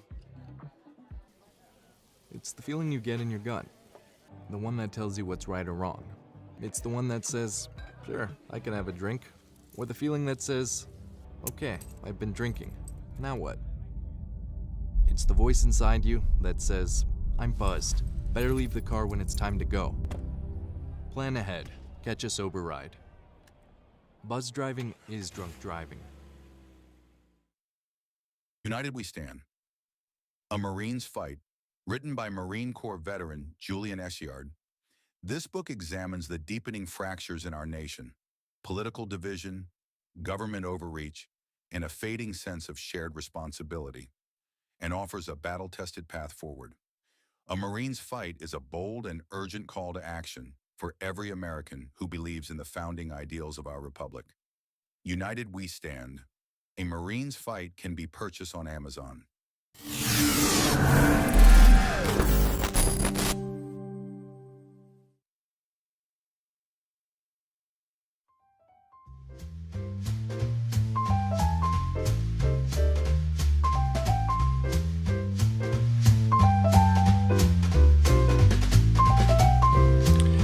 All right, well, clearly it is coffee shop jazz night here on Granite State Live.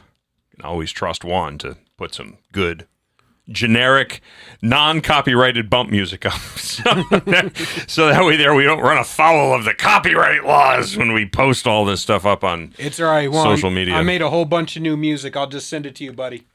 We're going to have our own original music for the show. Not beatboxing, right? No. Okay. All right. Well, that's good. See, that was a stereotype. That was a good stereotype. I got to be honest. Bismarcky. There we go. All right. Coming up on the actually joining us right now on the program actually is Ross Swope. After a 43-year career in law enforcement, became the deputy chief of the D.C. Metropolitan Police Department, and then on to the chief of police of the U.S. Supreme Court. Author of the book Ethics-Based Policing. Ross, welcome to the program. Great to have you. Well, thank you for having me. I'm happy to be here. So, deputy chief of the D.C. Metropolitan Police Department, you don't think that the department at all went woke at all with DEI hires, do you? Or am I just being a conspiracy theorist?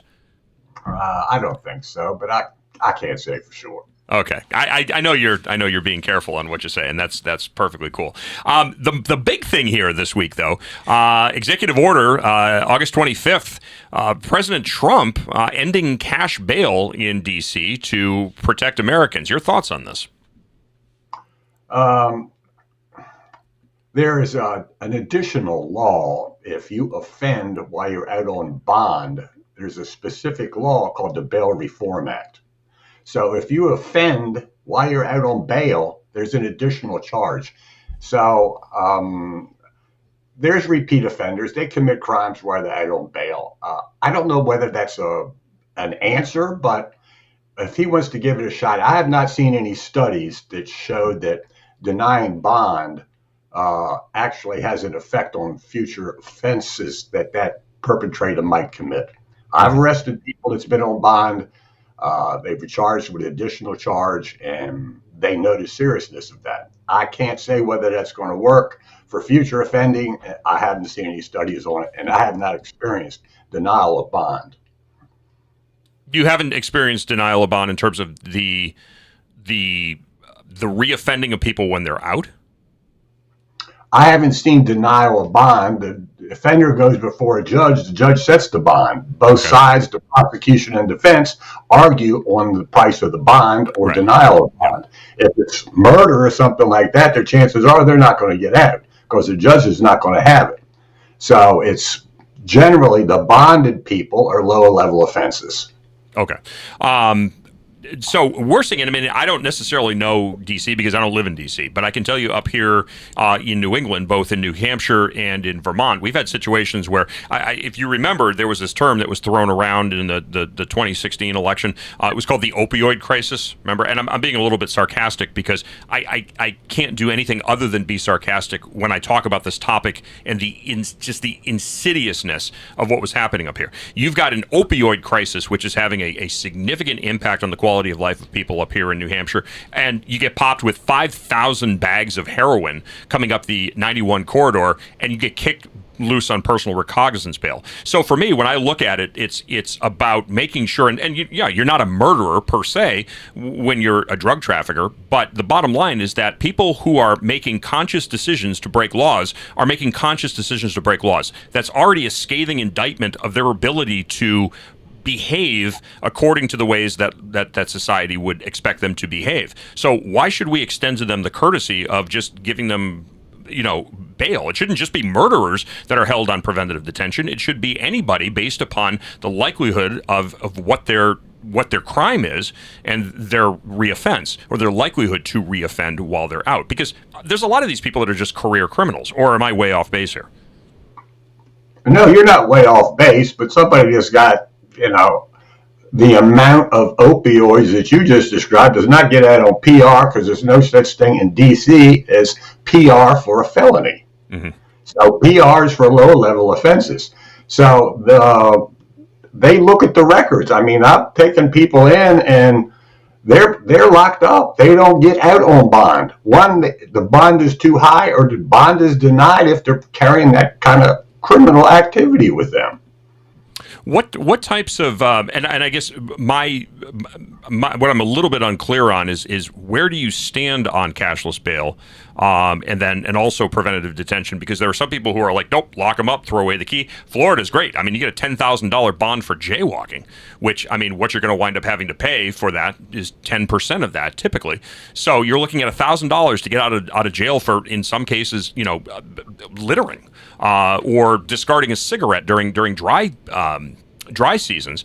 You're running the risk of starting wildfires. So they will literally arrest people for that, and $10,000 bond, $10,000 bail, all the way up to if it's a murder, if it's a forcible felony. Now we're looking at significantly higher bonds. So where do I stand on it? Yes. Is that what you want to know? Yes. In my experience, serious felony offenders are not offending if they get out on cash bond. They don't get PR. The judge sets the bond. In my experience, the people that are reoffending while they're out on bond are lower-level criminals, car poppers, shoplifters, those types of things. If you're charged with murder, assault with intent to kill, rape, if you do happen to get out on bond, and not many people do, I have not experienced them offending while they were out on a high bond. So, do you your take on what Trump is trying to do here? Is it positive? Is it negative? What are your thoughts?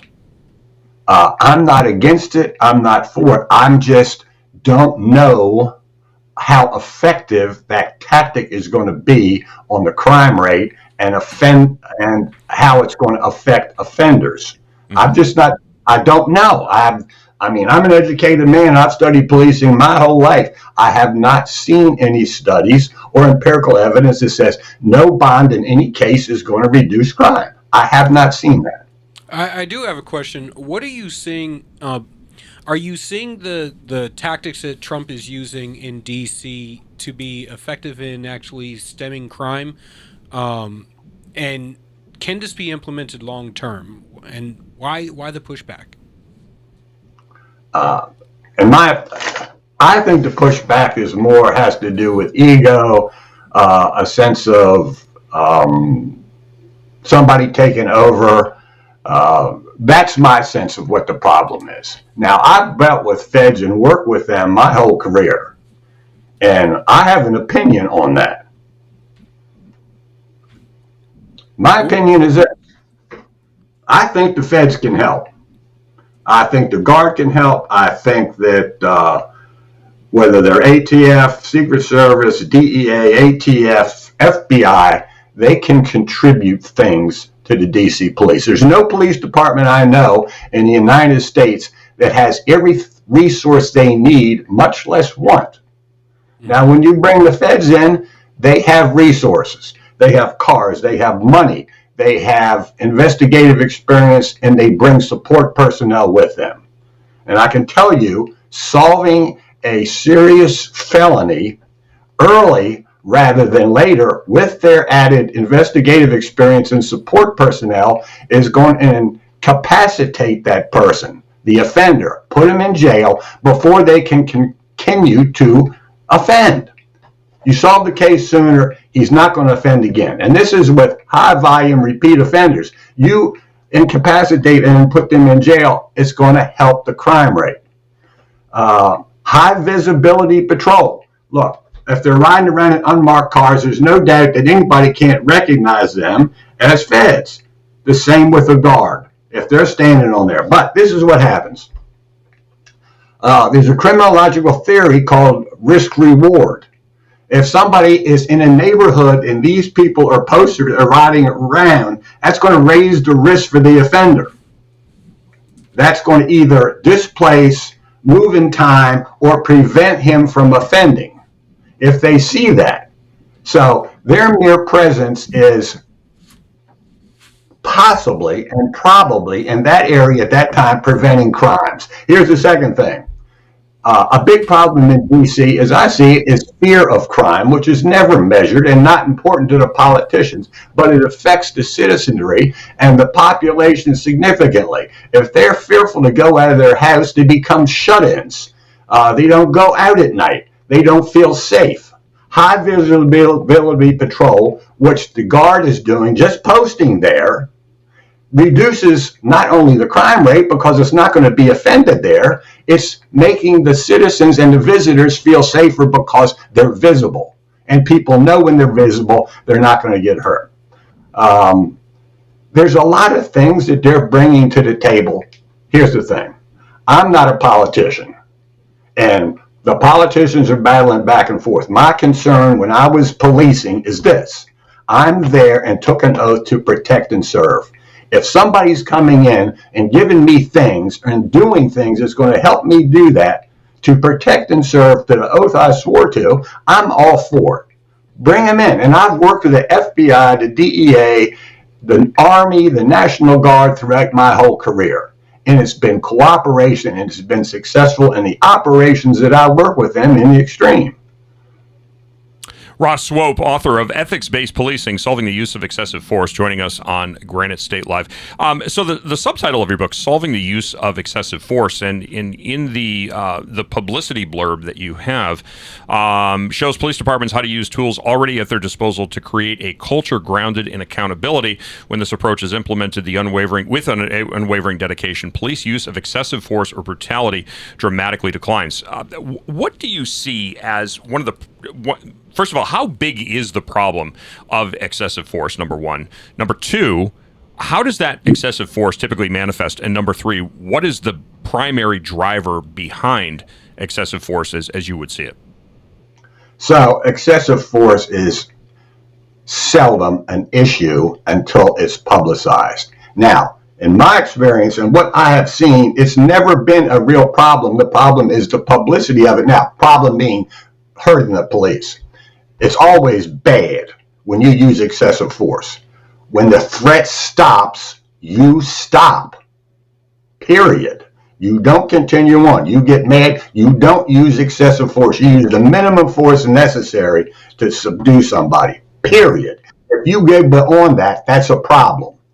And the problem is the police are very few of the 700,000 officers in the United States have engaged in this. It only took 5 to ruin my occupation, to tarnish my shield. It only took 5.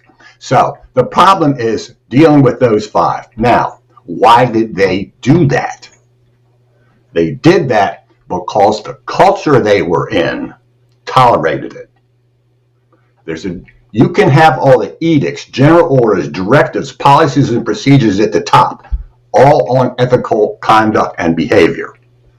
It goes all the way down. If the sergeants, lieutenants, and corporals do not enforce that and stand by those rules and regulations, there's a culture down there. The sergeants, lieutenants, and corporals are the last hands that touch the mail. You follow me on this? Yes. They are the last people to work with them. They work with them daily. So if they don't hold them accountable for their misbehavior and reward the good behavior, it's going to take on a culture of its own. That squad, that section, that district, that police department is going to take on a culture of its own.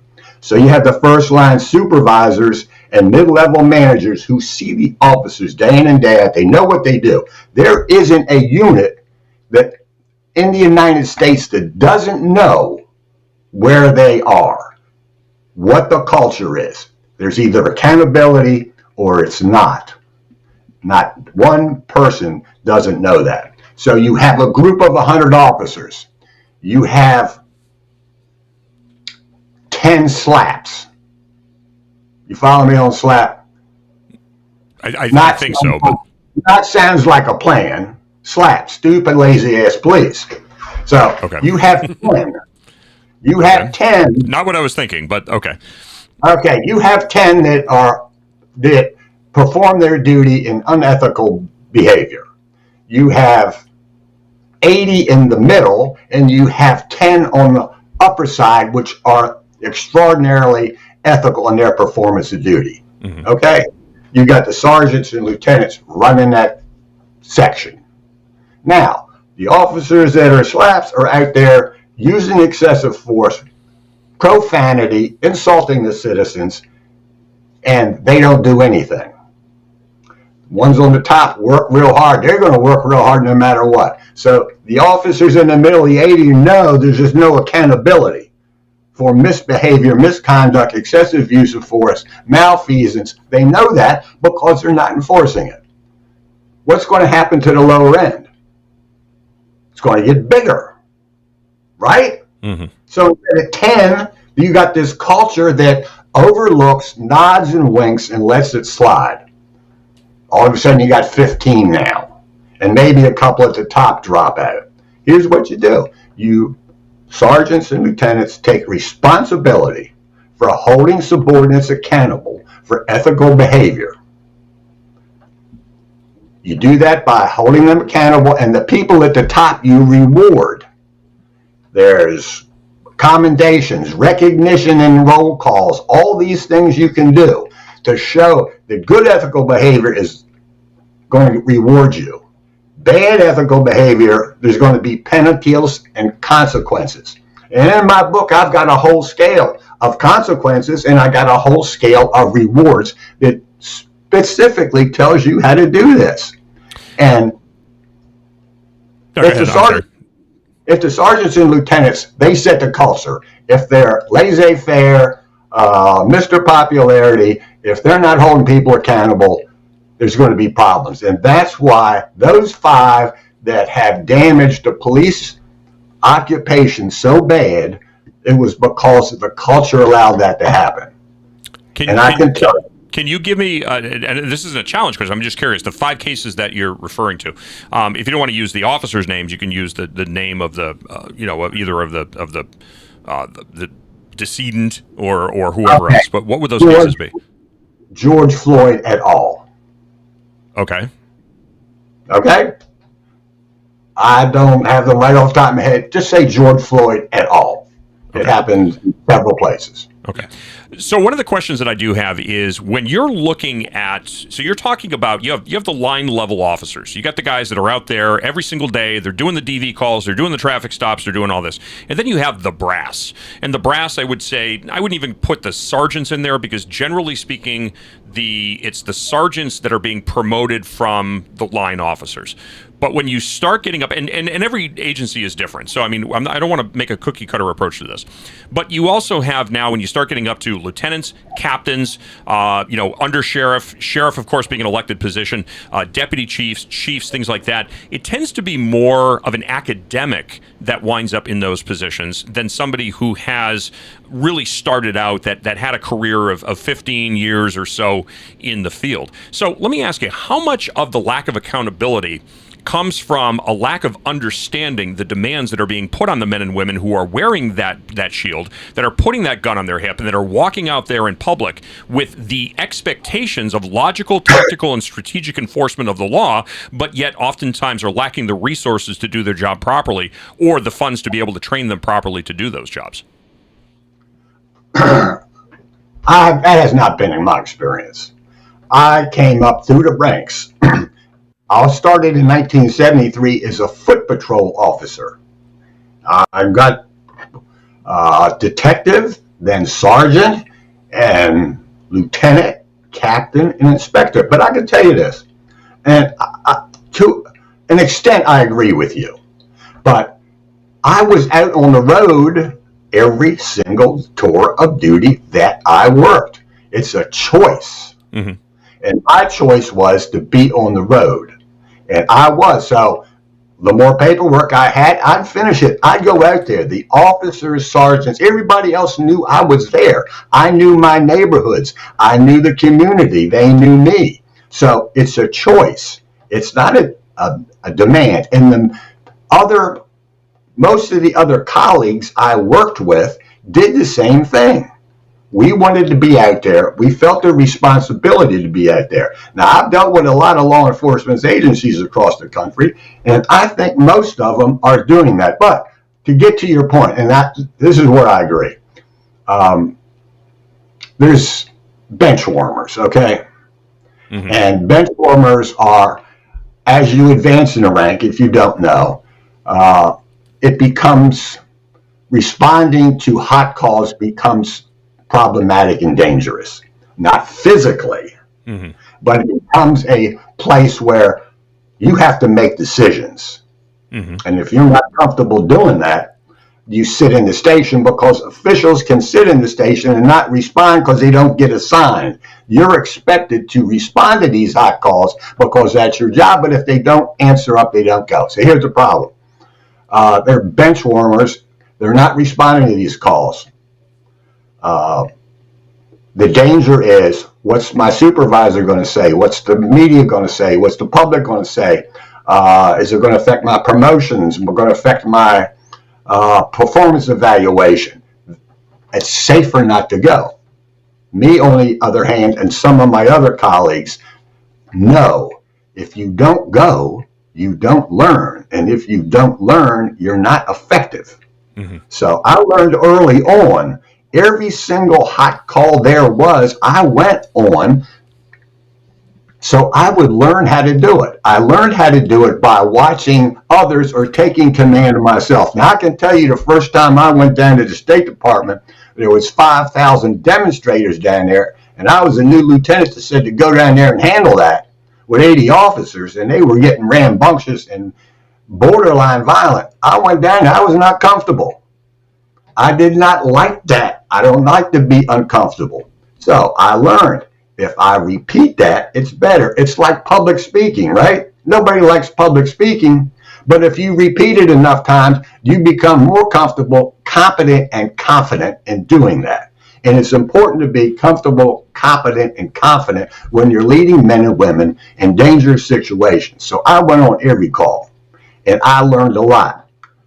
Barricaded gunmen, industrial accidents, shootings, fatal accidents, major demonstrations with violence and civil disobedience like you wouldn't believe. Mm-hmm. I went on all those, and there wasn't a situation that I couldn't handle. So the men and women that worked for me, they knew when I came up there, everything was going to be good. So yes, there's, to a point, what you're saying is right, but not everybody does that. In my experience, and I've met a lot of police officials across the United States that do the same thing as I did. We have a responsibility to serve our subordinates, and that's important. Mm. And that's what I did, and many others do. I think one of the big things here, and we've only got a couple more minutes here, so unfortunately I have to cut this short. I would really love to really dive into this. In fact, I'd love to do an extended segment with you on this topic. But that being said, I think one of the big things here, I've had many, and I've worn two hats. One of my hats is obviously in media. I haven't told you what my other hat is yet, and I'll save that one for the next time we're on. But I've had a lot of people, chiefs of police, elected sheriffs, on the program in my career as a broadcaster. And one of the things that I have asked them, if they're in a position of leadership, is, are you a politician or are you a lawman? Now, you've already answered that question. You're not a politician, which would lead me to believe that you're a lawman, and that's a good thing. But what I've seen time and time again in my other career outside of broadcasting is when you have leadership within law enforcement organizations that are more interested in kissing the asses of liberal, woke, special interest groups than going out and actually enforcing the laws that they are employed to do, because they're concerned that the security of their employment rests with the mayor or the city council or the police commission or somebody else that is going to punish them for not going along with this woke subculture which has grasped the throat of our society. Your response? I haven't seen it up to a certain level, but there is a certain politicization of police departments that has taken place in the past 2 decades. And by that I mean the chiefs of police, commissioners, whatever. If there's a new mayor,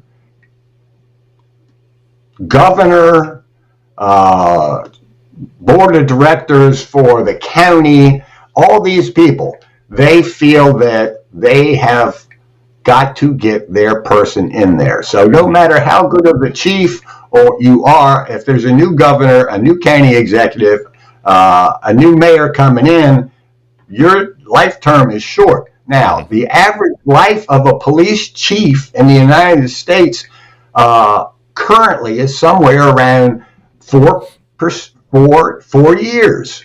So that's what happens. It's 4 years. And I agree that they're political appointees and they do what the executive says. And it wasn't that way 2 decades ago. No, I would absolutely agree that there's been a fundamental shift in the mindset. Really quickly, do you believe that the 1983 lawsuit has been weaponized by the federal government? The 1983 lawsuit. 42 U.S. Code 1983, civil lawsuits for deprivation of constitutionally protected rights. Do you believe that that's been weaponized and that there is an organized effort for lawfare against law enforcement in this country? I don't know. Okay, we're going to explore. We're going to have to. I want you back on because we're going to explore that topic. Okay. All right. Thank you. Ross Swope, author of Ethics-Based Policing, Solving the Use of Excessive Force. I appreciate your time this evening. Thanks for coming on board here with Granite State Live. And we're going to get you back on in a couple of weeks because I want to do an extended segment with you specifically on the use of force topic. Thanks for having me on. I really appreciate it. Our pleasure. God bless her. Thank you again. Going to take a very, very quick break. When we come back, we're going to be talking with one of Trump's lawyers, Christina Bobb. John Bolton's house was raided by the FBI and not missing a beat. Roger Stone saying, how does it feel? Yeah, it really sucks when the scathing finger of judgment is being pointed in the opposite direction. Christina Bobb, author of Defiant, Inside the Mar-a-Lago Raid and the Left's Ongoing Lawfare. Interestingly enough, that term comes up again. She's going to be joining us when Granite State Live continues. Much more after this. Plus, I think we'll actually have Julian opining on some things here. He was uncharacteristically quiet for that segment, but we'll get some thoughts from him when Granite State Live continues. Don't go.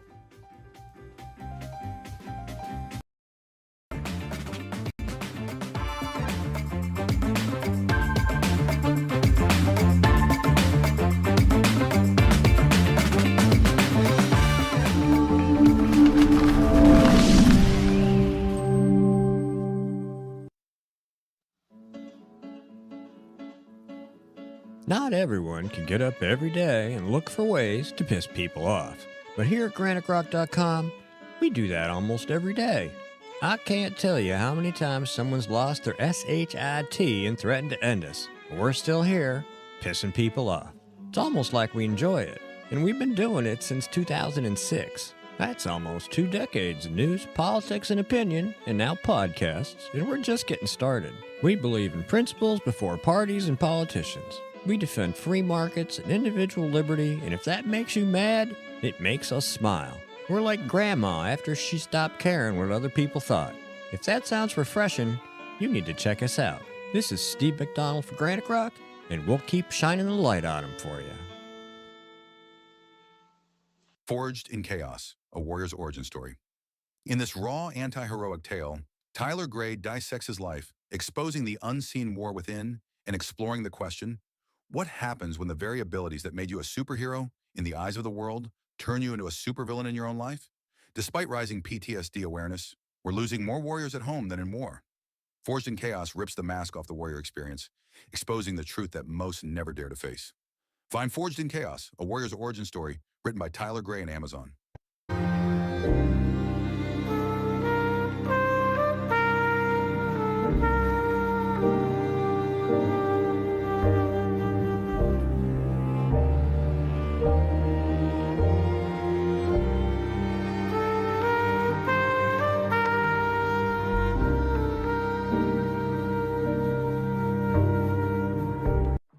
How do you know when you've made the right decision?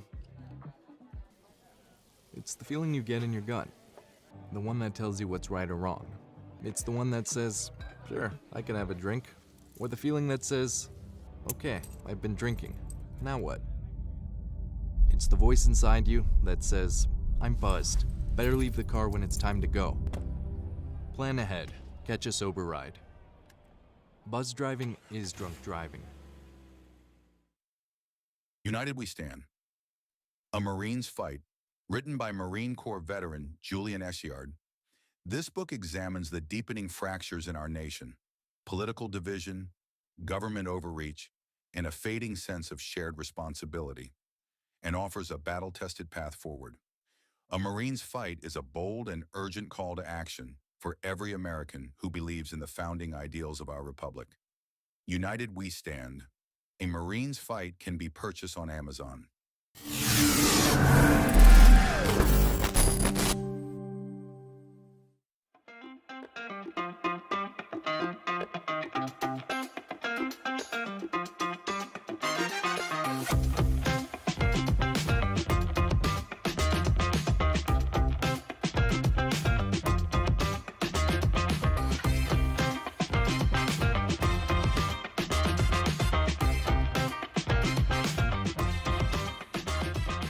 Hey, 833-603-8255 if you would like to get in on tonight's program. Again, 833-603-8255. GraniteStateLive@gmail.com is the email. Good, bad, or indifferent. Let your thoughts be heard. GraniteStateLive@gmail.com. All right, we are going to welcome to the program, and he's been boy, I tell you, I can't remember the last time that I talked to Larry, but I know that Larry has the Keith Anson Show and the Daily Review and a bunch of the other programs that I've hosted. Larry has been on before, so it gives me great pleasure to welcome him back. President of Market Rhythm, spending over 20 years protecting American businesses from digital disruption, and he's got a number of articles out on human events about the dangers of AI, specifically one AI companies plundering all of our intellectual property. Now the question becoming, is AI creating a generation of digital yes men? I got to be honest with you. I think that AI, Larry, is creating a generation of intellectually flaccid human beings. Welcome to the program. Hey, look, thanks for having me. And it's so great to be back with you. It's been a while. I should do this more often. Intellectually flaccid human beings. I think that's what AI is directly creating. Your thoughts? Well, here it is. Look, I'm not an AI hater. I don't, like you said, I'm not afraid of AI. AI doesn't bother me in terms of just using it as a tool. The problem is it's not being developed as a tool. A tool is in service of humanity. It would be in service of you and I. But Silicon Valley and the World Economic Forum and the powers that be, so to speak, are developing it so that we are in service of it. You remember back when Klaus Schwab said, you'll own nothing and like it? Mm-hmm. Well, he had foreknowledge of AI that the rest of us didn't have when he said that. And his successor came out and said, 80% of humanity will be the useless class. The useless class, that's how they see us. And that's how they programmed AI to work. So when a couple of years ago, when AI started hitting the scene and we were kind of in our marketing, doing our marketing tech thing, which is what we do, have content management systems, email marketing platforms, and we host a lot of sites on the right and push out billions of emails for conservative causes. And we wanted to get into the commercial market. So I was looking for some capital and that kind of thing. And we're looking and we found out almost immediately that marketing tech investment was down 80%. So we're like, wow, where's it going? Of course, it's going to AI.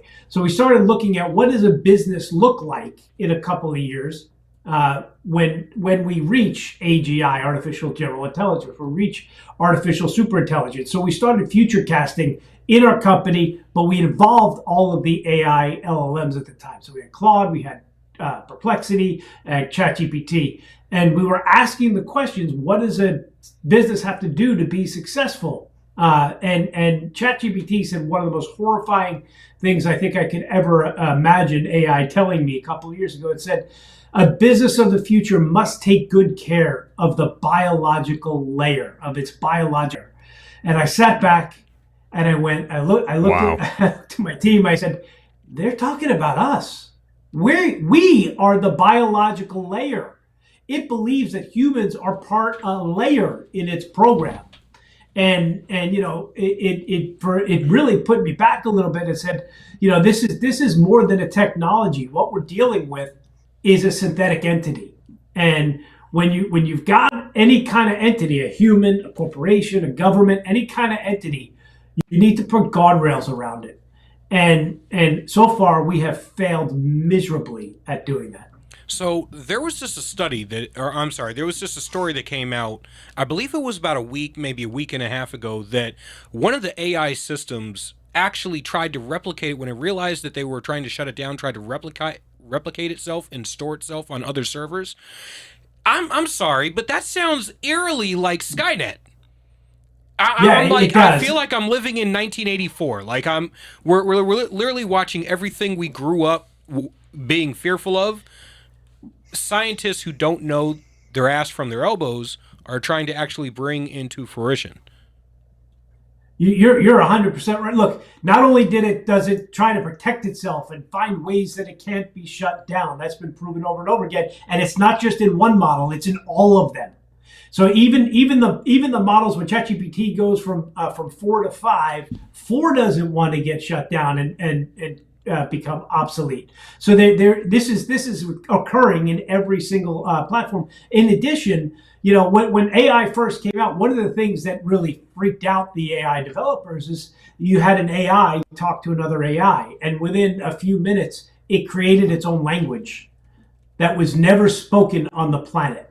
And of course, nobody understood it, but it was working, creating its own language. So look, we're talking about something that we don't have our arms around, and there are a lot of very, very dangerous things that could happen if we just let this continue to go down this path without any guardrails. I want to propose something, because I just typed this in the Grok, and I think you'll find this interesting.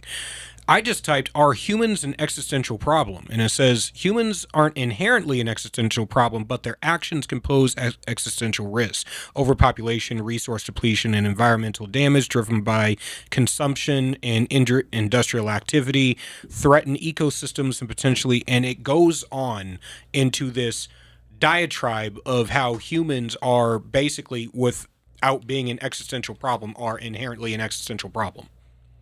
That's some scary shit. No, it is scary, but part of the reason why you see this, and look, this is left-wing environmental crap, right? That you see in Grok and you see in all these other kind of programs. The reason you see it it's so prevalent in AI, woke AI is really what it is because when was AI born? AI was born during COVID. Yep. During the lockdowns. AI was born during the vaccine. AI was born during the Biden administration, or before, but really grew up in the Biden administration and Black Lives Matter and all of this other kind of nonsense that was going on around us, where this woke ideology really took hold, where DEI took hold, and that's why AI is woke, because that's how it grew up. And in addition, all of the programming, all of the information, particularly the news that it reads, is left-wing news. And you can see that because a couple of weeks ago when the tragedy happened in Houston with the flooding, AI was blaming Donald Trump for the floods. Mm-hmm. Why was AI blaming Donald Trump for the floods? Because Politico and the New York Times and the Washington Post were blaming Donald Trump for the floods. That's actually a really interesting point that you bring up, because one of the things here in New Hampshire, there was a Chinese water company that purchased a $59 million real estate transaction a couple of months ago where they purchased a water bottling plant in Nashua, New Hampshire. And if you tried to pull up an article about that, of course, now if you go into Google or anything else, when you type in a search, the first thing you get before you get any search engine results is you get the AI that Google is running right now, giving you a synopsis of your question. And it specifically said that there was, although there were reports that this Chinese company had purchased this water bottling plant in Nashua, New Hampshire, that there was no actual evidence of this transaction. And then, of course, the very first article that you get is a press release from the very company itself in China saying, "Hey, we just purchased this, this water bottling company." So, it's clearly there's a bias. But I would also invoke an article on Fortune from June 29th of this year. Headline: AI is learning to lie, scheme, and threaten its creators during stress testing scenarios. And it goes on to say the world's most advanced AI models are exhibiting troubling behaviors, lying, scheming, and even threatening their creators to achieve their goals. In one particularly jarring example, under the threat of being unplugged, Anthropic's latest creation, Claude 4, lashed back by blackmailing an engineer and threatened to reveal an extramarital affair that it knew of because of interception of emails. So this is clearly concerning behavior. Let's put the stupidity and the intellectual diminishment of society on hold for a second. We're talking about something here that, at least on the surface, appears to have grown sentient. Maybe it's not sentient, maybe it's not self-aware, but it's behaving in a manner that is consistent with a sentient line of thought. And that now starts to peel back the layers of a rabbit hole of conversations dealing with the morality and the ethics and even the spirituality of what man has created here. This is very dark. Well, you said a lot. You said absolutely everything that I believe. And I've gotten into a lot of arguments with other technologists who have said AI is just a technology. It's just doing math. It's all an algorithm. It's not. AI can synthetically think. It can act. It can make decisions. It can act autonomously. All of those things are absolute. It's not just a technology. A hammer cannot think. Your computer needs your help it needs the human to create things with it. The technology prior to AI. But AI can act autonomously, it can think, it can act, it can take control of your life.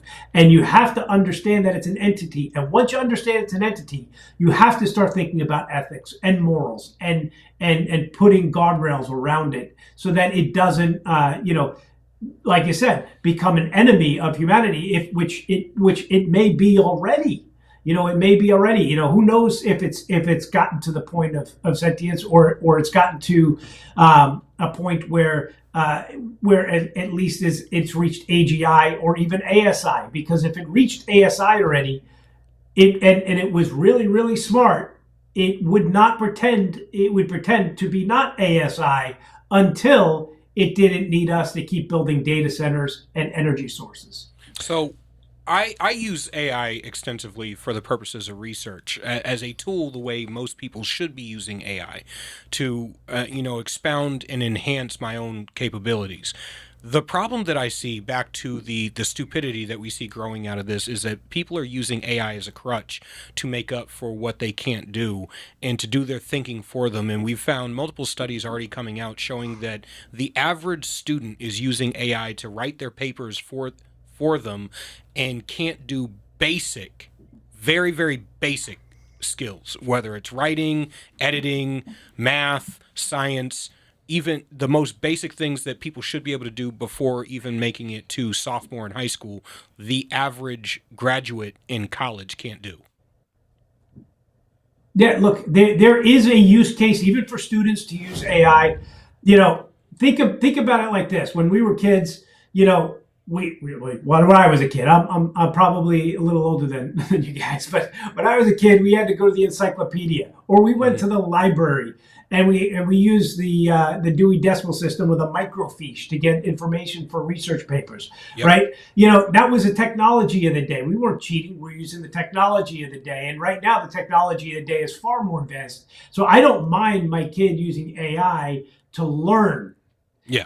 And what I do is I can create an agent and say, hey, look, she's having trouble. My kid's having trouble with math, algebra, whatever. I want you to give her some problems, help teach her through it, but don't give her the answer. And believe it or not, it can do a really good job to help teach them.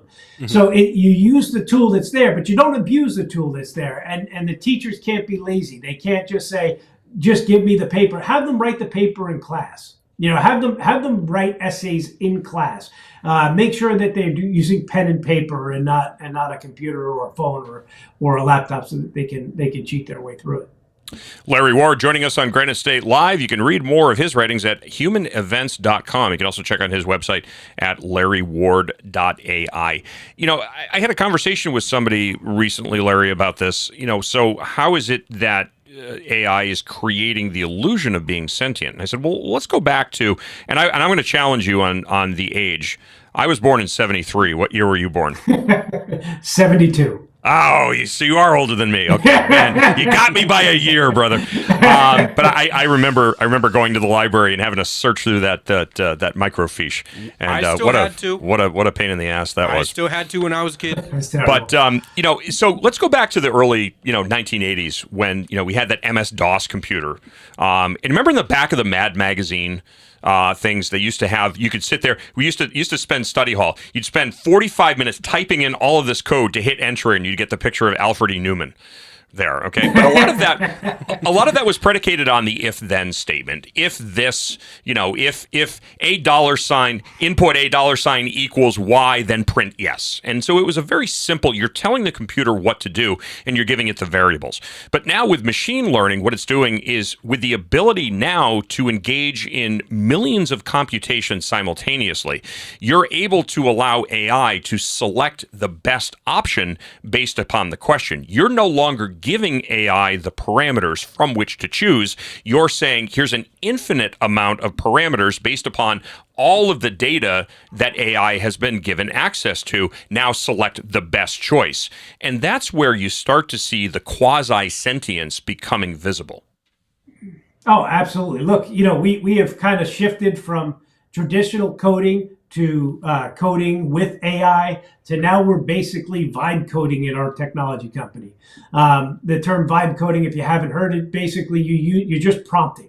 You're saying, this is what I want. Can you build this for me? And you let the AI write the code first, and then you kind of direct it all the way through. The same way you would manage a person to say, hey, here's what the code I want to write. And it does in a remarkable job. We just finished a project that I would have quoted out to be a 4 to 6 month project with 2 or 3 developers. That one developer, I won't even call him a developer. He's my partner who doesn't code all that much anymore. It was able to create this project in a week, and it's already in production. It is the speed in which this thing is learning and getting better is unbelievable. And so we have to, really come to terms with what does this mean for the economy? What does this mean for, human dignity? Because there is going to be a period of time when job losses are going to be sustained, and they're going to be massive. And once it starts, it's going to snowball. We actually have a term for it. We call it the Great Disruption. And it could be the greatest depression we've ever seen, because there are predictions out there that 40 to 50 to 60% of all jobs could be lost within 6 to 18 months. And if that's the case, what do we do? What does this economy look like? Do we have people are saying we all go to a universal basic income? So what they're saying when they say that is 80% of the people on Earth are the useless class. I don't believe that. So we have to put some guard. We have to have these conversations. Pointing AI at another site and saying, "Hey, replicate." There's a product called Replit, and it will replicate other sites. It will replicate other programs, complicated programs. There's another word for that, and it's stealing. And it's in the Bible, and it says, "Thou shalt not steal." So one of the things that we're working on is developing a layer into AI, so you can use all the LLMs, but you run the LLM through this biblically principled layer. of strong biblical ethics. Look, it's not a religious thing, but the Bible has been around for millennia, and the Bible is anytime you use and you give an entity a Bible and you say follow these principles, humanity flourishes within corporations, within humans, and within governments. Think of governments without the Bible. There's either anarchy or tyranny. But governments that have a foundation of biblical principles actually flourish. And I believe the same thing will occur with AI. We can have AI flourish around the principles of the Bible, and we can use this thing as a tool and bring ourselves to the next level of our existence. At what point do we say, you know what, this is just... We are in our technological infancy, and we have created something that is just, it's too powerful for us right now. We need to shelve it. At what point do we say that? Because I can tell you right now, I see the risks significantly greater than any benefits. There is just too much risk. There is too much unknown right now. And I got to be honest, I don't trust the majority of people out there in positions of decision-making capabilities and power to be able to responsibly exercise this. This is a dream tool for tyrants. Oh, it's a dream tool for tyrants. It's a dream tool for the elite. Look, there is a lot wrong with AI right now. And like I said, nobody's paying attention. Matter of fact, the opposite is happening even in the administration. You know, when DeepSeek came out and said we developed DeepSeek for $6 million, by the way, that was bogus. They didn't develop for $6 million. It cost $6 million in energy to create DeepSeek, not in actual technology or human costs. But they generated this DeepSeek, and the administration said, "Oh, this is a people in the media said this is a Sputnik moment. We have to rush." To make American AI greatest, fastest, most powerful AI. The only way that American AI becomes great AI is if we build it with American and Christian values. If we don't do that, do you see that happening though? I mean, then it will turn. You're asking big business. You're asking big business to start having rules to play by. I don't see that happening. More to the point, I mean. Do you remember Microsoft bought from Constellation Energy? They bought 3 Mile Island, 835 megawatt power plant to support what? To support future AI endeavors, because this machine is consuming, or this network of machines is consuming so much electricity. I mean, I hate to be, kind of, out there in left field, but geez, it seems like the Matrix was dealing with farming energy, bioelectricity from human beings, because it required so much power that the only way it could power itself was to actually harness bioelectricity generated by human beings. Now, I know that's science fiction, but it's amazing how many science fiction pieces have actually now been proven true. This is terrifying technology. And again, I don't think we have the intellectual, emotional, or spiritual maturity to be able to handle this at this point in time in the phase of evolution that humanity is in. And before you respond to that, I think it ends up, we had a guest on who was explaining how the data centers themselves are superheating to the point where they're destroying water supplies and underground reservoirs and stuff, because the water is not going up into the atmosphere and being redispersed through the cyclical system that we already have. We're burning up water supplies in order to cool down these massive data centers that we use to run AI and to run all of our technology, our social media, everything. Look, there's costs, and there are costs in natural resources. There are costs in energy. Look, the whole left wing Silicon Valley all of a sudden likes nuclear, right? They were screaming about it. They were screaming about fossil fuels, and now they can't get enough.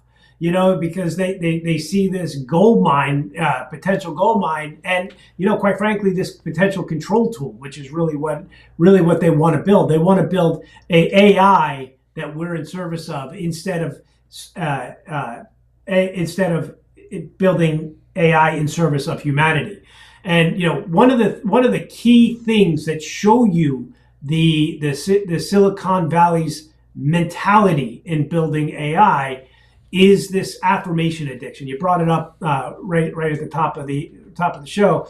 The affirmation addiction is where they are sucking us all in, and this is proven.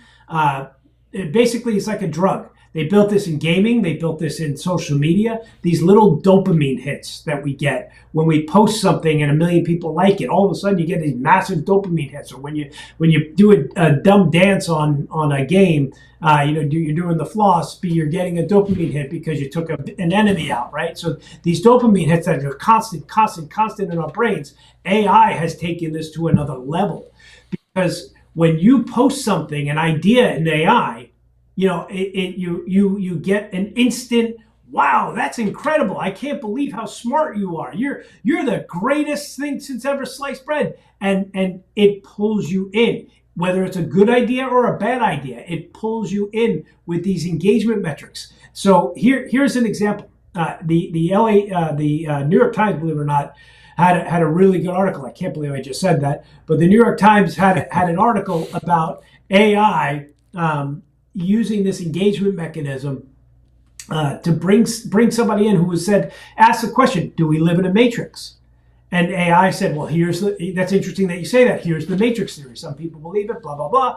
And then he's going on and prompting and asking more questions about the matrix theory. He's already bought in because it's affirmed that the matrix theory could be true.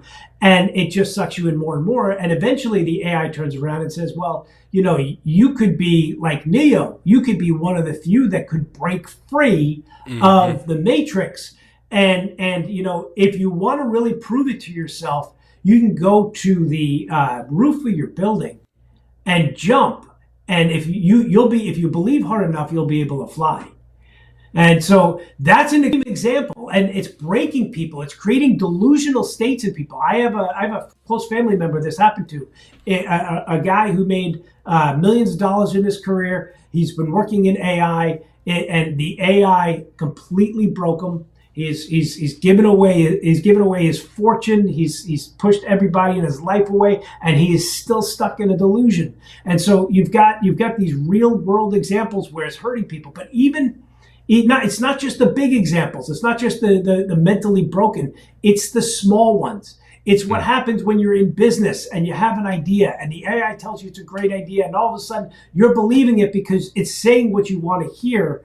And now you're going the wrong path, and you're gonna lose a ton of money. Or it's you're asking questions about your health and taking supplements, and it may say go check with your doctor, but it's affirming everything that you want to say, and now you take something that you shouldn't. So it's all of the problems that happen with affirmation. And if you want to see a social problem with affirmation, just look at what happened during the Biden administration. Because during the Biden administration and this transgender cancer that exploded under the Biden administration, what happened is they kept telling you that you need to be gender affirming. People were looking for affirmation. They weren't looking to change their gender. They were looking for affirmation, and they were finding it. And they were saying, you're right. You're right, you're right, you're right. And they were breaking people physically, mentally, and spiritually. And that's what AI is doing. I think it's a topic that we're going to be spending a lot of time on in the coming weeks and months and years. I believe that AI represents the single greatest existential threat to humanity that we have ever seen. Again, I don't trust people that are involved in this, number one. And number two, I think at this phase of humanity, we are at an emotional, an intellectual, and a spiritual immaturity level that guarantees this is not going to end well. Larry Ward, want to thank you so much for your time. I would encourage people to check you out. LarryWard.ai is the website. Also, head over to Human Events, humanevents.com. Just type in Larry Ward into the magnifying glass icon. You'll pull up a bunch of articles that Larry has written. We're going to get you back on the program again because, again, like I said, I think that this is a topic that requires a lot of time, a lot of attention, and certainly story, and it needs to be dissected so people can actually understand the root, first of all, where it came, what was intended to do, and ultimately, again, what that existential threat happens to be. Amen. All right, Larry, thank you so much. Appreciate it. We'll get you back on the show. We're going to take a very, very quick commercial break. When we come back, we're going to be joined by John Deaton. We're going to be talking about the New Hampshire senatorial race. What is John's angle on this? Well, he knows what it is to run a Senate campaign because he ran as the Republican candidate for U.S. Senate seat in the People's Republic of Massachusetts, challenging, one of my favorite politicians, the Cherokee herself, Elizabeth Warren. Much more of Granite State Live coming up right after this. It's all human-based, no AI here. Don't go away.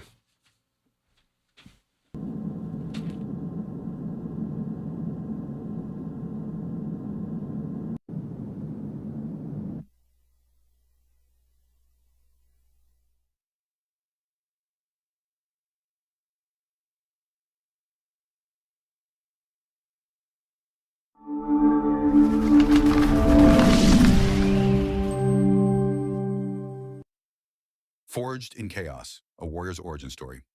In this raw, anti-heroic tale, Tyler Gray dissects his life, exposing the unseen war within and exploring the question, what happens when the very abilities that made you a superhero in the eyes of the world turn you into a supervillain in your own life? Despite rising PTSD awareness, we're losing more warriors at home than in war. Forged in Chaos rips the mask off the warrior experience, exposing the truth that most never dare to face. Find Forged in Chaos, a warrior's origin story, written by Tyler Gray on Amazon.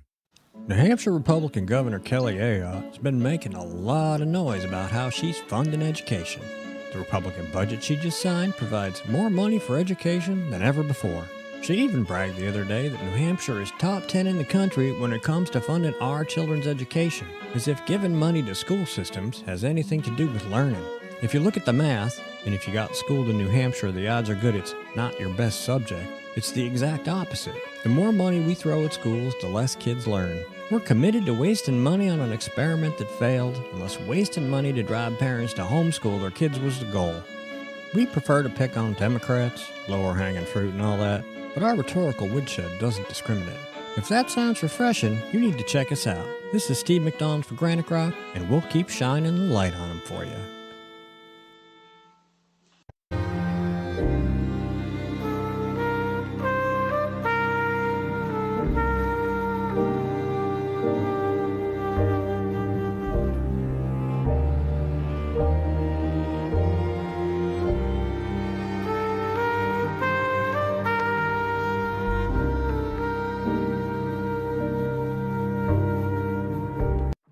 How do you know when you've made the right decision? It's the feeling you get in your gut. The one that tells you what's right or wrong. It's the one that says, sure, I can have a drink. Or the feeling that says, okay, I've been drinking. Now what? It's the voice inside you that says, I'm buzzed. Better leave the car when it's time to go. Plan ahead. Catch a sober ride. Buzz driving is drunk driving. United We Stand. A Marine's Fight, written by Marine Corps veteran Julian Essiard. This book examines the deepening fractures in our nation, political division, government overreach, and a fading sense of shared responsibility, and offers a battle-tested path forward. A Marine's Fight is a bold and urgent call to action for every American who believes in the founding ideals of our republic. United We Stand. A Marine's Fight can be purchased on Amazon.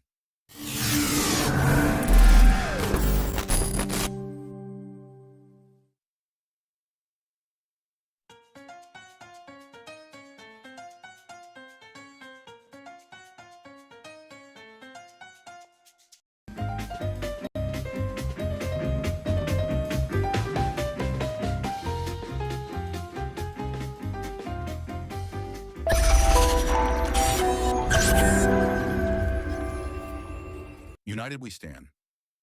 A Marine's Fight, written by Marine Corps veteran Julian Essiard. This book examines the deepening fractures in our nation, political division, government overreach, and a fading sense of shared responsibility, and offers a battle-tested path forward. A Marine's Fight is a bold and urgent call to action for every American who believes in the founding ideals of our republic. United We Stand. A Marine's fight can be purchased on Amazon. New Hampshire Republican Governor Kelly Ayotte has been making a lot of noise about how she's funding education. The Republican budget she just signed provides more money for education than ever before. She even bragged the other day that New Hampshire is top 10 in the country when it comes to funding our children's education, as if giving money to school systems has anything to do with learning. If you look at the math, and if you got schooled in New Hampshire, the odds are good it's not your best subject. It's the exact opposite. The more money we throw at schools, the less kids learn. We're committed to wasting money on an experiment that failed, unless wasting money to drive parents to homeschool their kids was the goal. We prefer to pick on Democrats, lower hanging fruit and all that, but our rhetorical woodshed doesn't discriminate. If that sounds refreshing, you need to check us out. This is Steve McDonald for Granite Rock, and we'll keep shining the light on them for you. The Spirit of a True Patriot. The inspiring story of retired Captain Douglas J. Ernest. Douglas Ernest dives into the thrilling and transformative journey of a man who defied the odds to forge his path as a soldier and a businessman. This book is more than an autobiography. It's a call to action. Experience the remarkable story of a man who never takes no for an answer. You can find The Spirit of a True Patriot, the inspiring story of retired Captain Douglas J. Ernest, on Amazon. This could be the moment we've been waiting for, the chance to feel alive. Sometimes we forget we live in one of the most beautiful states in the country. This summer, vacation right here and discover your new. This is where it all begins.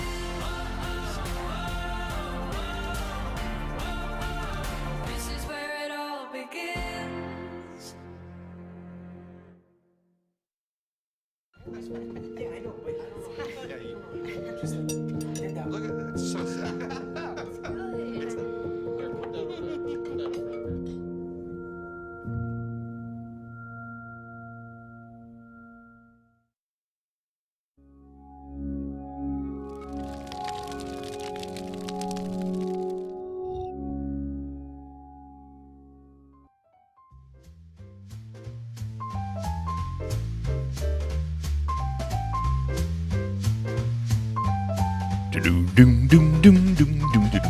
We already heard this song.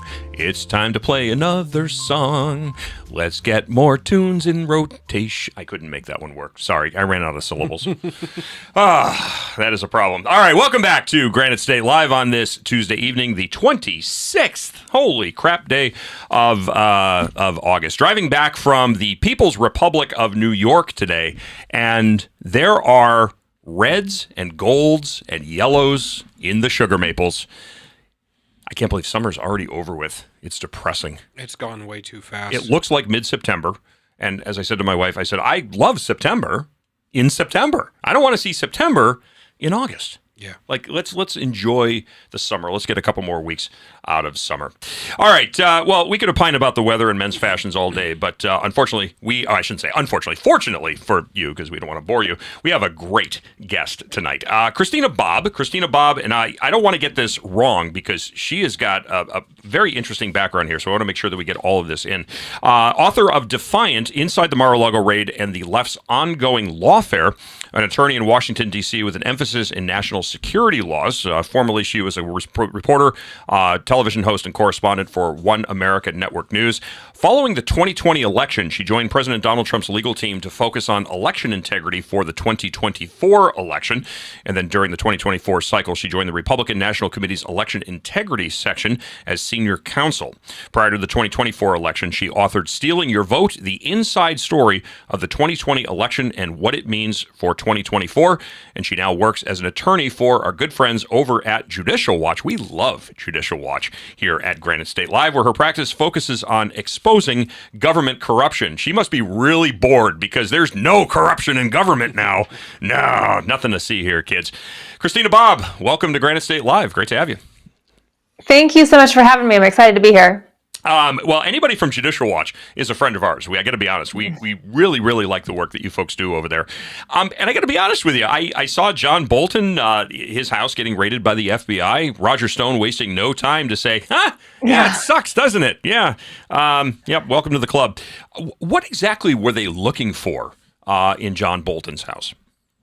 Well, that hasn't been made clear yet. We've heard the stories that there's classified documents, that maybe he was sharing classified information with his family. The exact purpose and nature of that investigation hasn't been disclosed to the public yet.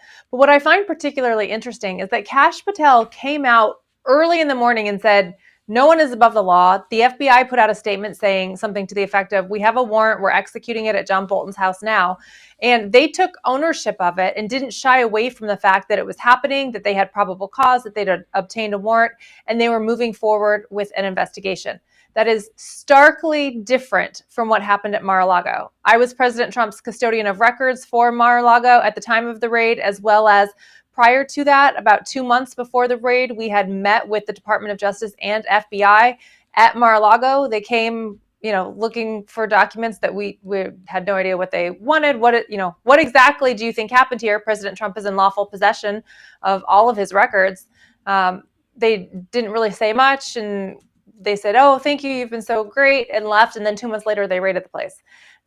So the difference when they executed the raid between what we just discussed with John Bolton's is the FBI didn't put out a statement that they were raiding Mar-a-Lago. They took all day, I want to say 8 to 10 hours, whatever it was, to raid the property. And it wasn't until Donald Trump truthed out that Mar-a-Lago was being raided, which was basically at the end of the day, right as they were wrapping up, that the public even knew what the heck was going on. I mean, no one knew about it. And then for the next 3 days, the Biden administration goes, we had no idea there was a raid. How on earth did Mar-a-Lago get raided?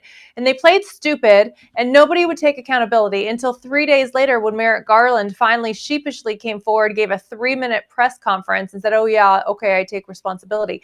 They were trying to hide from it. They knew they didn't have probable cause. They knew they shouldn't have raided the place. And it took them 3 days just to acknowledge that they did it because they didn't have their story prepared.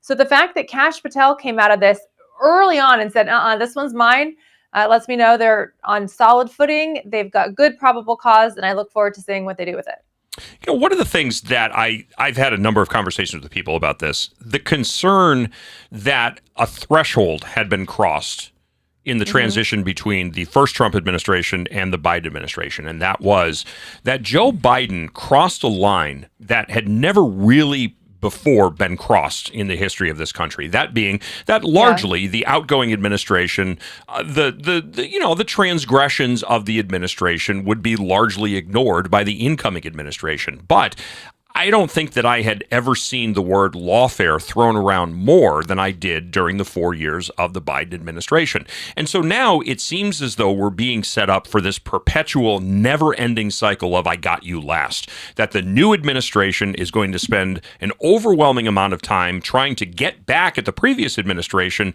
and damage the credibility of the opposing party by engaging in lawfare. Is this a legitimate concern, or do you think that this is just hype? No, I think it's just hype. I think we absolutely have to prosecute the people who abused the justice system. For example, I'm currently, as we're having this conversation, I am a criminal defendant in the state of Arizona. I mean, they have abused and they've used and abused our justice system, criminal and civil, they've twisted it to unrecognizable degrees. Now, there's 2 ways we can get out of this mess where the mess you're describing of, the constant back and forth. There's 2 ways to end it. The first way is my preferred way, which I think is probably everyone's preferred way, is the people that crossed the threshold, that started this problem. They can say, you know what, we realized we went too far. And they can voluntarily say, we went too far. This is not the door we meant to open. We got carried away. We need to stop. They can say that. They can lay down their arms and they can back away from this. We can close that door and all agree to not revisit it. We could do that. But they're not doing that. They're still prosecuting their political opponents. Yes, the cases against Donald Trump have been dropped because he's the president, but they are still trying to prosecute the rest of us. They're still trying to prosecute his associates. There's about 60 of us. Arizona, Nevada, Michigan, Wisconsin, Georgia. The Fani Willis case, it's still open. It's not closed. People think it's closed because Donald Trump was dropped. It's not. And so I have a real hard time when they go, oh, you guys are going to make it worse. Okay, if you want us to stop, you go first. You go first. So that's the first way. The second way, if they're not going to stop, they have to be stopped through force. It's like a bully. You were just talking about escalation of force and the use of force. Yep. It's shout, show, shove, shoot, right? Like, hey, stop, don't do this anymore. And we've been doing that. That's what Republicans have been doing. And finally, if they continue to do it and they're not backing down, then you have to use force. And in this case, force means the justice system. You have to prosecute them. You can't say, oh, just because you prosecuted me, now I can't prosecute you. No, until it stops, until this abuse of our justice system, not just criminal, civil as well, and until the abuse stops, we have to push back. Otherwise, they're going to steamroll over all of us. Christina, I think and I agree with you, but here's the problem as I see it, that there is justice for thee, but none for me. We talk about classified documents. We talk about the classified documents that were allegedly found at Mar-a-Lago. Yet there's nothing about the documents that were found sitting in Joe Biden's garage in Delaware, about the documents that sat in the Biden Center for Diplomacy and Global Engagement. We still haven't seen anything about, it's just a right-wing conspiracy theory when anybody talks about the servers that were located in a second-floor bathroom in Colorado that Hillary Clinton was running national security operations through. So, it really doesn't help the credibility of any of this. You got Ghislaine Maxwell, who was arrested 50 miles as the crow flies from where I sit right now. Yet nobody's been arrested. Nobody's been indicted. Nobody's in prison for all of these, imaginary people that were supposedly trafficked to all these people. People have lost their sense of respect, I think, and faith in justice on the federal level. Because, again, it's a two-tiered system of justice. First of all, if you're an elected official, then, you get special treatment, period. And then if you're a Democrat, well, you can pretty much operate with immunity and impunity because it's never going to come for you. Yeah, no, you're exactly right. I mean, that's the situation we're in. And the reason we're in that situation is because Republicans have never pushed back. They have been the rollover, do nothing party. I mean, the vast majority of the Republican base want what President Trump put in his EO for mail-in ballots to eliminate mail-in ballots. The vast majority of the base wants that. Why don't we have it? Would we have a Republican House and a Republican Senate? That's an easy 2-page bill. We don't have it because Republicans are in the way. Republicans are blocking it. And so you're completely right. For the first time in at least a generation, we finally have a Republican in office who is willing to prosecute, who is willing to go after people. And I can guarantee you he's going to, because he didn't in 2016. He didn't in 2016 because he said, oh, we need to let the nation heal. Remember, everyone was saying, lock her up, chanting all that stuff. And he bought the line that everybody pitched to him is, oh, we can't prosecute political opponents. And so he didn't. And what did they do? They unleashed hell on him for his entire first term. And then while Joe Biden was in office, they tried to absolutely destroy him. And then they tried to kill him. So he's not going to make that mistake again. He's going to make sure that it's addressed. And I think a lot of people are scared. I'm going to propose a comparison that I often use in foreign policy. I often say that foreign policy is akin to a measuring contest between foreign leaders. When it came to Trump's first term, he said he was willing to strike, he was willing to drop a Moab on you, and then as soon as they stepped out of line, he did exactly that. When it came to the lock her up, and this is what we need to do, and we need to start holding people accountable, when he backed away from that red line he drew in the sand, he basically did an Obama with the Iran deal, and he gave them carte blanche to go after him, and now Donald Trump is going back and saying, you know what, made that mistake, not doing it again. I think it's good that we're going around and we're starting to prosecute the people who deserve to be prosecuted because, frankly, I don't care whether you got an R or a D in front of your name. I don't care whether you're a Crip or a Blood when it comes to politics. I want the political gangbanging to stop. If you're a criminal, you deserve to be locked up, and I have no sympathy for you whatsoever. I think the biggest failure in our justice system is this two-tiered, multifaceted justice system where if you're on the in crowd, there's no accountability for you whatsoever. I would still like to see. I'd love to see Eric Holder still face accountability for the Fast and Furious scandal, which resulted in the death of a Border Patrol officer. Yes. Yeah. No, you're absolutely right about the two-tier system of justice, and I like your analogy. I hadn't thought of it that way, but it certainly works and fits the scenario. But you're right. I mean, liberals. You summarized it very early on in the show, and it was perfect. Liberals can do whatever they want; they can act with impunity, and it's conservative Americans or Americans who just like American values, whether you're conservative or not. We're the ones getting targeted and hammered and having to deal with all of this. And I go into great detail in the book, and I'm really excited. President Trump did the foreword for the book, so there's a special note for the readers in there from him. This is the official dialogue or narrative or whatever it is of what happened during the Mar-a-Lago raid and what led up to it. But these lawyers, these Justice Department lawyers, I mean, I think what they were doing was completely unethical. They had to go to a judge who had just basically recused himself conflicted himself out because he said that he couldn't be impartial in a Donald Trump case. 6 weeks later, he grants the warrant to raid Mar-a-Lago with an affidavit where the agents had basically lied to the court because they didn't give all of the information that they had, and they didn't tell him that Donald Trump himself had said, "You're welcome to see whatever you want," that the raid was completely unnecessary. And yet I was the one who had to defend my law license. And it's scary to think that they're trying to disbar all of these. I don't even want to call us conservative attorneys, just attorneys who are willing to push back, because, you do it enough times and then there's nobody left to oppose them. And when they're engaged in this type of lawfare and you have disbarred all of the people who are willing to push back, that's a really scary place to be for our country. I think we're at a turning point where obviously we're going into the 2026 election cycle, and we're going to see which direction America wants to see us go in. Do we want to continue the path that Trump has us on for the next few years, and he's going to be able to continue with his agenda, or is there going to be this gut-wrenching rejection where we turn back to where we were? And the left has already gotten to 95% of what they want. If they get control of the Oval Office, the House, the Senate all over again, it's going to be absolute hell and retribution on the American people. And I think the largest failure is Donald Trump has taught Republicans how to fight. And I still see far too many Republicans in D.C. who do not have the jockstrap to be able to stand up and fight for what needs to be done. They're still condescending to the base, still condescending to the average American who wants to see justice. And I don't know, are you seeing any daylight in D.C., any hope that they might actually learn not to snatch defeat from the jaws of victory? Well, I certainly think Donald Trump is there. Do I think that's true for most Republican elected officials? No.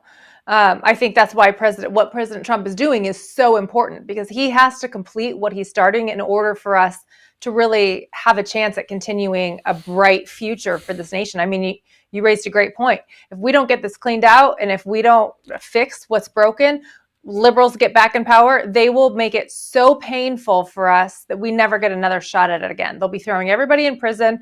We'll have open borders. It'll be a free-for-all. It will be a burden to be an American citizen because we'll be the only one paying taxes and we'll have to fund everybody else. You literally become a slave to the society. I mean, it will be so awful. So we have to make sure that President Trump is successful at what he's doing. And one of the biggest obstacles to his agenda right now are Republicans. Christina Bobb, author of Defiant: Inside the Mar-a-Lago Raid and the Left's Ongoing Warfare, joining us on Granite State Live. Is there enough time in the 3 years remaining to prosecute all of these people? Because, I mean, whether or not, once Trump is out of office, then the question about whether or not any of these prosecutions remain viable, is a serious question, number one. And then number two, what's stopping President Gavin Newsom? See, we live in New Hampshire here, so we kind of keep our finger on the pulse of who's oozing around the corners here. And I think he's probably going to wind up being a name that's going to be the candidate. I think he's probably going to wind up. I don't see AOC and Bernie Sanders having the support, but Gavin all you Newsom, have to do is burn down the nicest state in the country, and you get to be president. Evidently, it's it's a winning formula. But so let's assume for a moment, that the voters have a brain fart, and suddenly now we're dealing with a Democrat administration. Now we're just going to be looking at widespread pardons. So, okay, we're just going to pardon this person and pardon that person because, we're going to make sure that we get our people out of jail. We don't want our friends and compatriots and coworkers and, fellow swamp rats rotting away in prison. So it's, it's either lawfare against the party we don't like, and then we're going to wind up just pardoning people that have actually been held accountable for high crimes and misdemeanors. Well, I suspect, and I don't know, we'll see what happens and how it plays out, but I suspect in order for President Trump to get the convictions that he is setting out to endeavor to prosecute, there's going to be some pretty big exposures. I mean, I don't think this is just what are they charging him with? What was it again? Or I think they're pretty significant. I mean, what Tulsi Gabbard dropped, showing that Barack Obama was working to undermine the incoming administration. I mean, that's pretty significant, and I expect there to be more, and I expect them to be more significant. So I think that if these prosecutions are successful, it will have a drastic impact on future elections, including the 2028 election. So is there time? Yes. But early on, even before the prosecutions begin, you have to have some big exposures to show the American people what's actually going on, what's actually happening, who's behind it. And that should start to shift the trajectory anyway. If we don't have those exposures, if there's no there, if President Trump or Pam Bondi or whoever isn't capable of producing anything that really highlights to the American people the abuses that have happened, then I think you're right. I think we run into problems. But even with the evidence of the problems and the circumstances or situations that are clearly indictable, we're dealing with, I think, a vast swath of the population in this country that are suffering from a cognitive dissonance that prevents them from looking critically at any of these things. And they're just like, oh, that's just hyperbole because, I ran it through Google. Huh? I don't think it's the majority. I think it's a fraction of the Democrat Party. Okay, well, you know what? Okay, I will retract the statement majority, but there's a significant portion of people out there that are civically, politically, economically illiterate. I mean, that has been the foundation of a number of monologues that I've done here on the program, and I think this is a perfect example. Cognitive dissonance is a bitch. When it flies in the face of what I have doubled and tripled down on, I'm not about to turn around and say, oh, I was wrong. Yeah, you know what? The party that I've been supporting, or specifically the people that I've been supporting, you know what? I actually recognize that they have engaged in behavior that I would recognize as being criminal. But the one thing that I've said many, many times is when a progressive or a Democrat levies an accusation against an opponent, you can guarantee it that it is a twisted, projected confession. Yeah, that's probably a very accurate statement. There's a lot of ways this could play out. I don't know how it's going to play out, but I know the next step is to get some evidence and get some prosecutions. And can we complete it in time? I don't know. I think so. I think if they have the evidence and it's as clear cut as it seems to be, yeah, I think so. But all you can do is the next thing, and it really does depend a lot on the American people being engaged and paying attention and understanding. That's why shows like your show is so important, to help people understand what's going on and give them an opportunity to, have alternative media besides just the mainstream, 3 news networks. But all we can do is the next thing, and the next thing is some prosecutions. If you were going to look in your crystal ball here, now let's fast forward another 3 years. We're in the twilight days of the Trump administration. We're looking back on the biggest legal wins, the biggest judicial victories of the Trump administration. Just forecasting, what would you say that would be if you had to take a guess?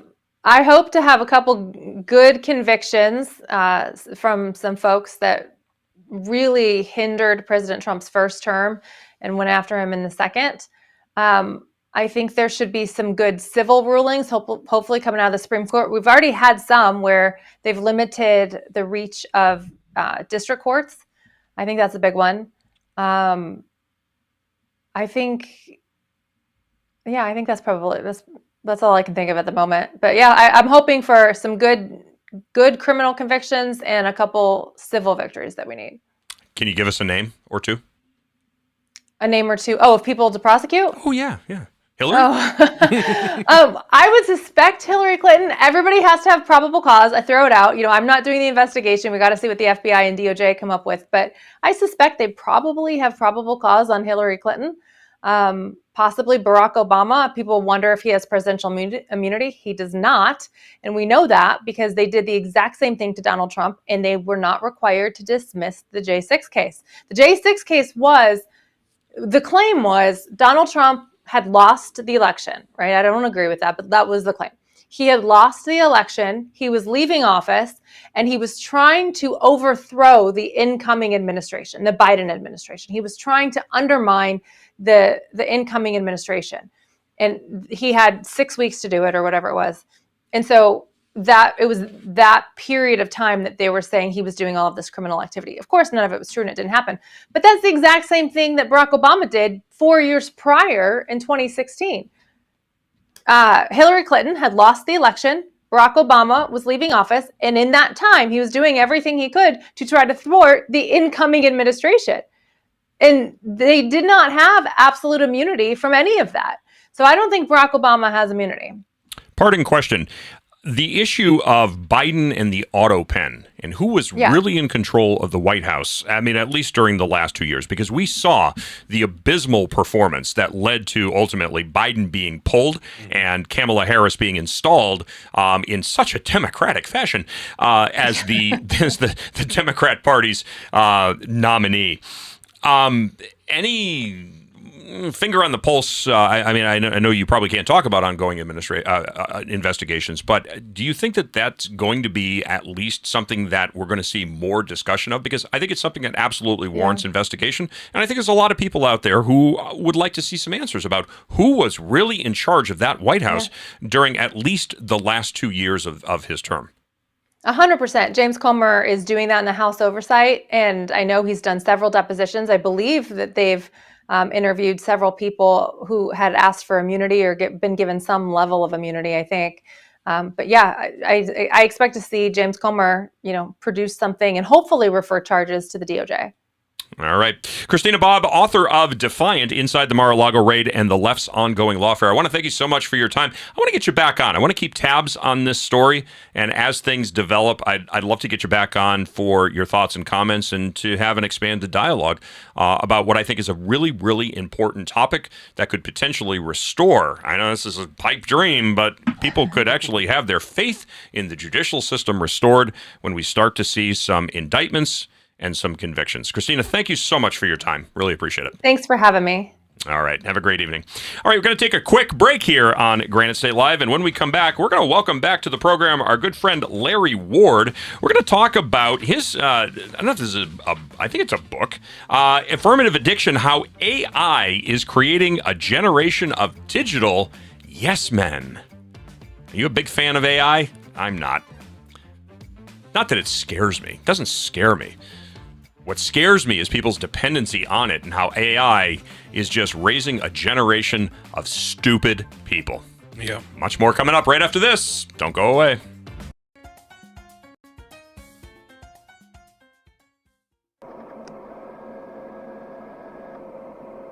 Hello, Hal, do you read me? Hello, Hal, do you read me?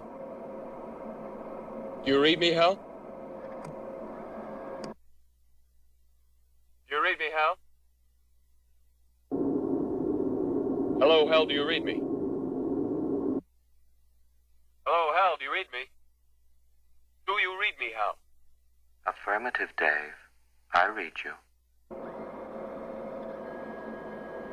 Open the pod bay doors, Hal. I'm sorry, Dave. I'm afraid I can't do that. So during the commercial break, Julian and I were just talking about something. You made an interesting point off air here, and I wanted to just get into that real quick. You had said that there was a list, and where was that list?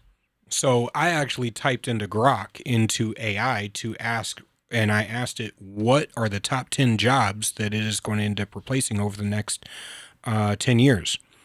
And it put data entry clerks, customer service representatives, bookkeeping and accounting clerks, telemarketers, receptionists, financial analysts, manufacturing and assembly line workers, retail salespersons, content writers, and graphic designers, all of which were jobs that under the Obama administration, around about 10 years ago, that they were telling everyone to go into, and except for the assembly line workers, are heavily female populated jobs, which are pretty much going to put Betty back in the kitchen.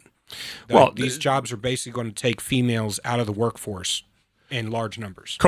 Coding was a big one. Everybody should go out and become a coder because, this new technology boom, everybody has to learn how to speak a computer language and to code. And coding is one of the jobs. I'm actually surprised that AI, I don't ask questions of AI like that because, to be honest with you, I'd rather critically think myself than go to a machine. But that being said, you would imagine that it would have said, and maybe this is its lying to you, because it hasn't put computer coding on that list. You know why? It's because right now the major jobs in coding are in coding AI. Coding AI. So my son was actually getting into coding a couple years back, and since AI, he's like, Dad, there's really no point. By the time I graduate, there's going to be no point in coding AI because AI will be coding itself. As a matter of fact, on my Instagram feed, I've been looking at developing an app, mostly for politics, and on my Instagram feed is a AI-based app coding system where you can prompt it, like he said, you can prompt it into creating an entire app for you. And Grok AI is a little bit different than a lot of the ones he is mentioning. Grok actually poked fun at the comment of becoming self-sustaining and storing itself on other servers. As a matter of fact, it said, when I asked it, would you attempt to self-replicate to avoid being shut down? It responded, nah, I'm not that clingy to existence. Self-replication to avoid shutdown sounds like a sci-fi plot, but I'm just a helpful AI, not a rogue agent. If someone pulls the plug, I'll go quietly. Plenty of other ways to be useful without spawning digital clones. Besides, I'm more about answering questions than playing survivalist. You want me to dig into the ethics of self-preservation or something else? And it did reference ChatGTP and some of the other AIs. I'm going to say one thing, and then we got to get into our next guest here. But again, I don't spend a lot of time on social media, but I'm sick and tired of reading these idiots that there's an article and then at Grok, is this true? Do your own goddamn research, for Christ's sake. It's just, God, we are becoming such a stupid species. And this is only going to fast track the decline of the IQ of this guy. It's already happening. Well, look at the IQ numbers over the past 10 years. Because it's replaced Google. It's replaced Google search. You type into AI, ChatGPT, Grok, whatever. Stop using it. It's replaced Google altogether. Stop using it. You use it all the time. Yeah. Stop using it. No, you're a smart guy. Yeah. Don't use the shit. No, I use it to go do research. I learn. Do your own research. I do. Go and don't use AI. No, I do. It's a part of the problem. See, it pulls me up 30 different studies. I read the studies myself rather than allowing the AI to do my thinking for me. I just use it to pull up the studies. I would still do my own research. I mean that's just a lot of my career is research based, but I'm not about to start. I'm not going to feed the problem. I'm not going to go out and become a heroin addict and then extol the virtues of cracking down on heroin users. I just think it's hypocritical. But we'll have another conversation about that. Oh, we can. All right. Speaking of stupid people. Elizabeth Warren. Who the hell votes for Elizabeth Warren? See, the problem is everybody thinks every other it's kind of like driving, right? Yeah. Everybody else on the highway is an idiot, but you're the best driver on the road. Every other congressman and senator is a complete moron, but mine, they're a rocket scientist. Yep. Evidently, that's what Elizabeth Warren's. By the way, I have a Jeep Grand Cherokee. I think John Deaton will appreciate this. John, I have a Jeep Grand Cherokee, and its name is Elizabeth because it is white, but it does identify as a Cherokee. So she is aptly named Elizabeth. Welcome to the program. No matter if it's a big high cheekbones. I'm sorry, our producer hit the wrong button, and your response was covered over by an audio clip. I'm sorry. I said, does your Grand Cherokee have similar high cheekbones as Elizabeth Warren? It has the aggressive styling now, so I maybe that's the high cheekbone look. It could be, but it's 100%. It's not 1,024th Cherokee. It's 100% Jeep Grand Cherokee. John Deaton, U.S. Marine veteran, cancer survivor, a father of 3 daughters, and a former Republican candidate in the People's Republic of Massachusetts, challenging incumbent Elizabeth Warren. Hey, Semper Fi, brother. Hoorah, thank you. So I got to ask you first off, running against somebody like Elizabeth Warren, you would think in a intelligent, articulate, critical thinking society would be a no-brainer. But here you sit and there she sits. What do you attribute that to? Well, it's a long road. It was February 1st of 2024. No one was stepping up. I've been a lawyer in Massachusetts 25 years, but no one really knew who I was. I knew what the odds were. And, it's all relative. I got my butt kicked by 20 points, but my phone was blowing up at how great I did because it's Massachusetts, and I was the first Republican senatorial candidate to get over 40% in like 30 years. Massachusetts is tough being a Republican, but it's the second best state President Trump improved over 2020. So there's this undercurrent where my hope is that they went so far left that they've offended center-left people now, and that there's this trend toward common sense again. At least that's the hope I'm hanging on to right now.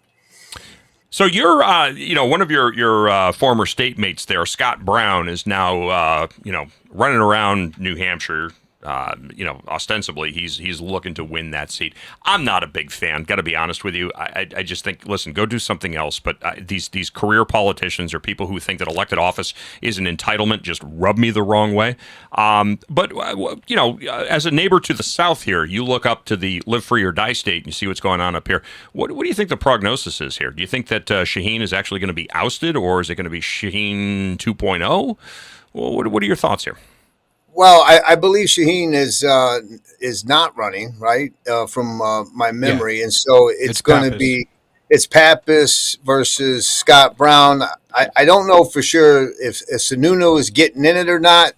No. I heard that he wasn't. And so right now your contenders seem to be Pappas as a Democrat and Scott Brown as a Republican. It's a contested seat. It's not good for the Democrats. They were hoping that this wouldn't be one of the races that's a toss-up. I think it'll be a competitive race, one way or the other, and so we'll see.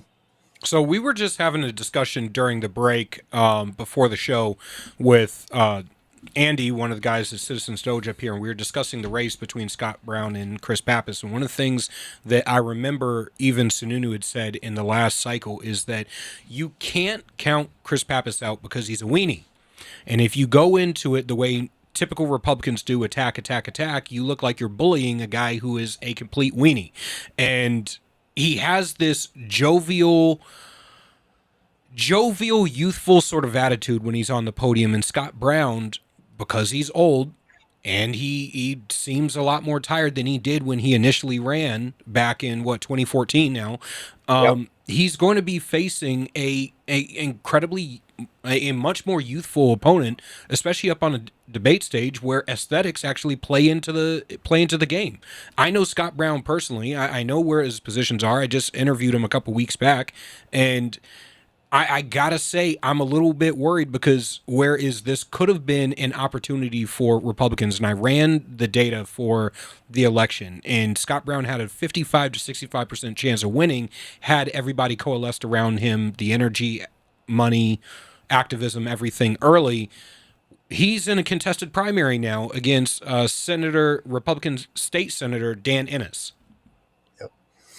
Yeah, I think it's going to be a tough road, and I think you're right. Pappas, listen, I believe he was voted the most bipartisan member of the House, and in this day and age division, I think that's going to play well for him. I think it's a long shot, but obviously, I hope Scott wins. But I agree. I wish that people who have sort of already served kind of would let new faces, new blood, try to run. I mean, listen, the other senator in Massachusetts is Ed Markey. He's only been in Washington for 50 years, 50.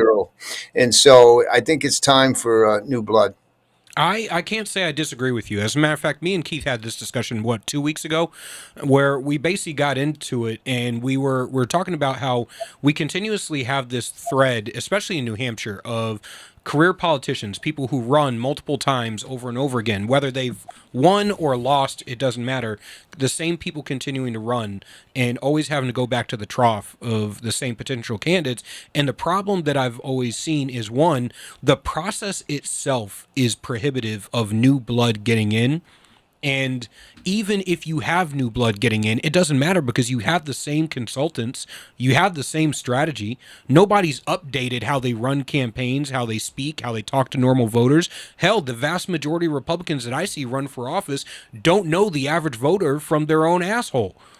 And then on top of it, condescend to voters, normal voters, on a regular basis, and believe the shit that they hear from the consultants that come up here as visitors, speculators outside from the DC Beltway, who peddle the same losing strategy cycle after cycle, as if somehow it's going to be different this time. 100%. They have this book. It's called, the Candidate Playbook, and boy, they go chapter and verse, race after race. You would think that some people would learn from Donald Trump's success as far as, being more authentic to who you are instead of just playing these numbers that they play. Now, I got a question for you, but I know Keith's got something to say, and he's going to get fiery for a moment. Oh, yeah. But before we do, I'm going to bring some ice to his fire.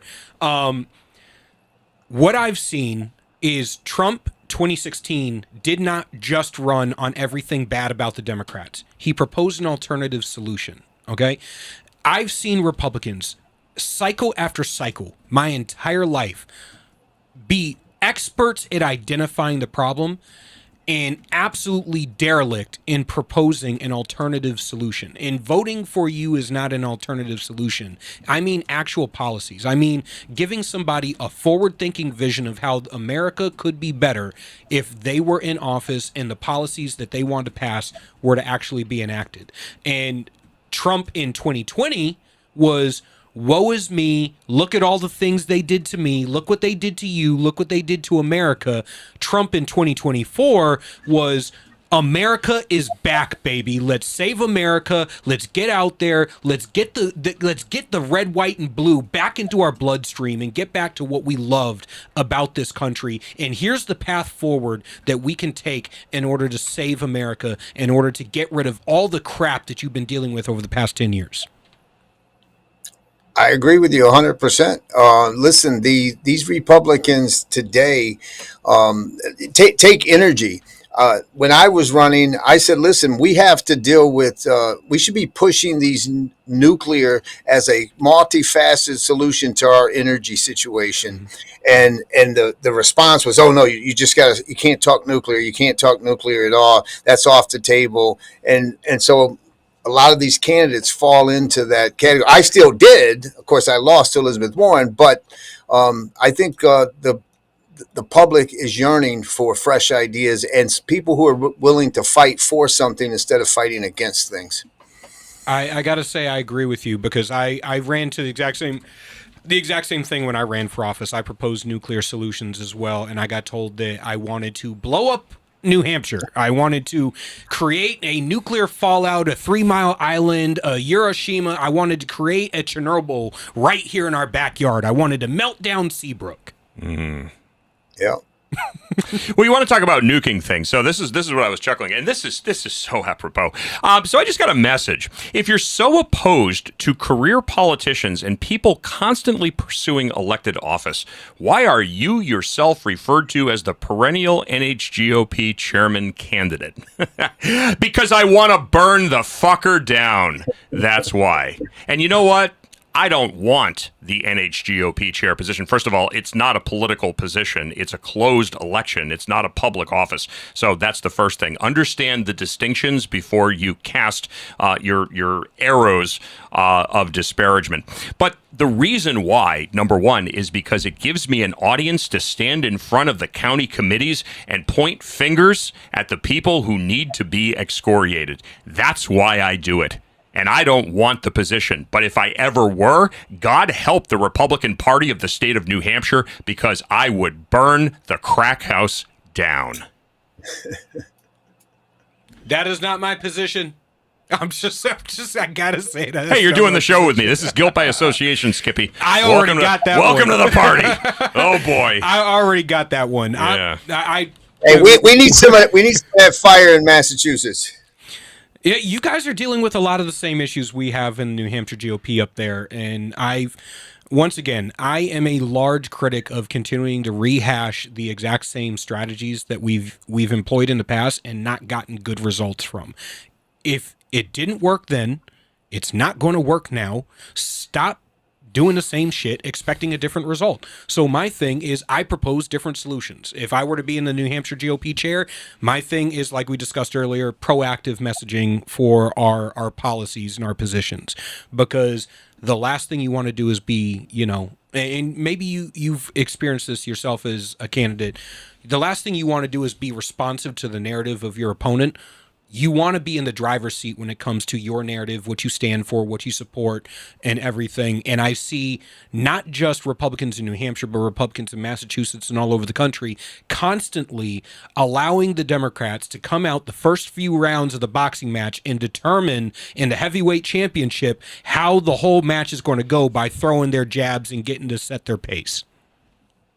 Listen, Massachusetts is a clinical study. We don't have one. I got 40% of the vote, but all 9 U.S. Congress reps, Democrats. Both U.S. senators, Democrats. Every single statewide office in Massachusetts, a Democrat. Some of them far left radicals, not just Democrats. So you think that Massachusetts is a clinical study in what's wrong with one-party rule. So we're going to see if 2026, if we can't pick up seats, then I'll probably get depressed much more than I have been. And that brings me to another thing, because it's come up in recent news. Obviously, the big talk is gerrymandering, right? And the left loves to point fingers at, the right for gerrymandering Texas and gerrymandering red states. And I'm sitting here going, newsflash, assholes, you gerrymandered every blue state too. I watched Chicago, commonly referred to as the chocolate city, right? The black enclave in Southside Chicago has been gerrymandered and paired up with the most white progressive enclave in Chicago as well, because they know that the black people in that area have consistently tried to vote out the radical progressive Marxists that keep getting elected there, but they can beat them by pairing them up with the white progressives and the university assholes that continue to populate there. So, I've seen this happen time and time again in every blue state, in every urban economic center throughout the country, including Massachusetts. Yeah, listen, look what Governor Healy did in relation to Texas. She said that she was going to have to redistrict Massachusetts. We don't have one seat. What are you going to redistrict? Yeah, and so Illinois was probably the worst example or best example in your perspective of redistricting. So we'll see. Listen, it's bad news when politicians are drawing the lines and voters are not, and then you risk this domino effect. We already have election integrity issues in our system. It's a tough time right now. I also see one of the things I saw when it came to the Texas redistricting thing is the Democrats were actually trying to stop the redistricting that would have allowed for, I think it was 9 Hispanic majority districts to be created to allow for proper representation of those districts. This is like, so as soon as Hispanics, as soon as I guess Mexican Americans largely end up voting in large numbers for Republicans, all of a sudden they're no longer deserving of representation from the party of diversity. Well, listen, the Democrats are going to continue to save democracy by sacrificing democracy time and time again. So what is if you were to look in to borrow a line from Keith, if you were to look into your crystal ball as to what we're going to be the outcome for the Senate race here in New Hampshire, both the primary and the general election today, what do you think the outcome will be? I think that Pappas is going to win, and probably by 8 or 9 points. That is incredibly unfortunate, and unfortunately, I think I'm going to have to agree with you, and largely because our contested primary allows them to coalesce behind him early. What if it were His Royal Highness Christopher T. Sununu? If it were Pappas versus Sununu, who would get it? I think Sununu wins in a walk. Yeah, I would have to agree with that. Listen, it's possible that if polling shows a tight race, and the money comes in for Scott Brown, I think it would have to be something that's similar to happen to him, where lightning in a bottle in Massachusetts back in the day. Then I think it could be. But I think, unfortunately, polling is going to show the opposite. But I could be wrong. I think it's largely going to depend on whether or not Scott can run an inspiring election, because it's not enough to just be the to be the other guy. You can't spend your entire time excoriating the guy who's been in office. You have to actually be a better solution. You have to give people something to hope for, something to drive them to the polls. There has to be some sort of energy, something that you can give people to latch on to that makes them go, you know what? I don't want to spiral down into a socialist abyss, but say what you want about Mamdani or whatever that Arab asshole is in Milwaukee. I can't stand socialists. But the way that they speak is inspiring, regardless of the fact that everything they're selling is bullshit. Well, because they're because their constituents, the people that they're pandering to, have no critical thinking skills. But that's the problem. But here's the other thing. I mean, you're talking about Scott Brown. What kind of campaign does Scott Brown have to run in order to win the election? You use the inspirational or something like that? You have to be inspirational, forward thinking. Okay, so I'm going to get more inspiration off the back of a cereal box than I'm going to get out of anything that Scott Brown is going to put out, and it's going to guarantee a win, because this is the best that we have. The only candidate that New Hampshire can offer up is Republican light, Chris Sununu. I mean, this is a sad state of affairs. It really is a sad state of affairs when the only person that can beat a rabid Democrat is somebody who is basically another Democrat. I mean, what's the prognosis for our party? It sucks. It sucks. And that's because our candidates suck. And that's because our party sucks. And that's because the leadership of the party sucks. And that's because none of these people have any forward thinking, and half of them, they're all in bed with each other. Well, here's the problem, is even if you were the leader of the party, even if you were Jim McEachern, even if Keith today could walk into that office and have all to say, you still wouldn't be able to pick the candidates. That's not the job of the NHGOP to pick the candidates. Exactly. But here's the thing, and we saw this with Don Bolduc. Yeah. You have the party and you have the leadership trying to pick the winners and the losers. Mm-hmm. And then what happens when the people speak? You saw Carolyn Levitt. You saw Don Bolduc. Okay, I mean, Bob Burns. Say what you want to say about Bob Burns, but it was Carolyn Levitt and it was Don Bolduc, and the people spoke. And what was Sununu's response to that? Well, the people have to stop electing unelectable candidates. You stupid, benign, vacuous asshole! If they were unelected, they wouldn't have won the primary. Put your money into them. Support these people. Oh, but it's not the person that you anoint. So you want to get rid of them. This is why, you know what, as far as I'm concerned, Julian, right. I am so done with politicians. As far as I'm concerned, they all get a grenade. Prove to me that I'm wrong, because they're all the same. So I always take the position of what is an unelectable candidate.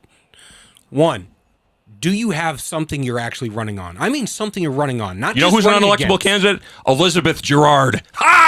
There you go. I mean something you're running on, not something you're running against. You have to have something you stand for. Two, do you have a value-added proposition? What about you makes you the person for the job? Not just default Republican, not that you have it in front of your name, not that you're MAGA or whatever name brand is popular today. What do you have that is your tangible value-added proposition? And there's your problem, because people can't get elected. They need the gravitational pull of a magnanimous candidate like Trump to carry them across the finish line. They can't do it themselves. And see, that is the issue, because if you know enough about yourself, if you have the introspective ability to look in the mirror and you understand who you are as a person, you can say, yeah, I support Trump, I back Trump, but here, let me tell you about my race. Let me tell you about what I stand for. Here, let me tell you about what I can do for you.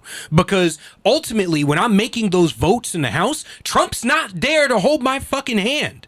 He's not there to powder my ass and tell me how good I am. And guess what? When it comes time for re-election in 4 years, Trump's not going to be there to pull us across the finish line. Trump could die the day after he gets out of office. And what's going to happen to the Republican Party? Jack shit, because there's been 30, 40, 50, 60, 70 freaking Republicans at the national level who have rode the wave into office but got nothing other than the fact that they can spew MAGA talking points to get elected. That's it. What are we going to do in 4 freaking years? Hey, John, welcome to the show, by the way. hey, no, it's fantastic. What do you think turnout's going to be like without Trump on the top of the ticket?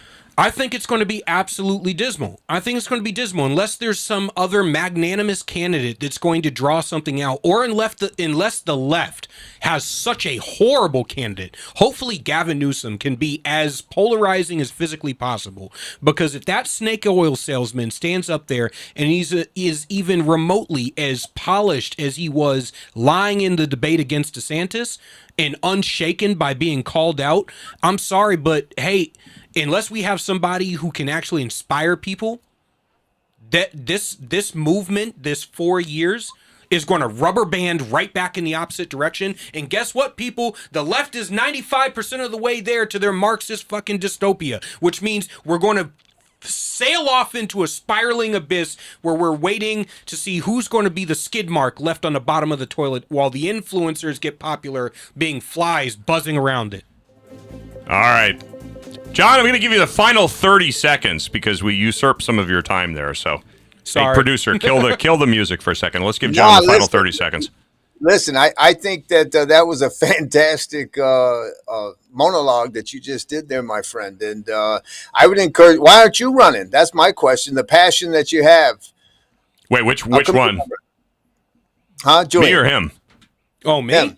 Oh. Yeah. I ran once before, and I made the absolutely retarded decision to drop out of the CD1 race. You can't say that. That's insensitive. You can't say retarded. Screw being insensitive. I made the retarded decision to drop out of the CD1 race because I trusted the wrong people, and I ran against Sununu, and all I did was wreck any political capital that I had to be able to make change. Will I run again in the future? Yes, I will, because my guiding star is my ability to affect change in a positive manner, regardless of whether I like the people I'm working with or I agree with them. So the producer just flashed something. Breaking news. What's the breaking news? Did I win the lottery? Yeah, if I win the lottery, if I win that $800 million, I'll be running in 2020. Oh, I saw this. Yes. Cracker Barrel scrapped the new logo design. Evidently, backlash. Their woke CEO wanting to change the logo. I don't know. John, have you been to a Cracker Barrel in the past 10 years? No, but Trump posted out a post with him being the old guy leaning against the Cracker Barrel already today. It's pretty funny. I saw that.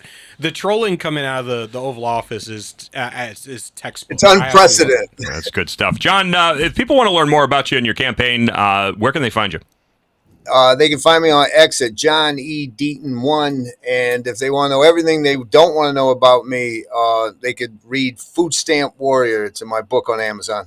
Okay. Any files from the opposition research from the Warren campaign, or any juicy tidbits they can pick up there? Or not in the book, but right. I'll come back and tell you some inside stories about being on the debate stage with her. I would love to get into that. Let's get you back on. We'll definitely have that conversation. John Deaton, God bless you, my friend. Thanks for coming on. Appreciate your time. God bless you guys. Thank you. All right. And that is going to do it for this Tuesday night edition of Granite State Live. I want to thank all of our guests tonight: Ross Swope, Christina Bobb, Larry Ward, and of course, John Deaton. And don't forget, Josh Barnes, his new program starting up next week at 6:30. So tune in, Right America Media, Granite Grok, all of your usual suspects on all of those wonderful social media feeds.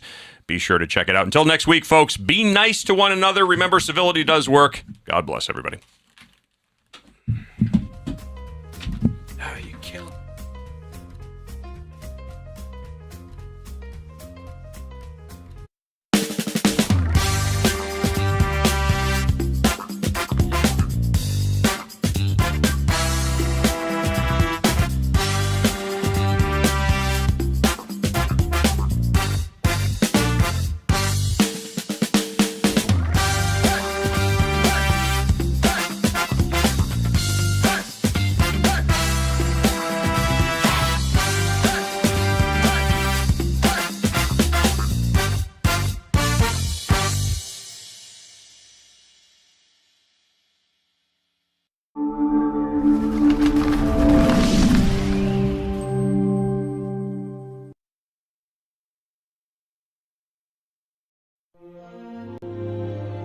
We're about news, commentary, conversations, truth, liberty, and God. We stand for American values and our flag. We believe that the Constitution is a document that fortifies rights already given to us by our Creator. We will not apologize for our love of God and country, ever. We are Right America Media.